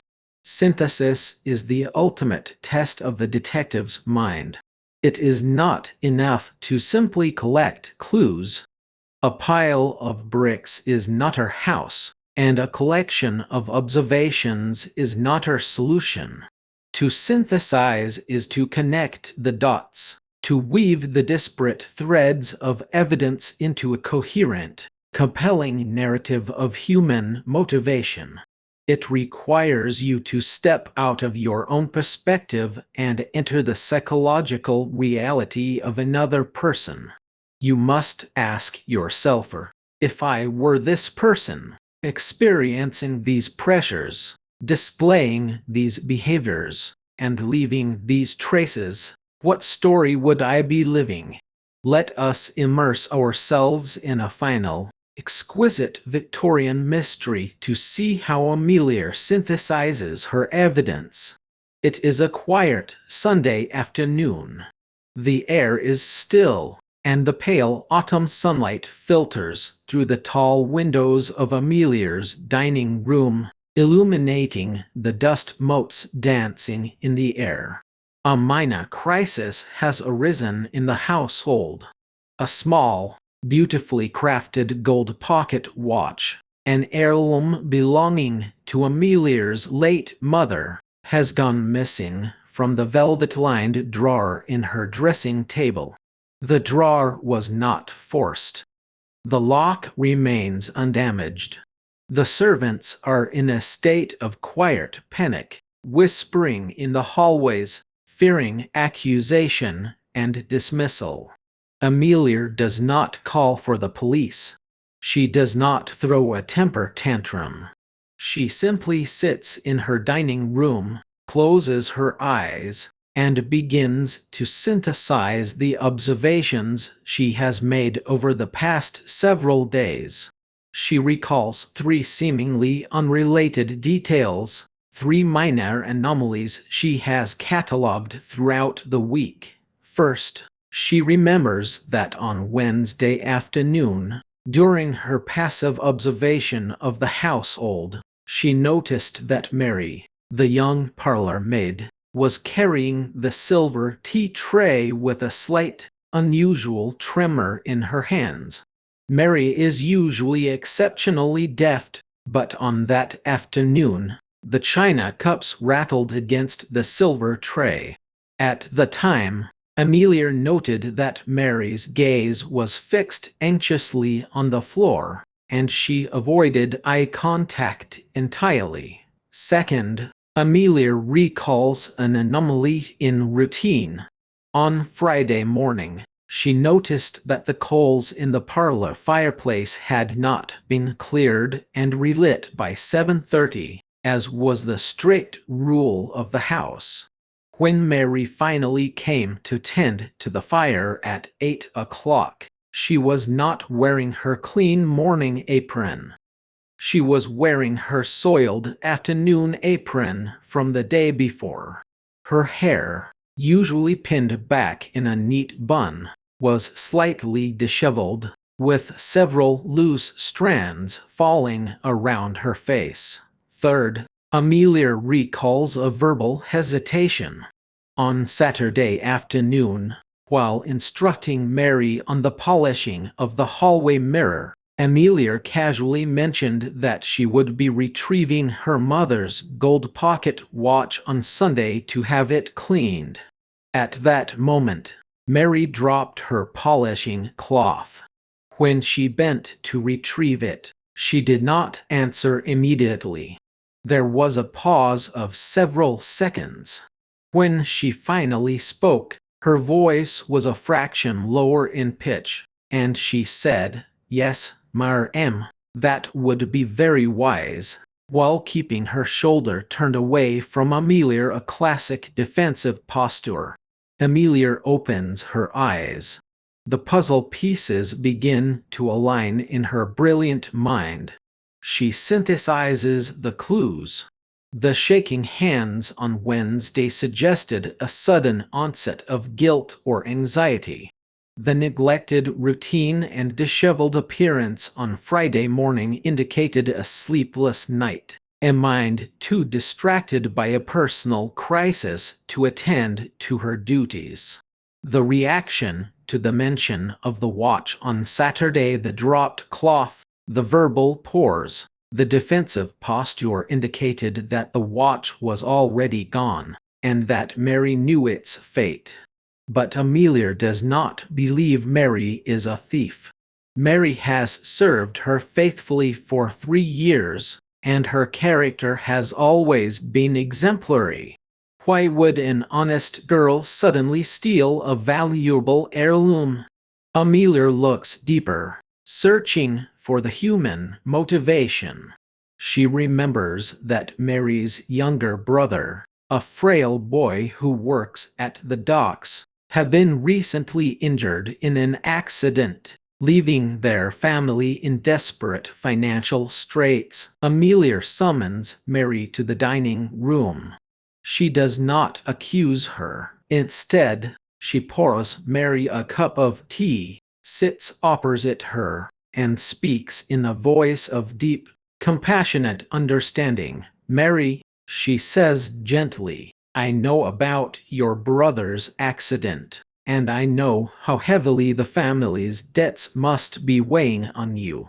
I also know that you took the watch, not out of greed, but out of a sister's desperate love to pay for his medicine." Mary bursts into tears, falling to her knees and confessing everything. She had taken the watch on Wednesday morning, intending to pawn it, but she had been so consumed by guilt and fear that she had been unable to bring herself to do it. The watch was currently hidden in the toe of her spare boot in the servants' quarters. Because Amelia sought the human truth behind the clues, the heirloom was recovered, a young girl's life was saved from ruin, and the family was provided with the help they so desperately needed through proper, honorable channels. This is the power of synthesis. It is the ability to look at the scattered fragments of a situation and see the beautiful, complex human story that connects them. It transforms the detective from a cold, analytical judge into a source of profound wisdom, healing, and resolution. Now, it is your turn, dear listener. For your seventh day, I challenge you to solve a minor domestic mystery in your own life. It does not need to be a crime. In fact, it should not be.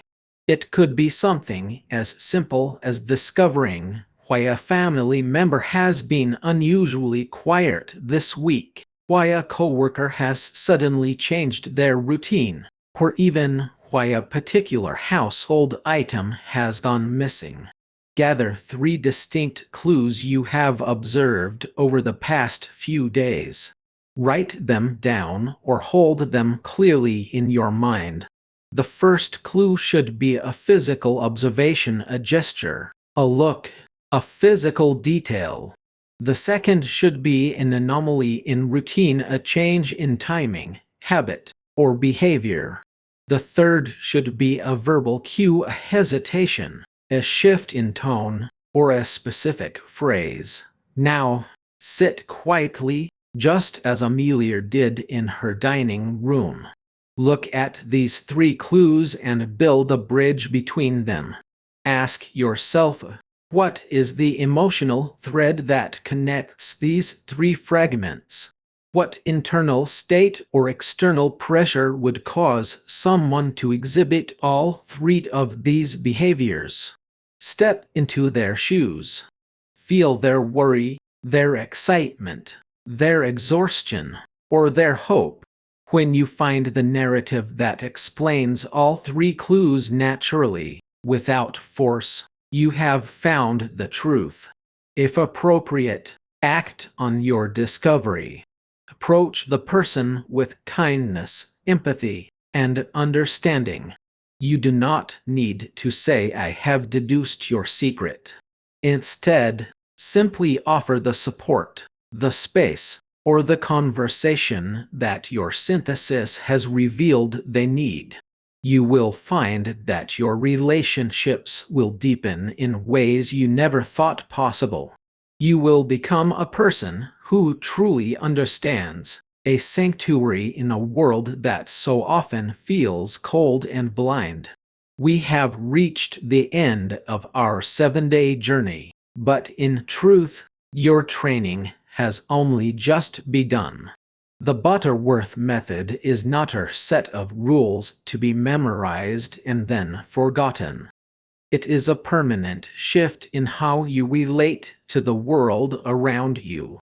You have learned to quiet your own mind, to observe without judgment, to read the subtle fractures in routine, to listen to the silent language of the body, and to synthesize the raw material of life into profound human truth.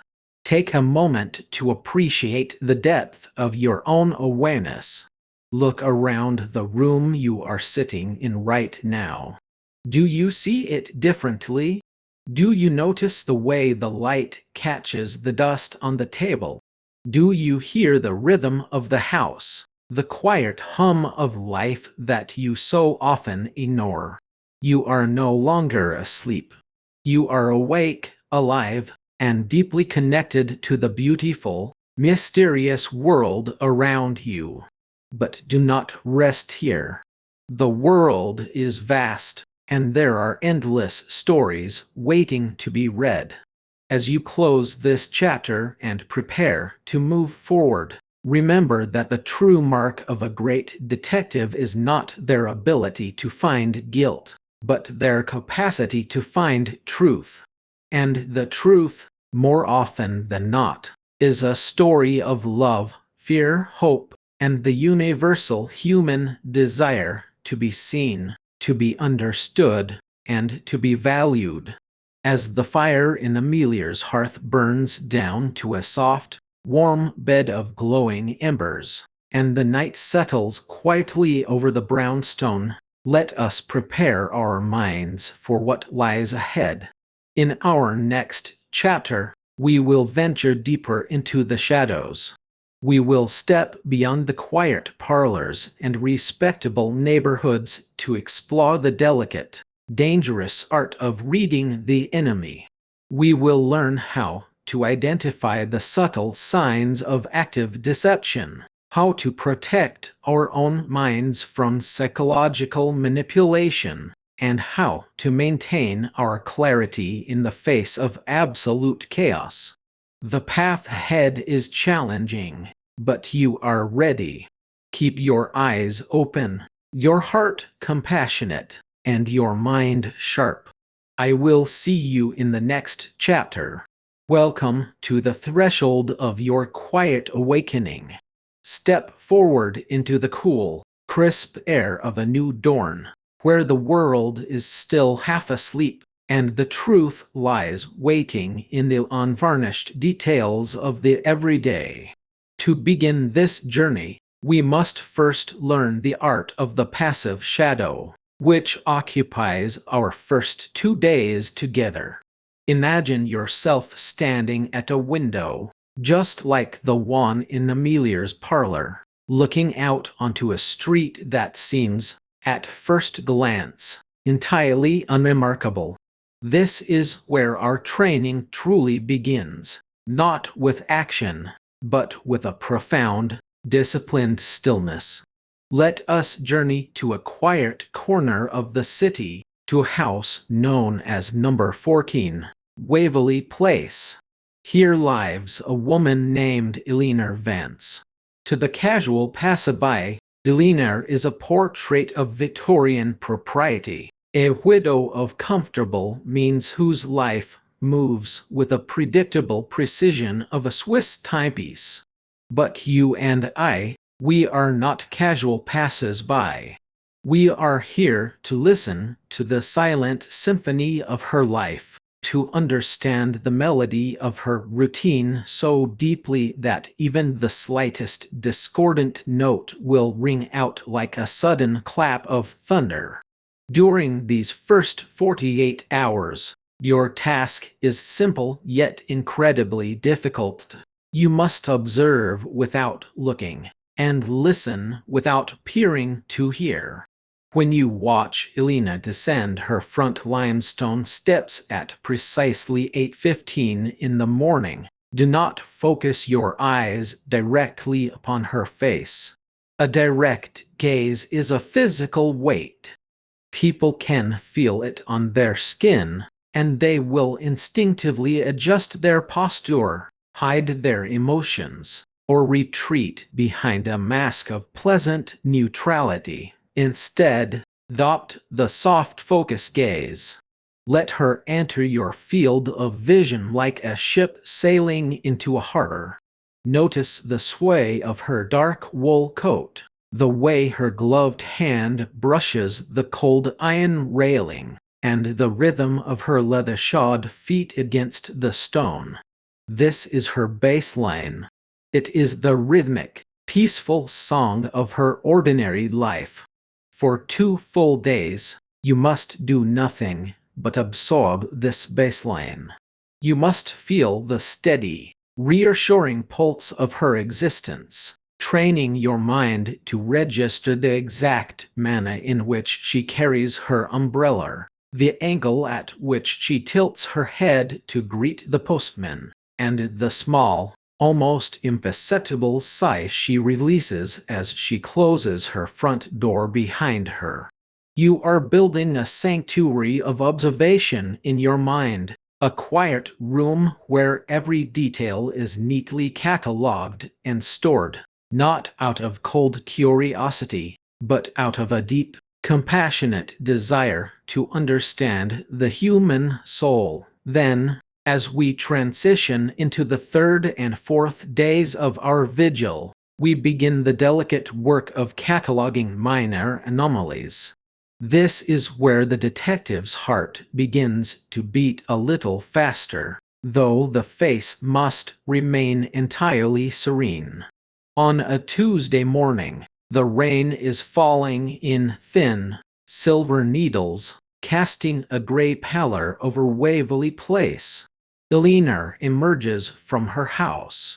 To anyone else, she looks exactly as she did the day before. But your trained eye immediately detects a ripple in the fabric of her baseline. The milk bottles, which are always placed neatly on the right side of the threshold by the delivery boy, have been left on the left. This is a tiny detail, easily dismissed as the carelessness of a tired boy. But look closer. Elena does not step down to retrieve them immediately as she always does. Instead, she stands in the open doorway for 4 long seconds, her hand gripping the doorframe so tightly that the leather of her glove stretches thin over her knuckles. Why this sudden hesitation? Why does she look down the street, not toward the market where she usually walks, but in the opposite direction, toward the desolate, fog-shrouded park? When she finally reaches for the bottles, she uses her left hand, though she is demonstrably right-handed in every other action we have observed. As she bends, her wool coat drags in a puddle, a lapse in her usual meticulous neatness that speaks volumes to those who know how to read it. This is an anomaly, a tiny tear in the fabric of her reality. The psychology of habit is a powerful force.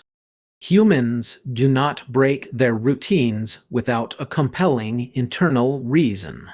A change in routine is almost always the physical manifestation of an emotional or mental disturbance. Elena is afraid, or perhaps she is expectant. Her mind is so occupied by an internal storm that she has lost her grip on the external world, allowing her carefully constructed mask of routine to slip, if only for a few fleeting moments. You must write these anomalies down in the ledger of your mind, not as accusations, but as questions waiting for their answers. As we move into the 5th and 6th days, we must leave our window and step into the light of casual conversation, where we will practice the profound and intimate art of reading body language and verbal hesitations. Imagine that you have been invited into Elena's drawing room for afternoon tea. The room is warm, smelling of dried lavender beswicks and the rich, dark aroma of black tea. You sit opposite her, holding a delicate porcelain cup. The atmosphere is comfortable, almost domestic, but beneath the surface, a silent chess match is being played. As you talk of the weather, of the local gossip, and of the upcoming charity bazaar, you are watching the delicate dance of her expressions. You gently steer the conversation toward the subject of her estranged brother, Richard, who went to sea many years ago and has not been heard from since. This is the moment to watch for the micro-hesitations. Before she speaks his name, there is a tiny, fraction of a second pause, a brief inhalation of breath that is just a fraction too shallow. Her fingers, which were resting peacefully on the arm of her chair, suddenly tighten, her thumb tracing the seam of the upholstery back and forth. This is a self-soothing gesture, an unconscious attempt to calm her rising anxiety. When she finally answers, her voice drops a semitone, and she uses a formal, slightly distanced phrase. My brother has always been fond of the ocean. Notice that she does not refer to him by name in her response. This is a psychological distancing mechanism, an attempt to push the painful or dangerous subject away from her immediate consciousness. As she speaks, her eyes dart briefly toward the heavy velvet curtains at the back of the room, a defensive gaze that betrays her desire to escape the pressure of the question. You do not push her, nor do you let your own eyes betray what you have seen. You merely nod, take a sip of your tea, and offer a warm, reassuring smile.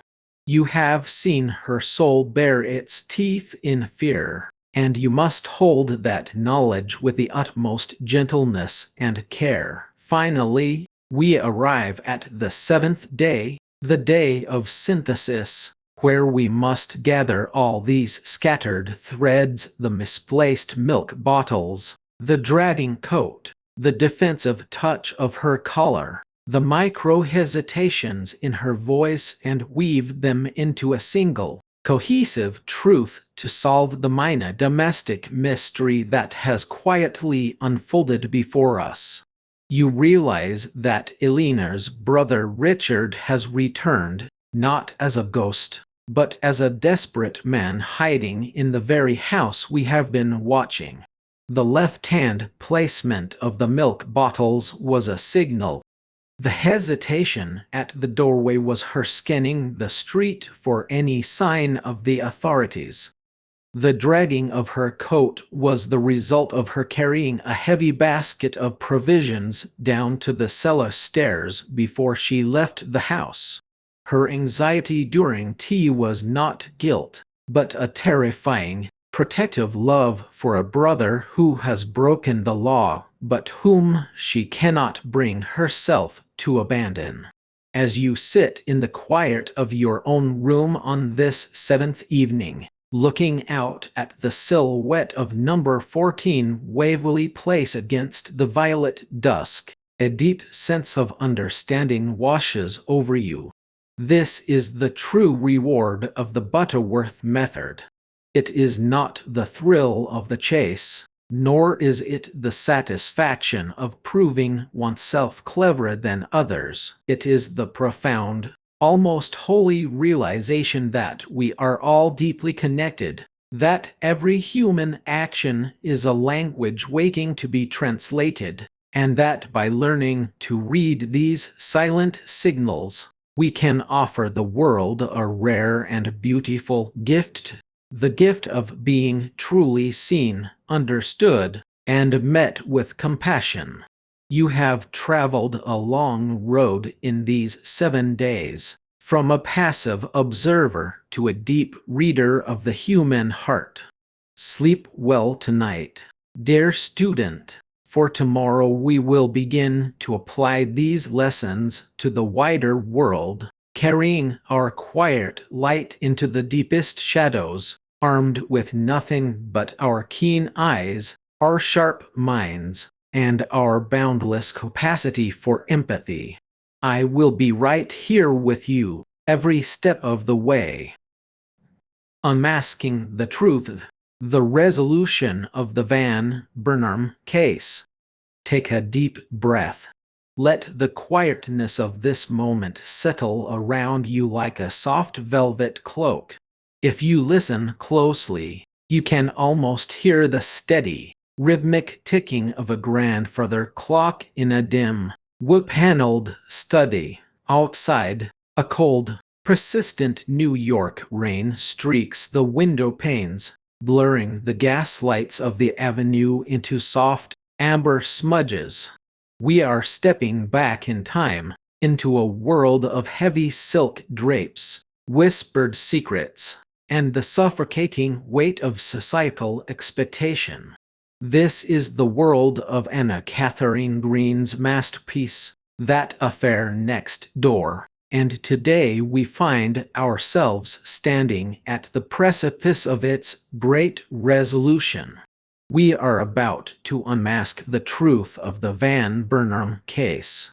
But as we walk through this door together, I want you to ask yourself a question that goes far beyond the boundaries of a 19th century drawing room. What is the cost of a secret? What happens to the human soul when the mask we wear to please the world becomes a prison of our own making? In this final movement of our journey, we do not merely solve a puzzle. We bear witness to a profound collision between truth and illusion, between the rigid structures of Victorian class and the untamable, messy reality of human emotion. The Van Burnham case is not just a story of a body found in a darkened parlor or a mysterious woman in a gray suit. It is a mirror held up to our deepest fears of being exposed, our desperate need for validation, and the quiet, often invisible battles fought by those who do not fit the mold society has cast for them. As we unravel the dramatic climax and reveal the true identity of the murderer, we are invited to look at the shadows in our own lives. We are encouraged to ask where we are hiding, what we are protecting, and what beautiful, terrifying truths we have yet to speak aloud. Let us begin by stepping into the courtroom, a space where the stifling atmosphere of New York high society is condensed into a pressure cooker of collective anxiety. Picture the scene with all your senses. The air is thick with the scent of damp wool, expensive pomade, and the faint, bitter trace of coal smoke drifting in from the street. The courtroom is packed to the rafters, a sea of faces suspended in a state of breathless anticipation. Every eye is fixed on the front of the room, where the destiny of a prominent family hangs by a single, fragile thread. The wealthy and the powerful have gathered not out of a desire for justice, but out of a morbid, thrilling curiosity. They want to see if the fortress of their social class will hold, or if the rot at its foundation will finally be laid bare for all to see. At the center of this storm stands Detective Gryce, a man of patience and methodical precision, but beside him, standing in the quiet dignity of her own self-possession, is Amelia Butterworth. She does not wear a badge. She has no official authority. In the eyes of the law and the fashionable world, she is merely an inquisitive spinster from next door, a woman whose proper place is at her embroidery hoop or organizing parish charities. Yet, it is her mind, her razor-sharp perception, and her refusal to accept the easy, convenient answers that have brought this assembly to the brink of revelation. The climax of the Van Burnham case is a masked class in tension, a slow-burning fuse that suddenly ignites into a blinding flash of clarity. For so long, the suspicion had drifted like a poisonous fog, settling first on one brother, then on another, tearing at the fabric of a family that valued its pedigree above its humanity. The drama reaches its peak as the intricate web of lies, secret marriages, and hidden identities is systematically dismantled. The true culprit is not a stranger from the slums, nor a desperate thief operating in the dark. The murderer is one of their own, a product of the very breeding and privilege that was supposed to elevate them above the baser instincts of mankind.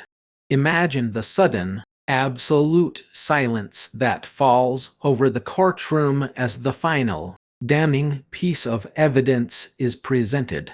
It is a silence so profound that you can hear the rustle of a legal document, the sharp, caught breath of a lady in the gallery, the slow, heavy thud of a heart beating in terror. The true identity of the murderer is revealed not with a theatrical shout, but with the cold, crushing weight of inevitability. When Franklin Van Burnham's complicity and the dark path that led to the death of the unfortunate Louise are laid bare, it is as if an earthquake has shattered the foundations of the gilded world. The realization that the killer was driven by a desperate, pathological need to protect his social standing, to prevent a secret marriage from ruining his prospects and his family's impeccable name, sends a shudder through the crowd. This was not a crime of passion in the traditional sense, but a crime of social preservation. The victim, Louise, was discarded like an inconvenient piece of trash because her existence threatened a carefully constructed illusion of aristocratic perfection. As the verdict is delivered and the sentence of fate is passed, the true culprit is led away, stripped of his dignity, his wealth, and his future. The illusion is shattered, leaving only the cold, unyielding reality of a life destroyed by the worship of false gods. Let us pause here and sit with this image. Let the tragedy of it sink in. Why does this dramatic exposure, this fall from grace, resonate so deeply within us? To understand this, we must look into the mirror of our own psychology. We live in a world that, much like Victorian New York, constantly demands that we curate our lives. We are told to present a flawless facade to the world, to show only our triumphs, our beauty, our wealth, and our happiness. We post our perfectly framed photos, we craft our professional bios, and we hide our struggles, our failures, and our brokenness in the dark corners of our minds. This psychological dynamic is known as the projection of the shadow. We fear that if people saw who we really are, if they saw our doubts, our mistakes, or our unconventional choices, we would be cast out of the tribe. We would be deemed unworthy of love and belonging. This fear can drive us to extreme lengths. While we may not commit physical crimes like the tragic antagonist of our story, how often do we commit slow, quiet acts of self-sabotage to protect our reputation? How often do we murder our own dreams, our true desires, and our authentic relationships just to keep up appearances? When we watch the fall of a character like Van Burnham, we are experiencing a form of catharsis. Our subconscious recognizes the immense pressure he was under, and we feel a mix of horror and relief. Relief because the burden of the lie has finally been lifted, even if the result is ruin. The human psyche cannot long survive the strain of absolute division. To live a double life, to pretend to be one thing while harboring a dark truth beneath, is a form of spiritual starvation. So, how do we apply this to our own lives? How do we avoid the trap of the gilded cage? The first step is what I like to call the inventory of the mask. Take a moment to think about the areas of your life where you feel the greatest pressure to appear perfect. Is it in your career, where you dare not admit you do not know the answer? Is it in your family, where you pretend everything is harmonious while harboring deep-seated resentments? Or is it in your personal life, where you hide your vulnerability behind a shield of cynicism or material success.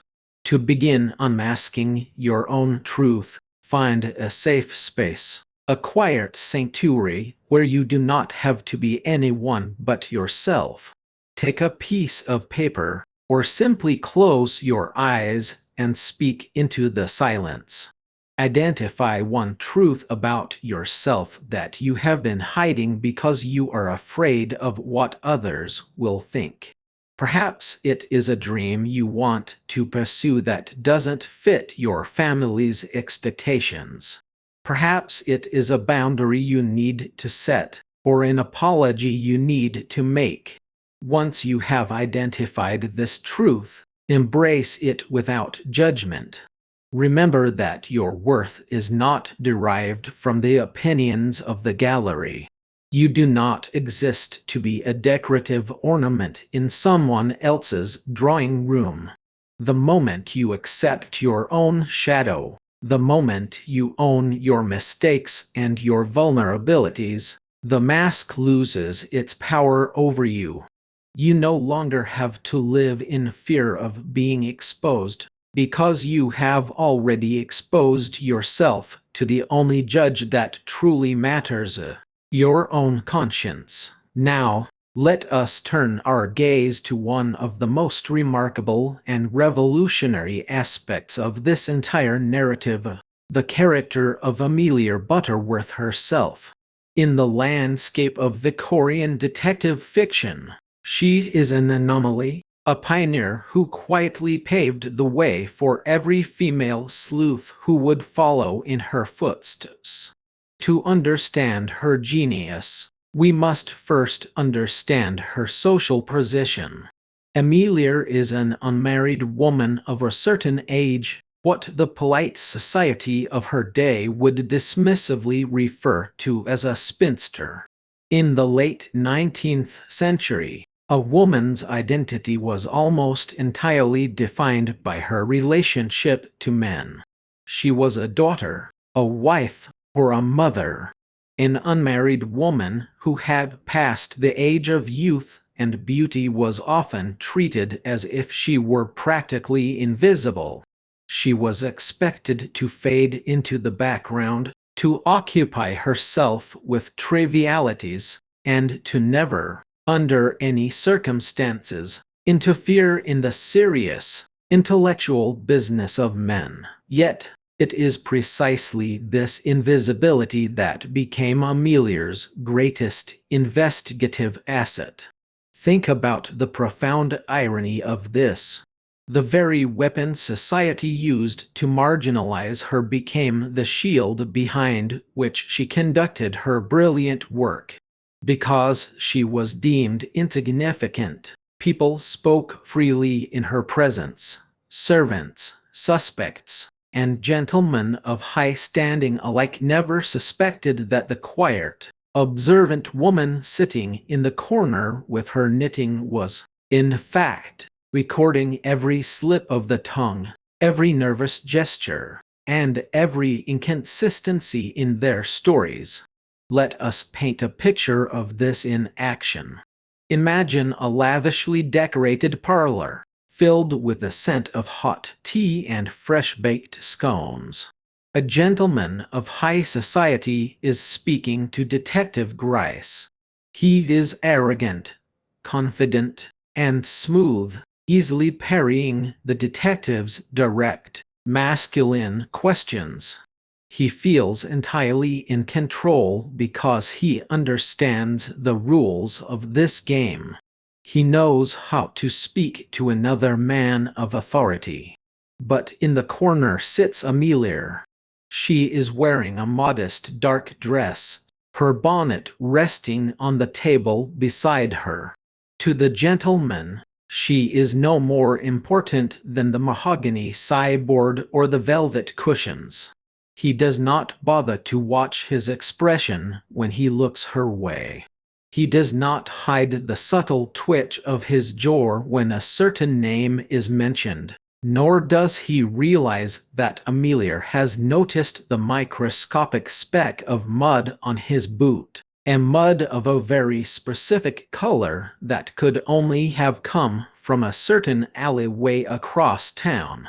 Amelia's mind is a quiet, humming laboratory of observation.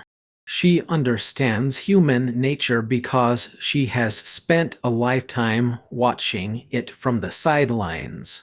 She knows that people reveal themselves not when they are being directly questioned, but when they believe no one is paying attention. Her invisibility is a superpower. By accepting her social exclusion, she has gained a level of freedom that the men bound by the rigid codes of professional and social conduct could never dream of. This dynamic is not merely a clever plot device. It is a profound psychological truth that carries a powerful message for each of us today. How often have you felt invisible? How often have you walked into a room, a workplace, or even a family gathering and felt as though your voice did not matter, that you were being overlooked because of your age, your gender, your status, or your quiet demeanor? The pain of being underestimated is a heavy burden. It can make us feel small, angry, and deeply resentful. But what if we were to change our perspective, just as Amelia did? What if we were to view our moments of being overlooked not as a weakness, but as a strategic vantage point? When you are at the center of attention, you are under constant scrutiny. You must perform. You must defend. You must maintain your position. But when you are on the margins, you are free to observe. You can see the dynamics of the room without being caught up in them. You can listen to the subtext of conversations, notice the unsaid needs of those around you, and gain a deep, intuitive understanding of the environment. There is a quiet, resilient power in the margin. It is the power of the observer, the strategist, the one who does not need the applause of the crowd to know their own value. When we stop desperately clawing for the spotlight and instead embrace the quiet clarity of the sidelines, we become incredibly dangerous to the forces of deception. We see the truth because we are not blinded by the glare of our own ego. Let us practice this together. The next time you find yourself in a social or professional setting where you feel sidelined or underestimated, do not allow yourself to sink into resentment. Instead, activate your inner Amelia Butterworth. Take a slow, deep breath, anchor yourself in your chair, and become the observer. Listen to the tone of people's voices. Notice the posture of the person who is speaking too loudly. Is it confidence, or are they trying to mask a deep insecurity? Watch the eyes of the person who remains silent. What stories are they hiding? Notice the small details of your surroundings that others miss in their rush to be seen. By shifting your focus from the desire to be noticed to the commitment to notice, you reclaim your agency. You realize that your value does not depend on their validation. You are not invisible because you are lesser. You are invisible because they are too self-absorbed to see the quiet storm of intelligence that is standing right beside them. Walk with that knowledge. Let it be your secret armor, your private source of strength. Now, let us zoom out from Amelia's personal triumph and look at the broader landscape of the novel. Katharine Green was not just writing a thrilling detective story. She was conducting a radical, surgical critique of the very society she lived in. Through the lens of the Van Burnham case, she exposes the toxic intersection of wealth, reputation, and gender expectations that defined the Gilded Age. In this world, reputation was not merely a matter of pride. It was a currency, a shield, and a life-or-death commodity. To lose one's social standing was to be cast into an outer darkness from which there was no return. This obsession with appearances created a breeding ground for hypocrisy and violence. The Van Burnham family, with all their ancestral pride and lofty connections, preferred to let an innocent woman rest in an unmarked grave and risk the wrongful conviction of an innocent man rather than have their family name dragged through the mud of a public scandal. Consider the immense tragedy of this. The moral compass of this society had become so warped that the preservation of an abstract concept like reputation was valued more highly than human life itself. It was a world where a woman's virtue was a fragile piece of porcelain that could be shattered by a single rumor, while a man's cruelty and greed could be easily swept under the rug if he possessed the right pedigree and a sufficient bank account. This critique is particularly sharp when we look at how the female characters are treated. Louise, the victim, is a tragic figure who paid the ultimate price for daring to love a man above her station. Her marriage was kept a shameful secret, her existence denied, and her death treated as a vulgar inconvenience. She was a victim not just of her killer, but of a class system that viewed her as disposable. On the other hand, we have Amelia, who is constantly patronized by Detective Gryce.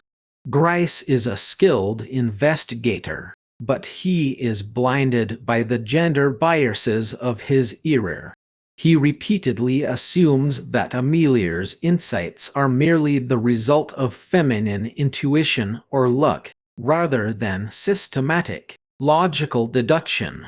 He represents the patriarchy of the time, which could not conceive of a woman possessing a mind capable of scientific analysis and superior deductive reasoning. Yet, as the story unfolds, it is Amelia's stubborn insistence on the truth, her refusal to be patronized or silenced, that repeatedly saves the investigation from going off course.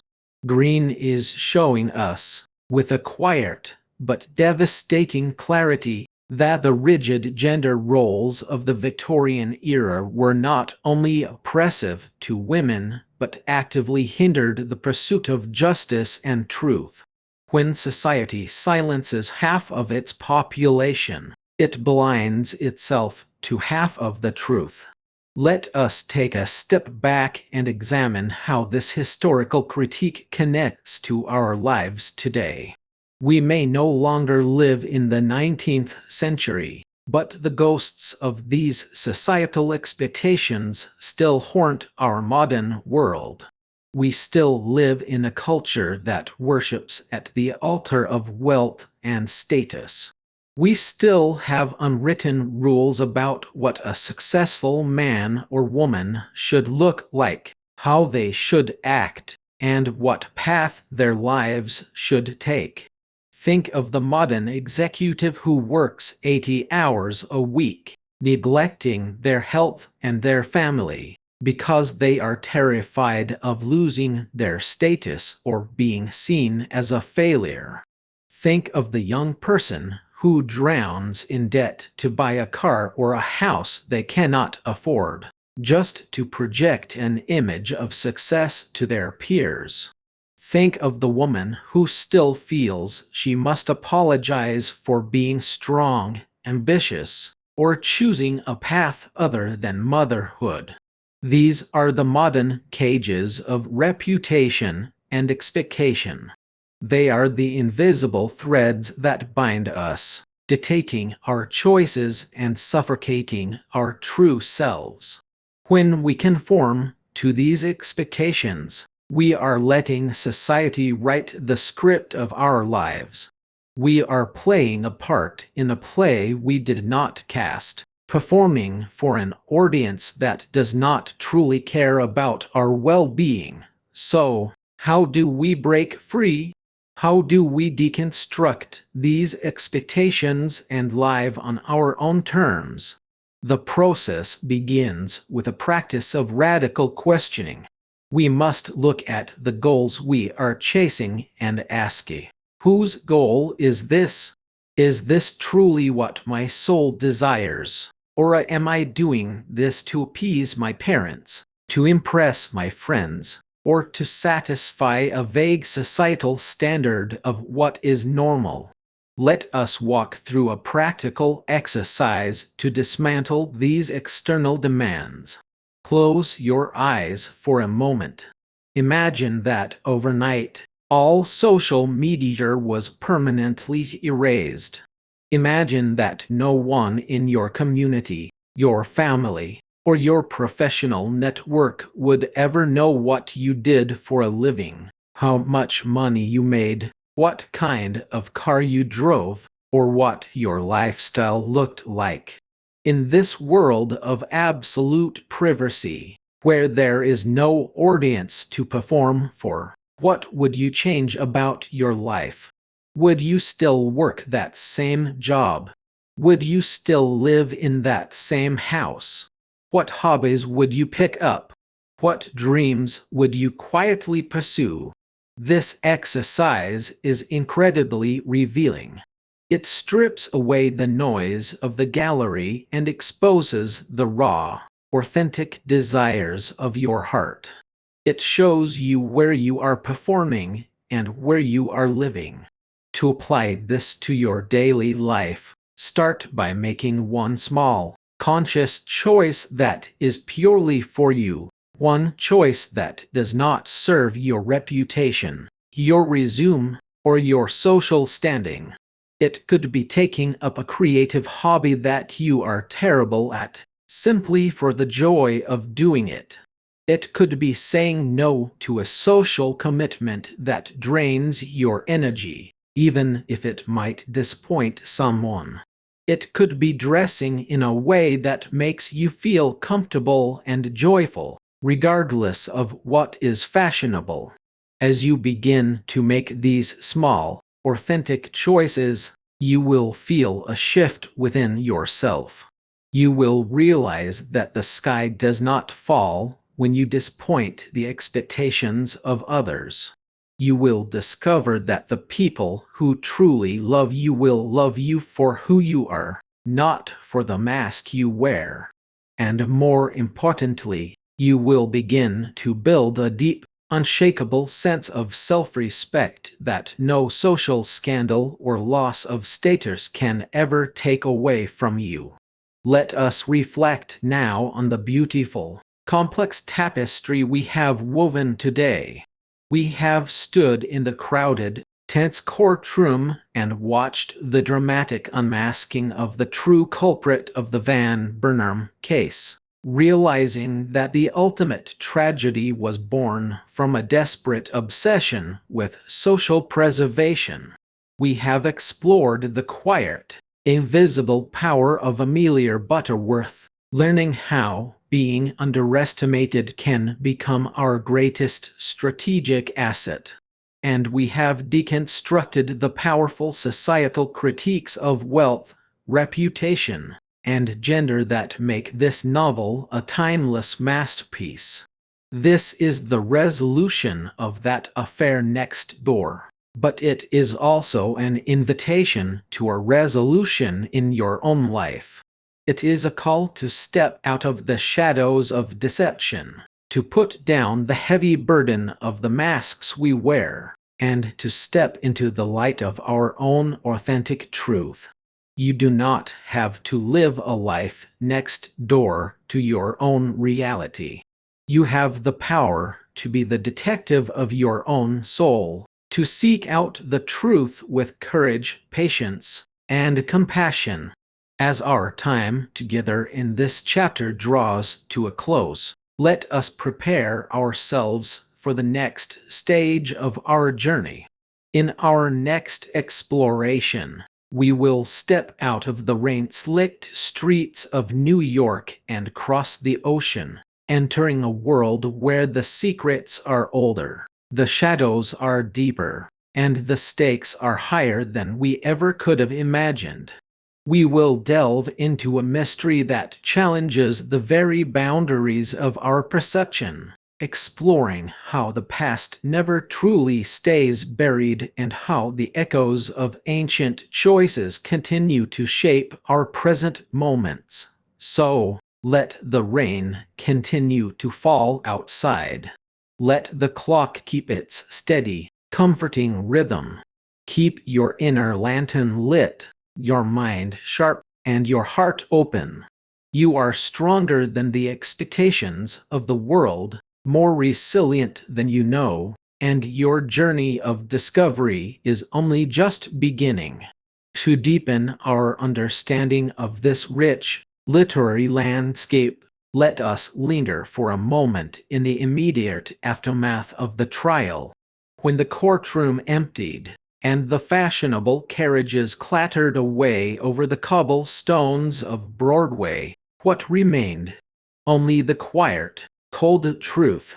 Amelia Butterworth did not return to her home next door with a sense of triumphant pride. Instead, we can imagine her sitting by her fireplace, watching the embers glow, feeling a profound sense of melancholy. This is the hidden texture of the human condition that great detective fiction exposes.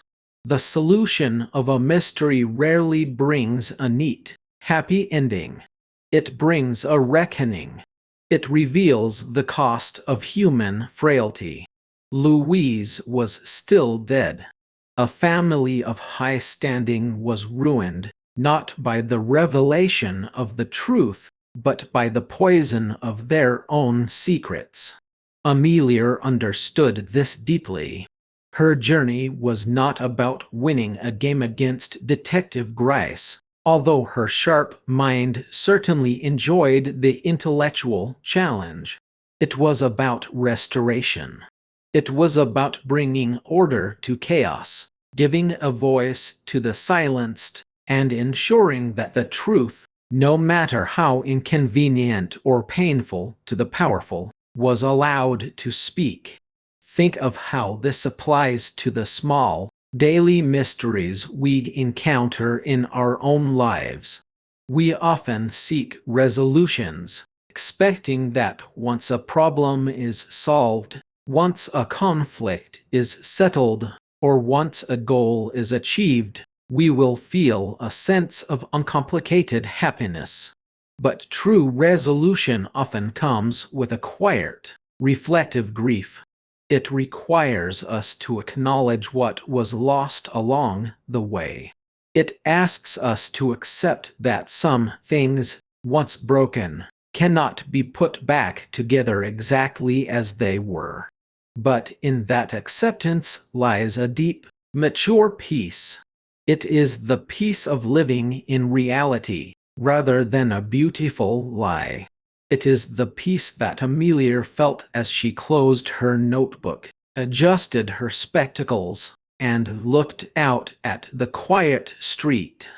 The neighborhood was safe once more, not because the shadows had been chased away forever, but because she had shown she was not afraid to look into them and find the truth.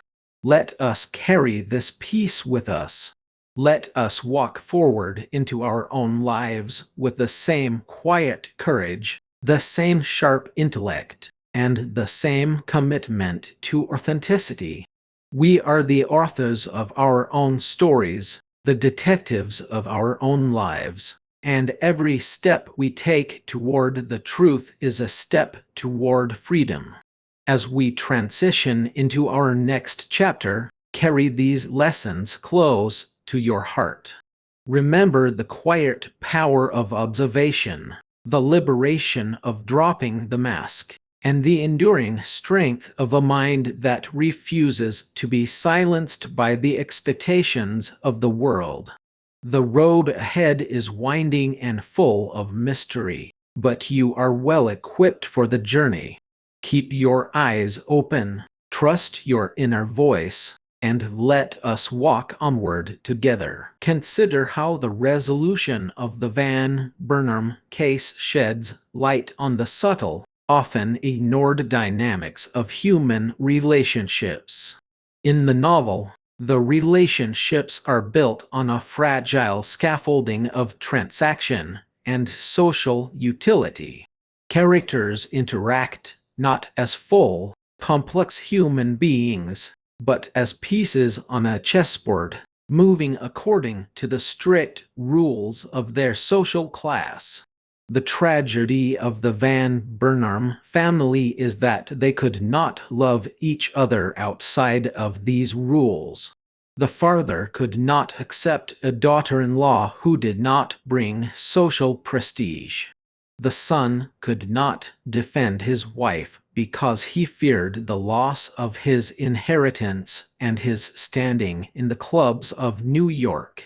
In this environment, love becomes a liability, and vulnerability is seen as a fatal weakness. How different is this from the genuine, intellectual respect that slowly develops between Amelia and Detective Gryce.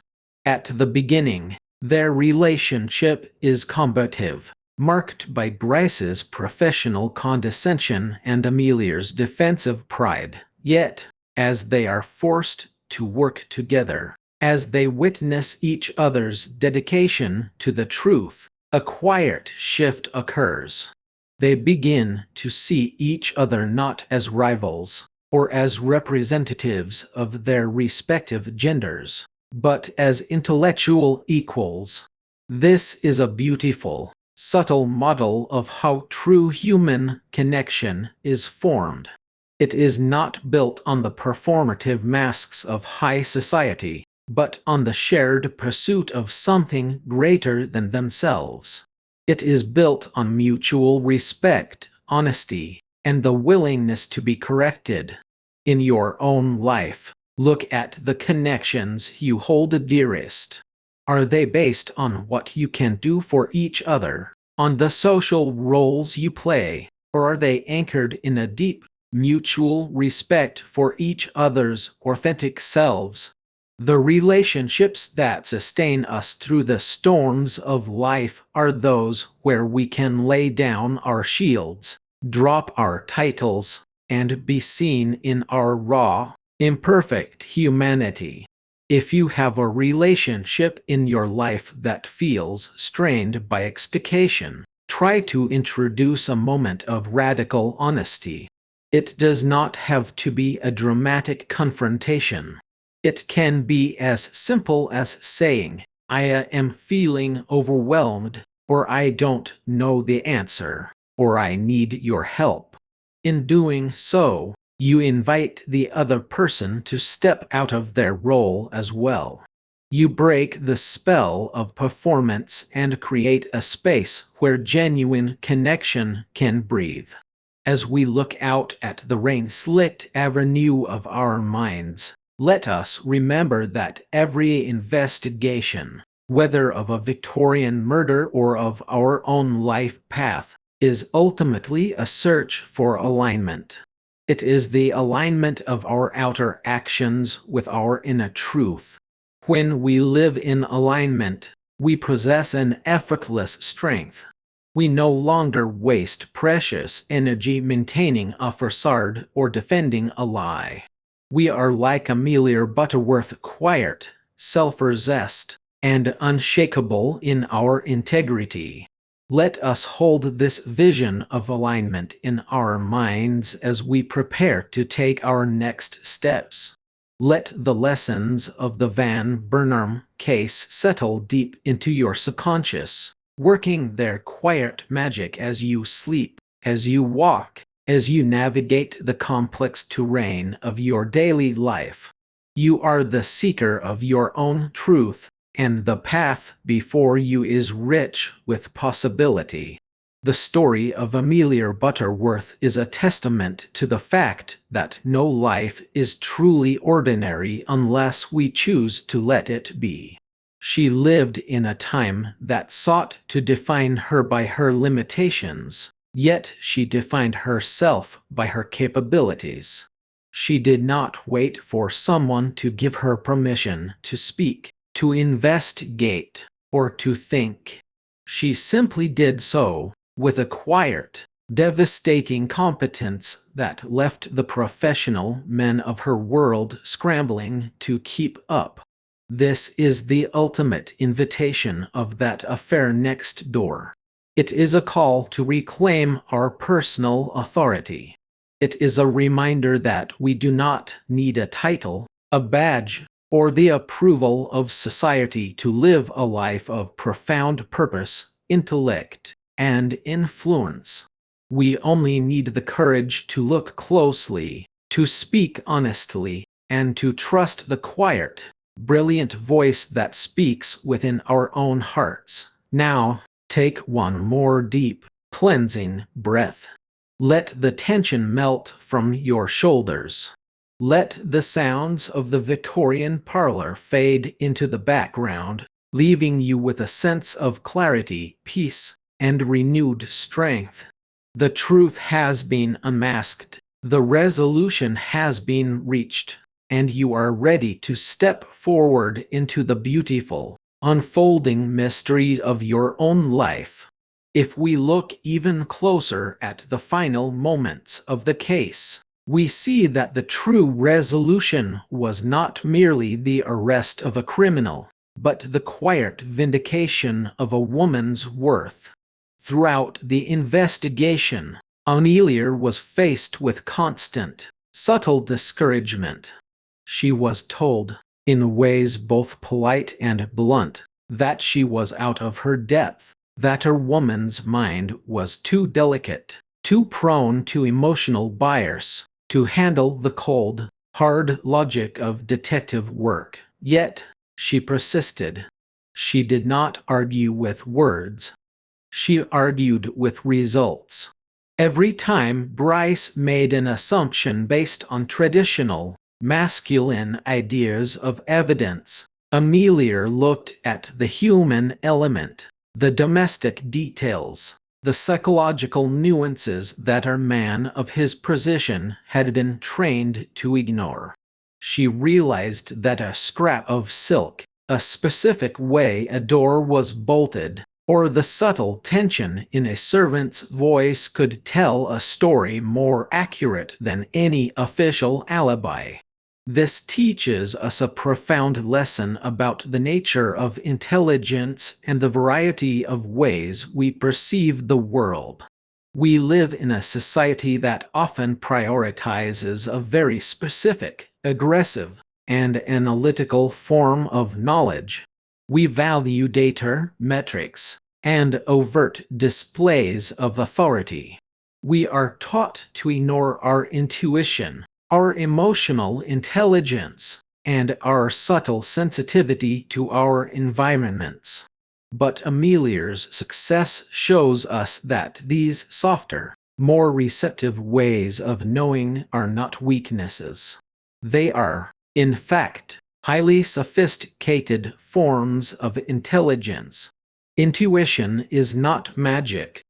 It is the brain's ability to process thousands of subtle, subconscious cues and synthesize them into a sudden flash of understanding. Emotional intelligence is not sentimentality. It is the capacity to read the unspoken needs, fears, and motivations of others, giving us a deep, compassionate insight into why people do what they do. If you have ever been told that you are too sensitive, too emotional, or that you rely too much on your gut feelings, I want you to reconsider that judgment. Your sensitivity is not a liability. It is a highly tuned instrument. It is your radar, your compass, your unique way of navigating the world. To cultivate this instrument, start by paying closer attention to your physical sensations when you are making decisions or interacting with others. Notice the tightening in your chest when something feels off, or the sudden, warm sense of ease when you are in the presence of someone genuine. Do not dismiss these feelings as irrational.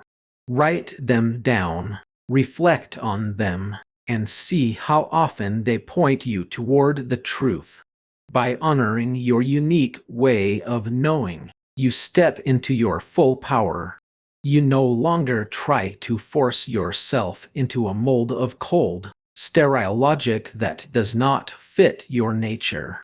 You become like a mirror, combining a sharp, disciplined mind with a deep, intuitive understanding of the human heart. This combination is unstoppable. It allows you to see through the most sophisticated deceptions and find the truth that lies hidden beneath. As the night deepens, let us allow the spirit of Amelia Butterworth to inspire us. Let us be brave enough to trust our own perceptions, even when they run contrary to the opinions of the experts or the demands of the crowd. Let us be patient enough to observe, quiet enough to listen, and strong enough to stand by the truth we uncover. The Van Burnham case is closed, its files tucked away in some dusty archive of the mind, but its echoes remain.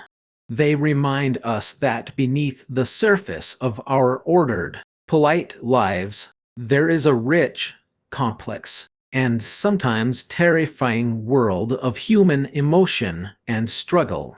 We cannot control the actions of others, nor can we completely erase the expectations of the society we live in. But we can control how we respond.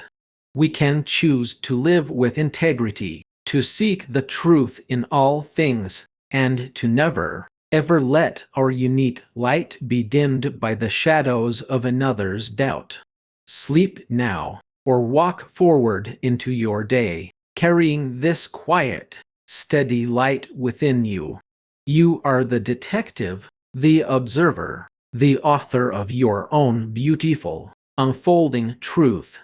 Let us prepare for the next step of our journey, knowing that whatever mysteries lie ahead, we have the strength, the wisdom, and the clarity to face them with grace. As we look ahead, we can almost see the horizon of our next destination. It is a place of deep shadows and brilliant insights, where we will continue to unravel the mysteries of literature and the human soul. But for now, let this chapter rest.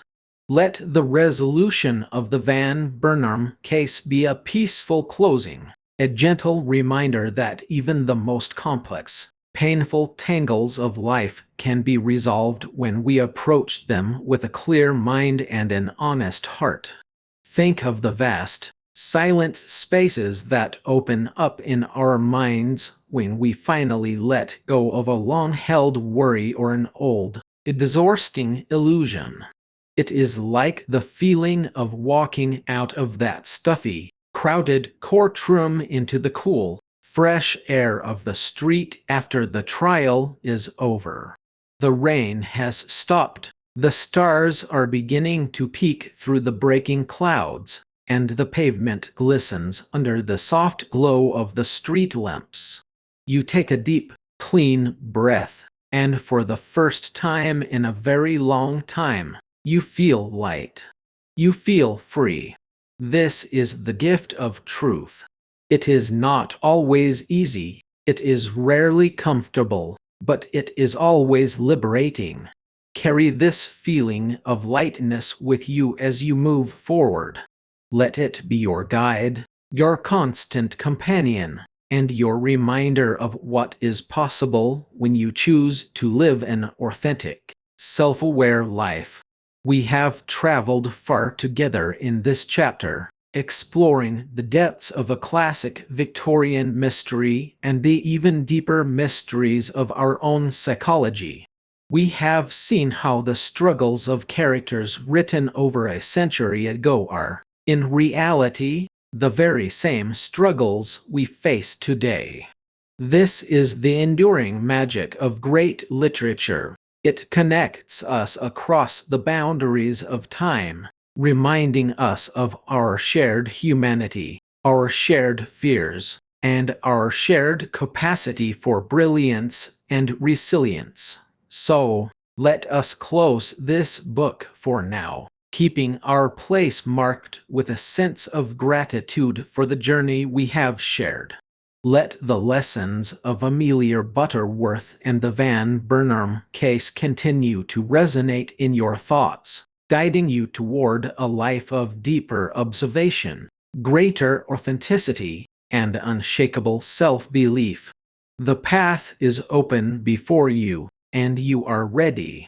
Imagine the quiet satisfaction of Amelia Butterworth as she sits in her parlor, the evening paper resting on her lap, the fire casting warm, dancing shadows across the room. She has done her duty. She has remained true to herself. She did not seek fame, nor did she ask for a reward. Her satisfaction comes from within, from the knowledge that she used her mind to bring justice to a world that tried to tell her she was powerless. Let this be your goal as well, to find your validation not in the applause of the crowd, but in the quiet, private knowledge of your own integrity. When you can look at yourself in the mirror at the end of the day and know that you have lived honestly, observed deeply, and loved genuinely, you have achieved a success that no social standing can match and no failure can diminish. As we transition into the next movement of our shared experience, let the silence of this resolution wash over you. Let it soothe your mind, calm your heart, and prepare you for whatever adventures lie ahead. The world is full of secrets, yes, but it is also full of truth, waiting to be discovered by those with the courage to look. Keep your lantern lit, dear listener, and let us continue our journey together, one step, one breath, one beautiful truth at a time. Your turn to investigate. Joining the sleuth's circle. Take a deep breath. Let the air fill your lungs, and as you slowly release it, allow the heavy, bustling noise of the modern world to simply fade into the background. Imagine, if you will, a quiet evening in late autumn. The rain is a steady, rhythmic patter against the tall, arched window panes of an old brownstone house in New York, sometime near the turn of the 20th century. Inside, the only light comes from the gentle, amber flicker of a dying hearth and the soft, warm glow of a single brass reading lamp. The air smells faintly of beeswax, old leather-bound volumes, and the distant, comforting scent of cedar wood and dried lavender. You are sitting in a deep, plush velvet armchair. Across from you is an empty hearth, but in your mind, the embers are still glowing, casting long, dancing shadows across the patterned wallpaper. It is in this quietude, this liminal space between the past and the present, that we find ourselves at a threshold. We are standing on the precipice of a great cooperative endeavor, a quiet revolution of the mind. For hours, we have walked alongside Miss Amelia Butterworth. We have watched her adjust her spectacles, smooth down her immaculate silk skirts, and peer through her lace curtains at the mysterious house next door. We have felt the thrill of her quiet discoveries and the sting of the skepticism she faced from a world that preferred women to be mere ornaments rather than observers of the human soul. But now, the narrative takes a profound, almost breathless turn. The page turns, but the hand that turns it is no longer just mine. It is yours. This chapter is not merely a continuation of a story told. It is an open invitation, a hand extended across the decades, welcoming you into the sleuth's circle. To read or listen to a classic mystery is to engage in a silent, intellectual dance with the author, but to truly investigate is to step onto the floor yourself. Why do we feel this deep, almost desperate urge to solve the unsolvable? Why do we find a strange, comforting solace in the dark corners of a literary crime scene? Perhaps it is because our lives are so often cluttered with unresolved mysteries of our own. We face unsaid words, broken relationships, and the quiet, haunting question of why people do the things they do. In the structured, elegant world of early detective fiction, we find a promise. We are promised that no matter how chaotic the crime, no matter how deep the shadow, there is a thread of logic, a spark of human understanding that can bring the truth into the light. And today, you are being asked to hold that thread. You are being asked to step out of the audience and into the light of the parlor, to take up the magnifying glass of your own intuition, and to join a legacy of thinkers who refuse to let the truth remain hidden. Think of this as your initiation into a select society of observers. The sleuth's circle is not a physical place, but a state of mind. It is a sanctuary for those who notice the things others discard as trivial. It is a home for the sensitive souls who understand that a tilted picture frame, a slightly misplaced teacup, or a sudden, momentary pause in a neighbor's greeting can hold the key to a person's deepest secrets. As we embark on this collaborative chapter, I want you to feel the weight of your own capacity for insight.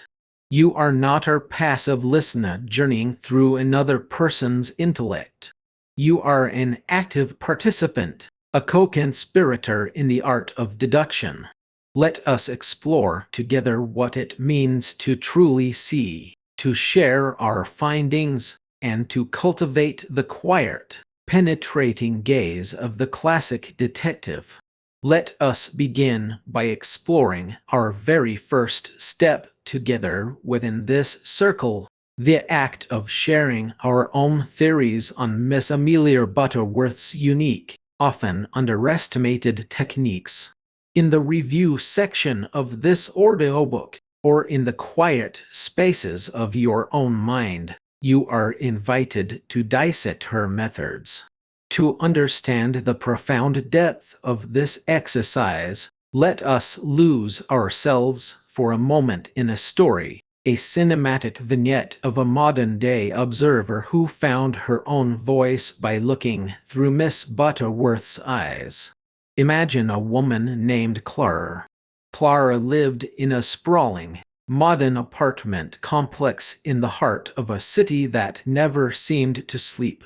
Her life was a blur of digital notifications, emails, and the constant, numbing chatter of social media. Yet, despite being surrounded by millions of people, Clara felt an aching, profound sense of isolation. She felt invisible. Her coworkers looked through her Her busy neighbors hurried past her in the lobby without a glance. One rainy Tuesday evening, seeking refuge from the cold digital glare of her laptop, Clara began listening to the stories of Miss Amelia Butterworth. She listened to how this Victorian spinster, overlooked by the police and dismissed by society as an interfering busybody, used her very invisibility as her greatest weapon. Miss Butterworth did not have a badge or a gun, but she had an extraordinary, razor-sharp understanding of domestic patterns. She knew exactly when the postman should arrive. She knew the precise state of cleanliness a respectable parlor should maintain, and she understood that the smallest deviation from these norms was a crack through which the truth could be glimpsed. Inspired, Clara began to look at her own world differently. The next morning, instead of staring down at her phone while waiting for the elevator, she looked up. She noticed the slight, nervous tremor in the hands of the young man from apartment 4B as he clutched a leather portfolio. She observed the tiny, damp smudge of yellow clay on the heel of the elderly woman's shoe from 3C, a detail that was highly unusual, given that there had been no rain for days, except in the botanical gardens 3 miles away. Clara did not use these observations to pry or to gossip. Instead, she began to form hypotheses, testing her theories against the gentle, unfolding patterns of her daily life. When she finally struck up a conversation with a young man in 4B, she discovered he was preparing for a life-altering audition at the music conservatory, his hands trembling with the weight of his dreams. When she spoke to the woman from 3C, she learned of her secret: early morning walks to the green sanctuaries of the city to heal her grieving heart.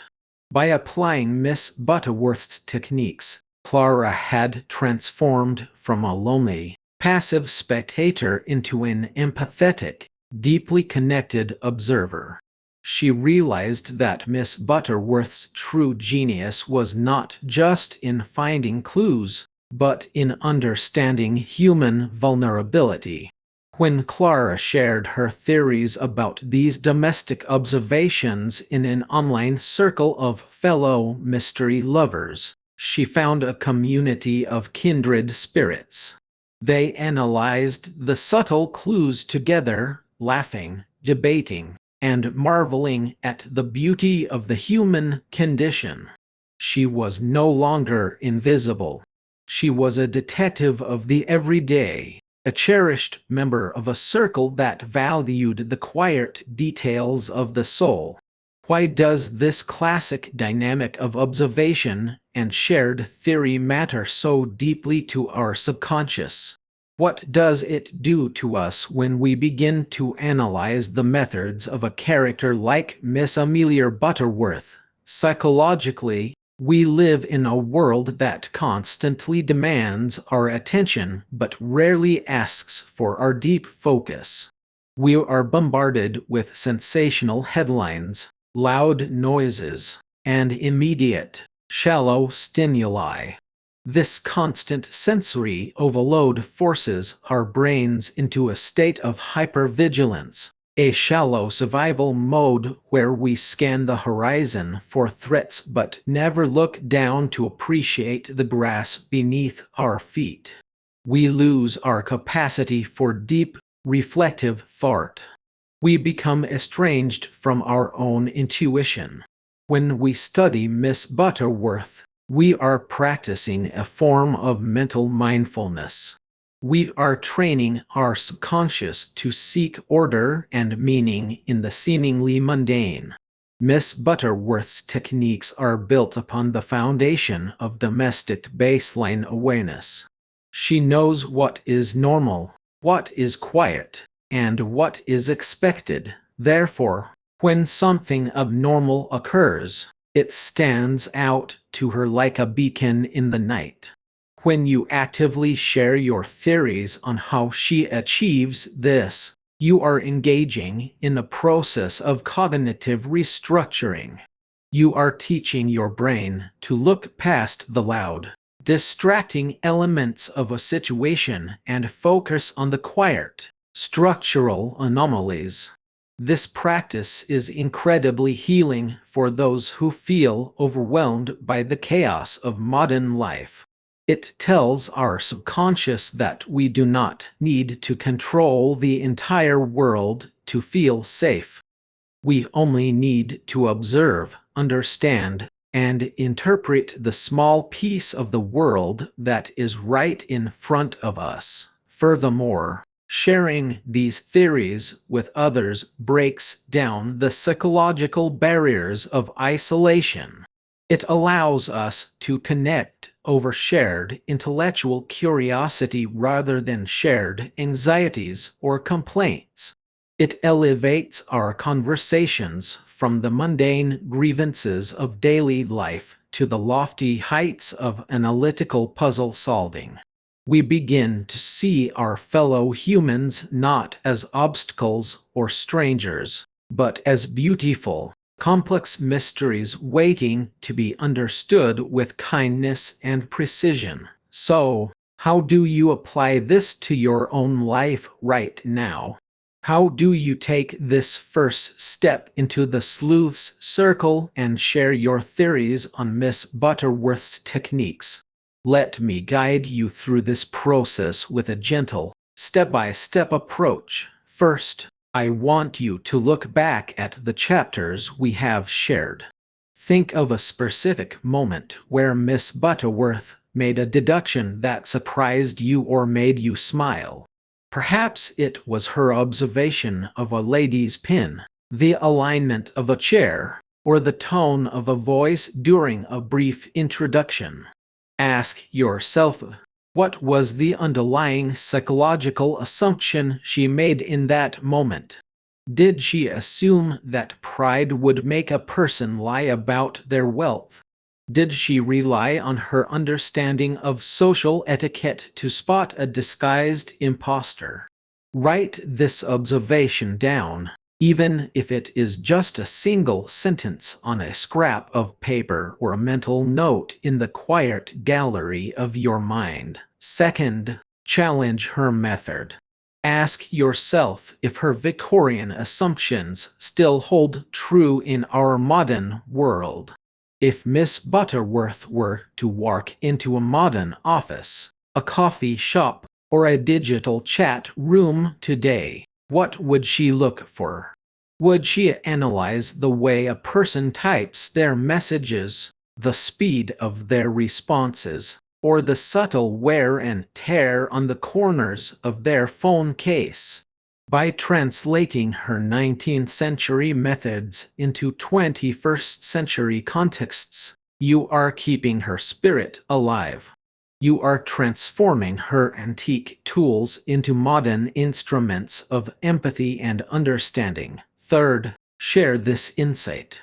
Go to the review section of this audiobook, or find a quiet forum where lovers of classic mystery gather. Do not worry about sounding like a professional scholar or a seasoned literary critic. Speak from the heart. Share the specific moment that resonated with you, and offer your unique theory on why Miss Butterworth's quiet, observant domesticity is actually a form of quiet genius. By doing so, you are laying down a brick in the foundation of this community. You are letting another listener, perhaps someone sitting in their own quiet room miles away, know that they are not alone in their love for the delicate, forgotten art of observation. Now, let us turn our attention to our second key point, the invitation to subscribe and continue our exploration of classic, female-led mystery analysis. To some, The act of clicking a button or joining a subscriber list may seem like a trivial, modern transaction. But within the context of the sleuth's circle, it is a deeply symbolic gesture. It is a commitment to a journey of continuous intellectual growth and a reclamation of a narrative that has too often been overshadowed by more aggressive, violent forms of storytelling.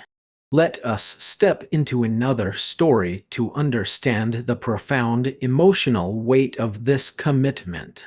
Let us travel back in time to the year 1897. Imagine a young woman named Margaret, living in a cramped, drafty apartment in a bustling, soot-stained industrial town.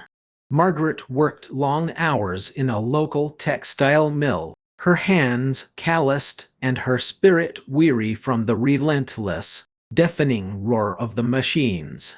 Society had already decided who Margaret was and who she would always be: a face in the crowd, a cog in the industrial machine, a woman whose opinions, dreams, and intellect were of no consequence to the world.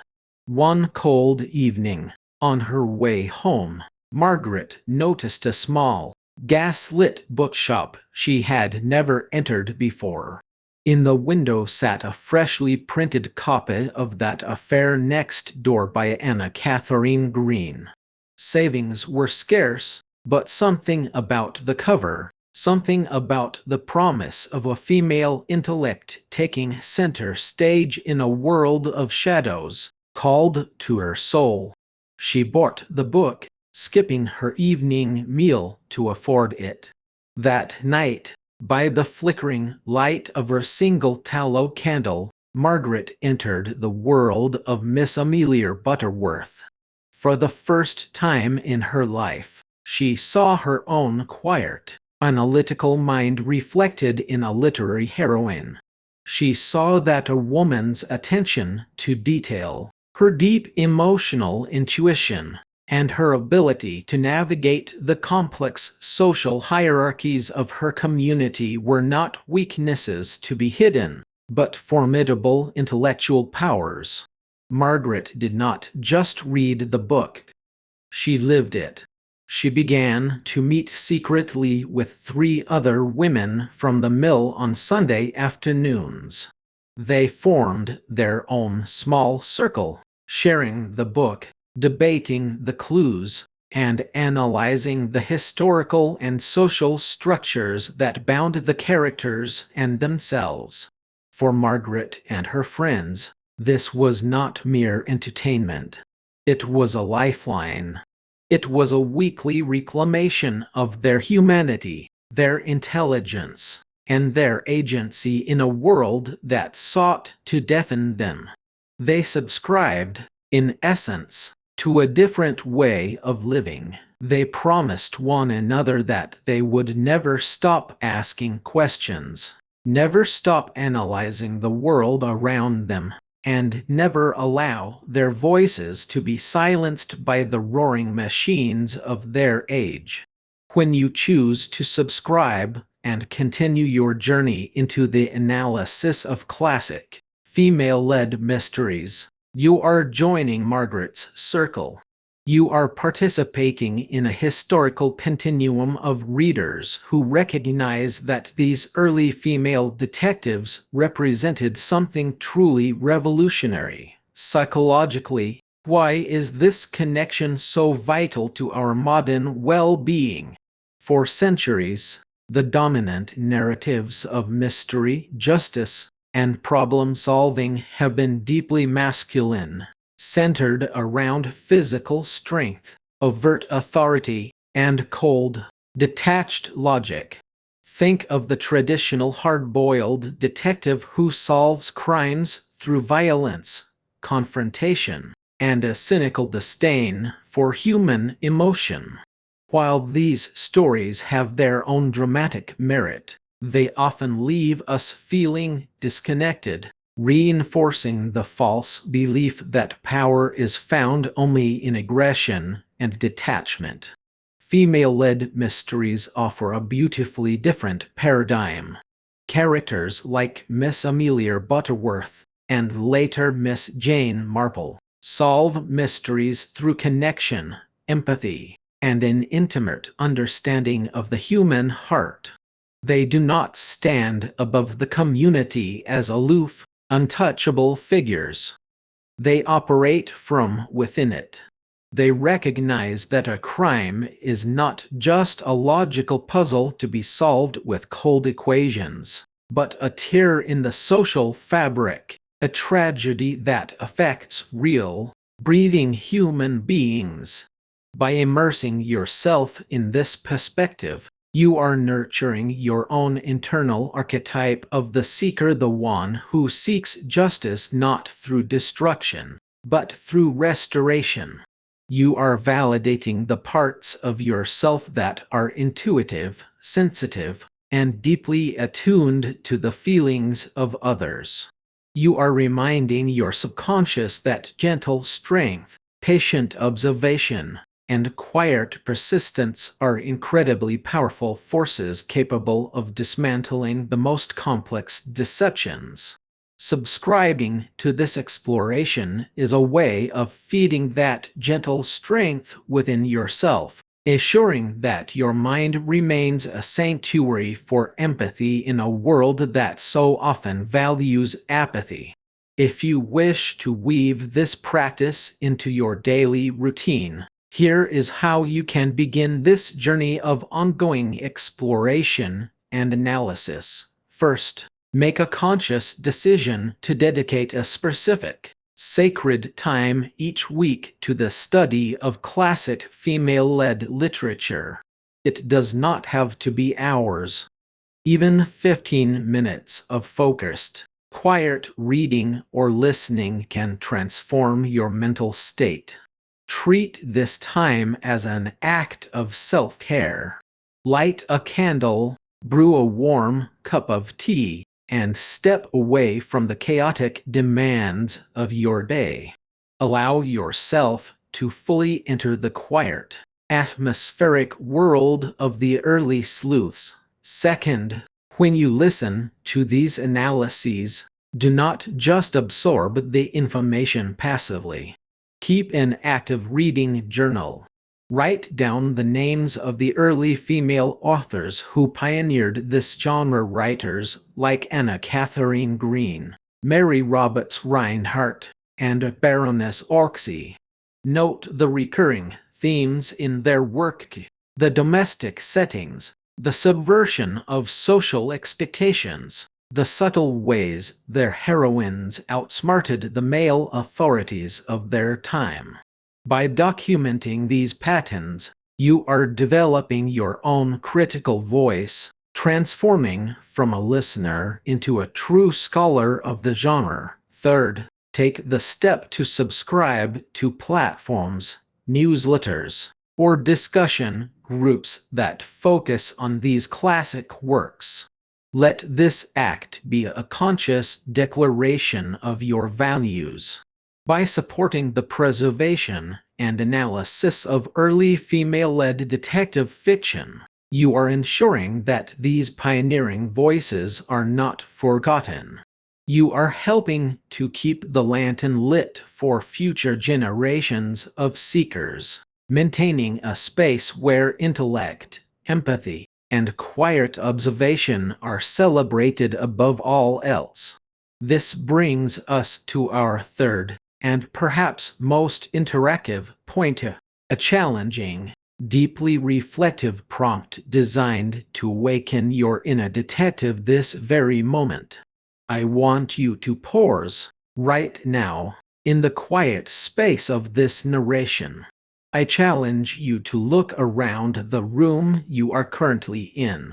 Scan your surroundings with the cool, analytical, yet deeply compassionate eyes of Miss Amelia Butterworth. I want you to find one anomalous detail, one single thing in your current environment that is out of place, slightly askew, or rich with an untold story. Once you have found it, I invite you to share it, to comment below, and to tell us the story of this quiet anomaly. To show you how powerful this simple exercise can be, let me share a story of a man who found his life transformed by noticing a single, unexpected detail in his own home. His name was Julian. Julian was a successful architect who spent his days designing massive, sleek, hypersymmetrical glass towers. He was a man obsessed with perfection, order, and control. His own home was a reflection of this obsession, a minimalist, pristine apartment where every book was aligned by height, every cushion was perfectly plumped, and every surface was free of dust. Julian believed that by controlling his physical environment, he could shield himself from the messy, unpredictable pain of human emotion. He had recently suffered a profound loss, the passing of his estranged father, a whimsical, chaotic artist with whom Julian had not spoken in years. Julian had buried his grief beneath a mountain of blueprints, convincing himself that he was fine, that his life was perfectly ordered. One evening, while sitting in his immaculate study, Julian listened to a classic mystery podcast. The narrator challenged the listeners to spot one anomalous detail in their room. Julian smiled condescendingly, confident that in his perfect apartment there were no anomalies. But he decided to play along. He stood up and slowly walked around the perimeter of his study, his eyes scanning the shelves and the desk. And then his gaze stopped there, on the very top shelf of his bookcase. Sitting atop a row of pristine architectural journals was a small, dusty, faded red cardboard box. It was slightly crooked, misaligned with the perfect edges of the shelf. Julian felt a sudden, sharp tightening in his chest. He had no memory of putting it there. He reached up, his fingers brushing against the dust, and brought the box down into the light. With trembling hands, he opened it. Inside was a collection of bizarre, mismatched items: a rusted iron key, a dried-up pine cone, a single, hand-drawn sketch of a tiny sparrow, and a handwritten note in his father's messy, artistic scrawl. The note read, "For Julian, who always looked at the sky, to remind him to look at the ground." As Julian held the dried pine cone, the dam of his grief finally broke. The anomalous, dusty box had shattered his illusion of perfect control, forcing him to confront the messy, beautiful, and painful reality of his love and grief for his father. He realized that the box had been placed there by his sister months ago during the quiet chaos of their father's packing, and he had simply filtered it out of his awareness because it did not fit his narrative of perfection. By noticing that one crooked detail, Julian began his true journey of healing. He realized that life's deepest truths are not found in the perfect, symmetrical lines we draw, but in the small, dusty anomalies we try so hard to ignore. Why does our subconscious mind filter out these anomalies, and why is it so vital for our psychological health to actively seek them out? The human brain is a magnificent, highly efficient filtering machine. Every second, we are bombarded with millions of bits of sensory information: the hum of the refrigerator, the texture of our clothing, the pattern of shadows on the wall. To prevent us from being completely overwhelmed, Our brains create cognitive shortcuts called schemata. A schema is a mental blueprint of what a room, a situation, or a person should look like. Once our brain establishes a schema for our living room, it stops actually looking at it. It merely projects the mental blueprint onto our eyes, allowing us to move through the space without using precious cognitive energy. While this habituation is useful for survival, it has a devastating side effect. It makes us blind to our own lives. We stop seeing the beauty, the changes, and the warning signs in our environments and in our relationships. We run on autopilot, living in a world of mental projections rather than physical reality. This blindness often extends to our internal world. We build mental schemata of who we are, ignoring the subtle, anomalous feelings of sadness, desire, or weariness that do not fit our established self-image. When you challenge yourself to find one anomalous detail in your room, you are performing a gentle act of cognitive rebellion. You are forcing your brain to dismantle its shortcuts, to stop projecting, and to start truly observing. You are waking up your prefrontal cortex, the seat of conscious attention and creativity. By finding and sharing these details, you are practicing the very core of Miss Butterworth's philosophy, that nothing is too small to be worthy of your attention. You are telling your subconscious that your immediate, physical world is rich with meaning, story, and life. You are training yourself to be a detective of your own existence, reclaiming the childlike wonder that comes from looking at the world with fresh, unconditioned eyes. So, let us perform this experiment together. I want you to look around your room right now. Do not rush. Let your gaze drift slowly, like a spotlight moving across a dark stage. Is there a book on your shelf that is slightly tilted, leaning against its neighbors as if whispering a secret? What is the title of that book, and why did you choose to place it there? Is there a shadow on the wall that takes on a strange, poetic shape as the sun sets or the street lamps turn on? Is there a single, forgotten coffee mug sitting on a side table, its dry rings forming a map of a conversation you had hours ago? Is there a speck of dust dancing in a stray beam of light? Or perhaps a small scratch on the wooden leg of your desk that tells the story of a moving day long ago? Once you have identified your anomaly, do not keep it to yourself. Write it down in the comments or share it with someone you love.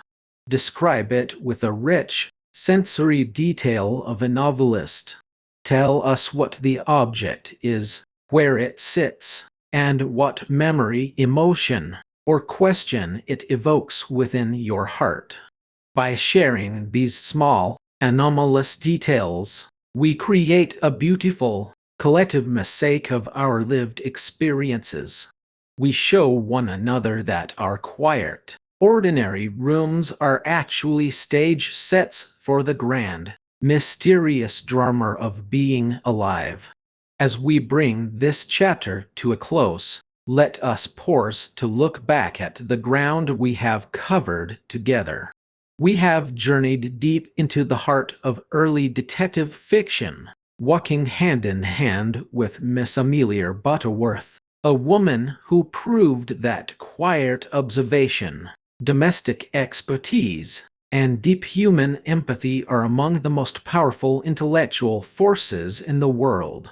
We have explored the beautiful, life-changing power of sharing our theories, realizing that when we analyze her methods, We are training our own minds to find order, meaning, and connection in a chaotic world.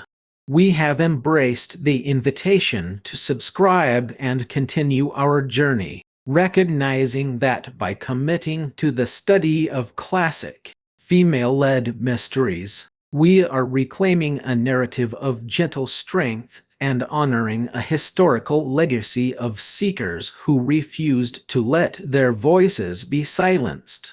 And finally, we have challenged ourselves to look at our immediate surroundings with fresh, detective-like eyes, discovering that the small, anomalous details in our rooms are often portals to our deepest memories and emotions.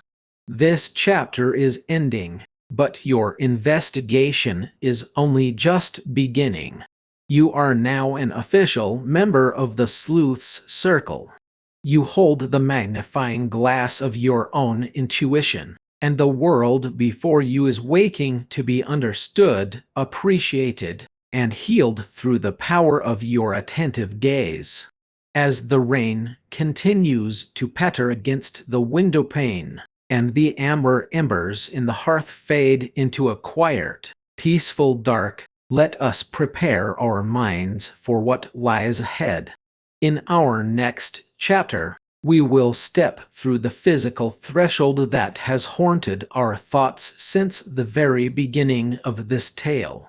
We will cross the narrow, damp strip of lawn that separates Miss Butterworth's quiet sanctuary from the dark, silent house next door. We will hear the heavy oak door creak open on its rusted hinges. We will smell the dust of a closed house, the scent of old wood, and the chilling, unmistakable aroma of a secret long kept in the dark. The air will grow colder, and the shadows will stretch longer, but you need not fear. You have the tools, the community, and the sharp, radiant light of your own intellect to guide you. Keep your eyes open, your heart soft, and your mind sharp. The door next door is swinging open, and it is time for us to step inside. Let us walk together into the quiet, thrilling mystery of the next chapter. The transition from the safe parlor of Miss Butterworth to the dark, cavernous interior of the neighboring house is not just a change of location. It is a profound shift in our psychological journey. As we stand at the threshold, watching the door drift open on its hinges, we must ask ourselves, what are we truly searching for when we enter these dark, forbidden places? Is it merely the thrill of the chase, the intellectual satisfaction of putting together a puzzle, or is it something much deeper, a quiet, subconscious urge to confront the shadows within ourselves?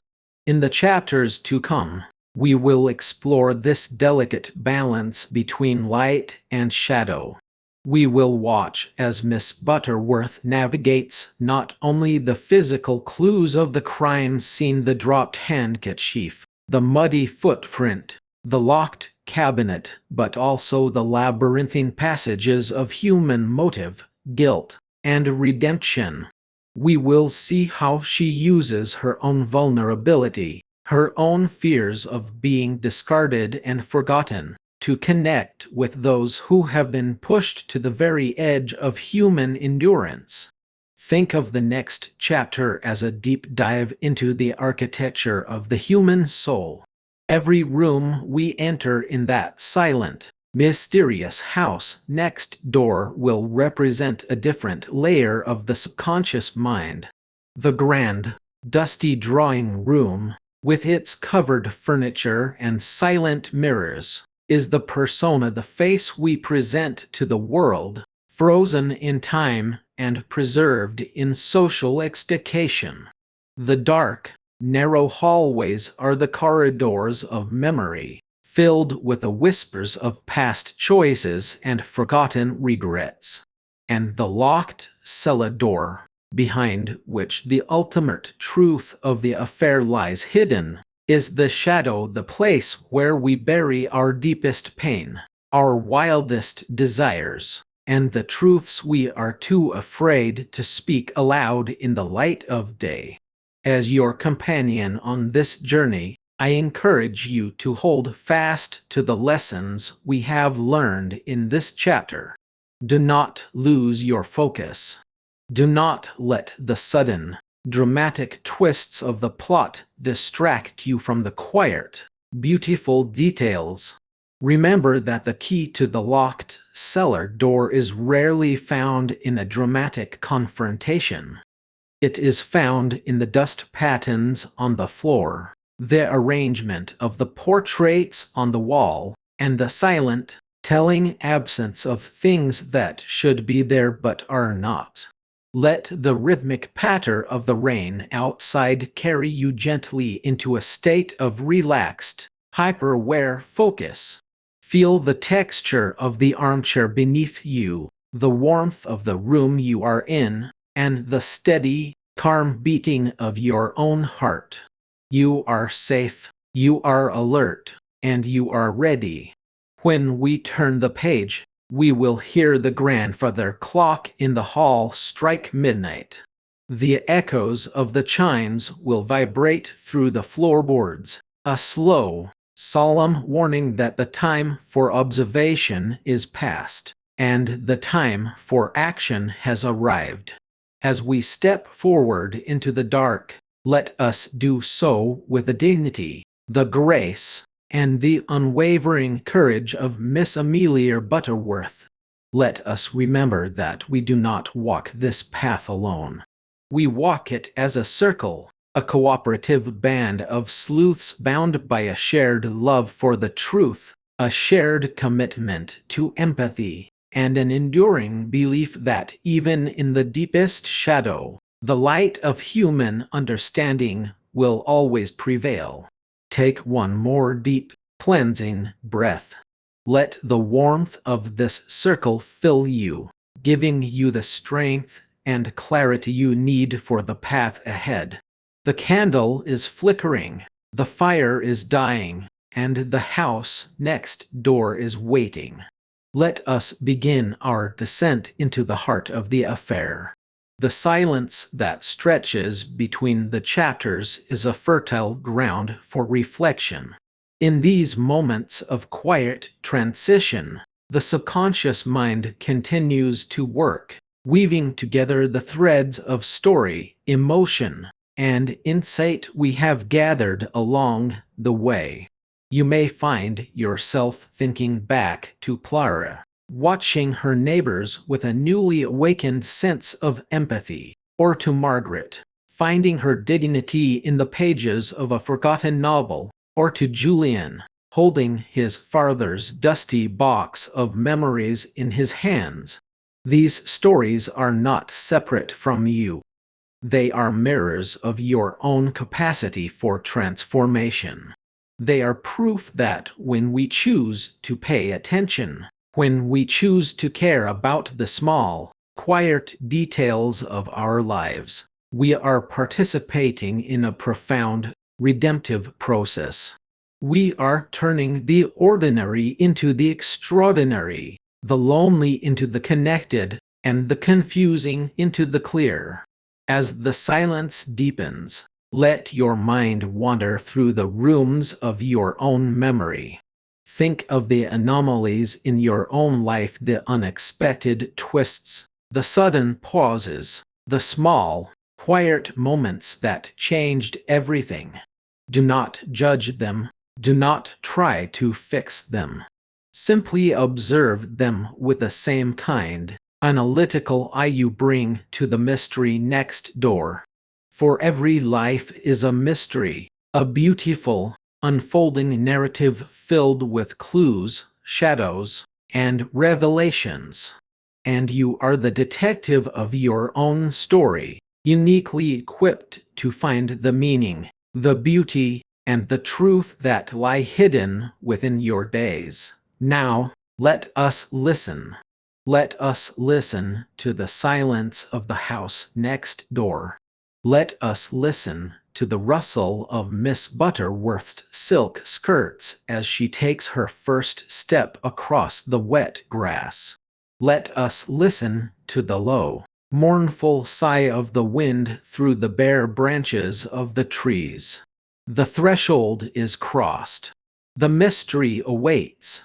Let us step together into the shadows of the next chapter, where the secrets of the affair next door are waiting to be brought, gently and inevitably, into the light.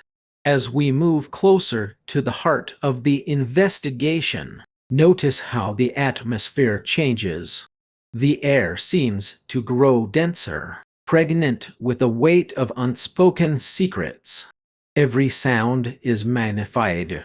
The soft, rhythmic ticking of a pocket watch, the dry rustle of old letters being turned over in trembling hands, the sudden, sharp creak of a floorboard in an empty room. These are the sensory textures of suspense, the delicate threads that bind our attention to the page. But they are also invitations to deepen our presence. In the silence of your own space, try to cultivate this same quality of acute, meditative listening. Can you hear the subtle, quiet sounds of your own home, the gentle hum of the walls, the distant, muffled pulse of the street, the soft whisper of your own breath? By aligning your internal state with the atmospheric focus of the story, you are not merely listening to an audiobook. You are participating in a shared meditation. You are training your nervous system to find a state of calm, concentrated awareness, a quiet oasis of attention in a world of endless distraction. This level of deep attention is where true intuition is born. It is the state of mind that allowed Miss Butterworth to notice the tiny, almost invisible discrepancy in the arrangement of the parlor cushions that ultimately dismantled a murderer's alibi. It is the state of mind that allows us, in our own lives, to perceive the silent cries for help from our loved ones, the subtle shifts in our own emotional landscapes, and the quiet, guiding whispers of our own wisdom. As we stand before the open door of the neighboring house, let us carry this spirit of profound attention with us. Let us look not just at what is visible, but at what is hidden. Let us listen not just to what is said, but to what is left unspoken. The house next door is a monument to the secrets we keep from one another and from ourselves. But as we step across its threshold, we do so with the confidence of those who know that no secret can remain hidden forever when confronted by a mind that is fully awake, a heart that is fully open, and a spirit that is committed to the quiet, relentless pursuit of the truth. Step forward now. The darkness of the hallway is vast, but the lantern in your hand is steady and bright.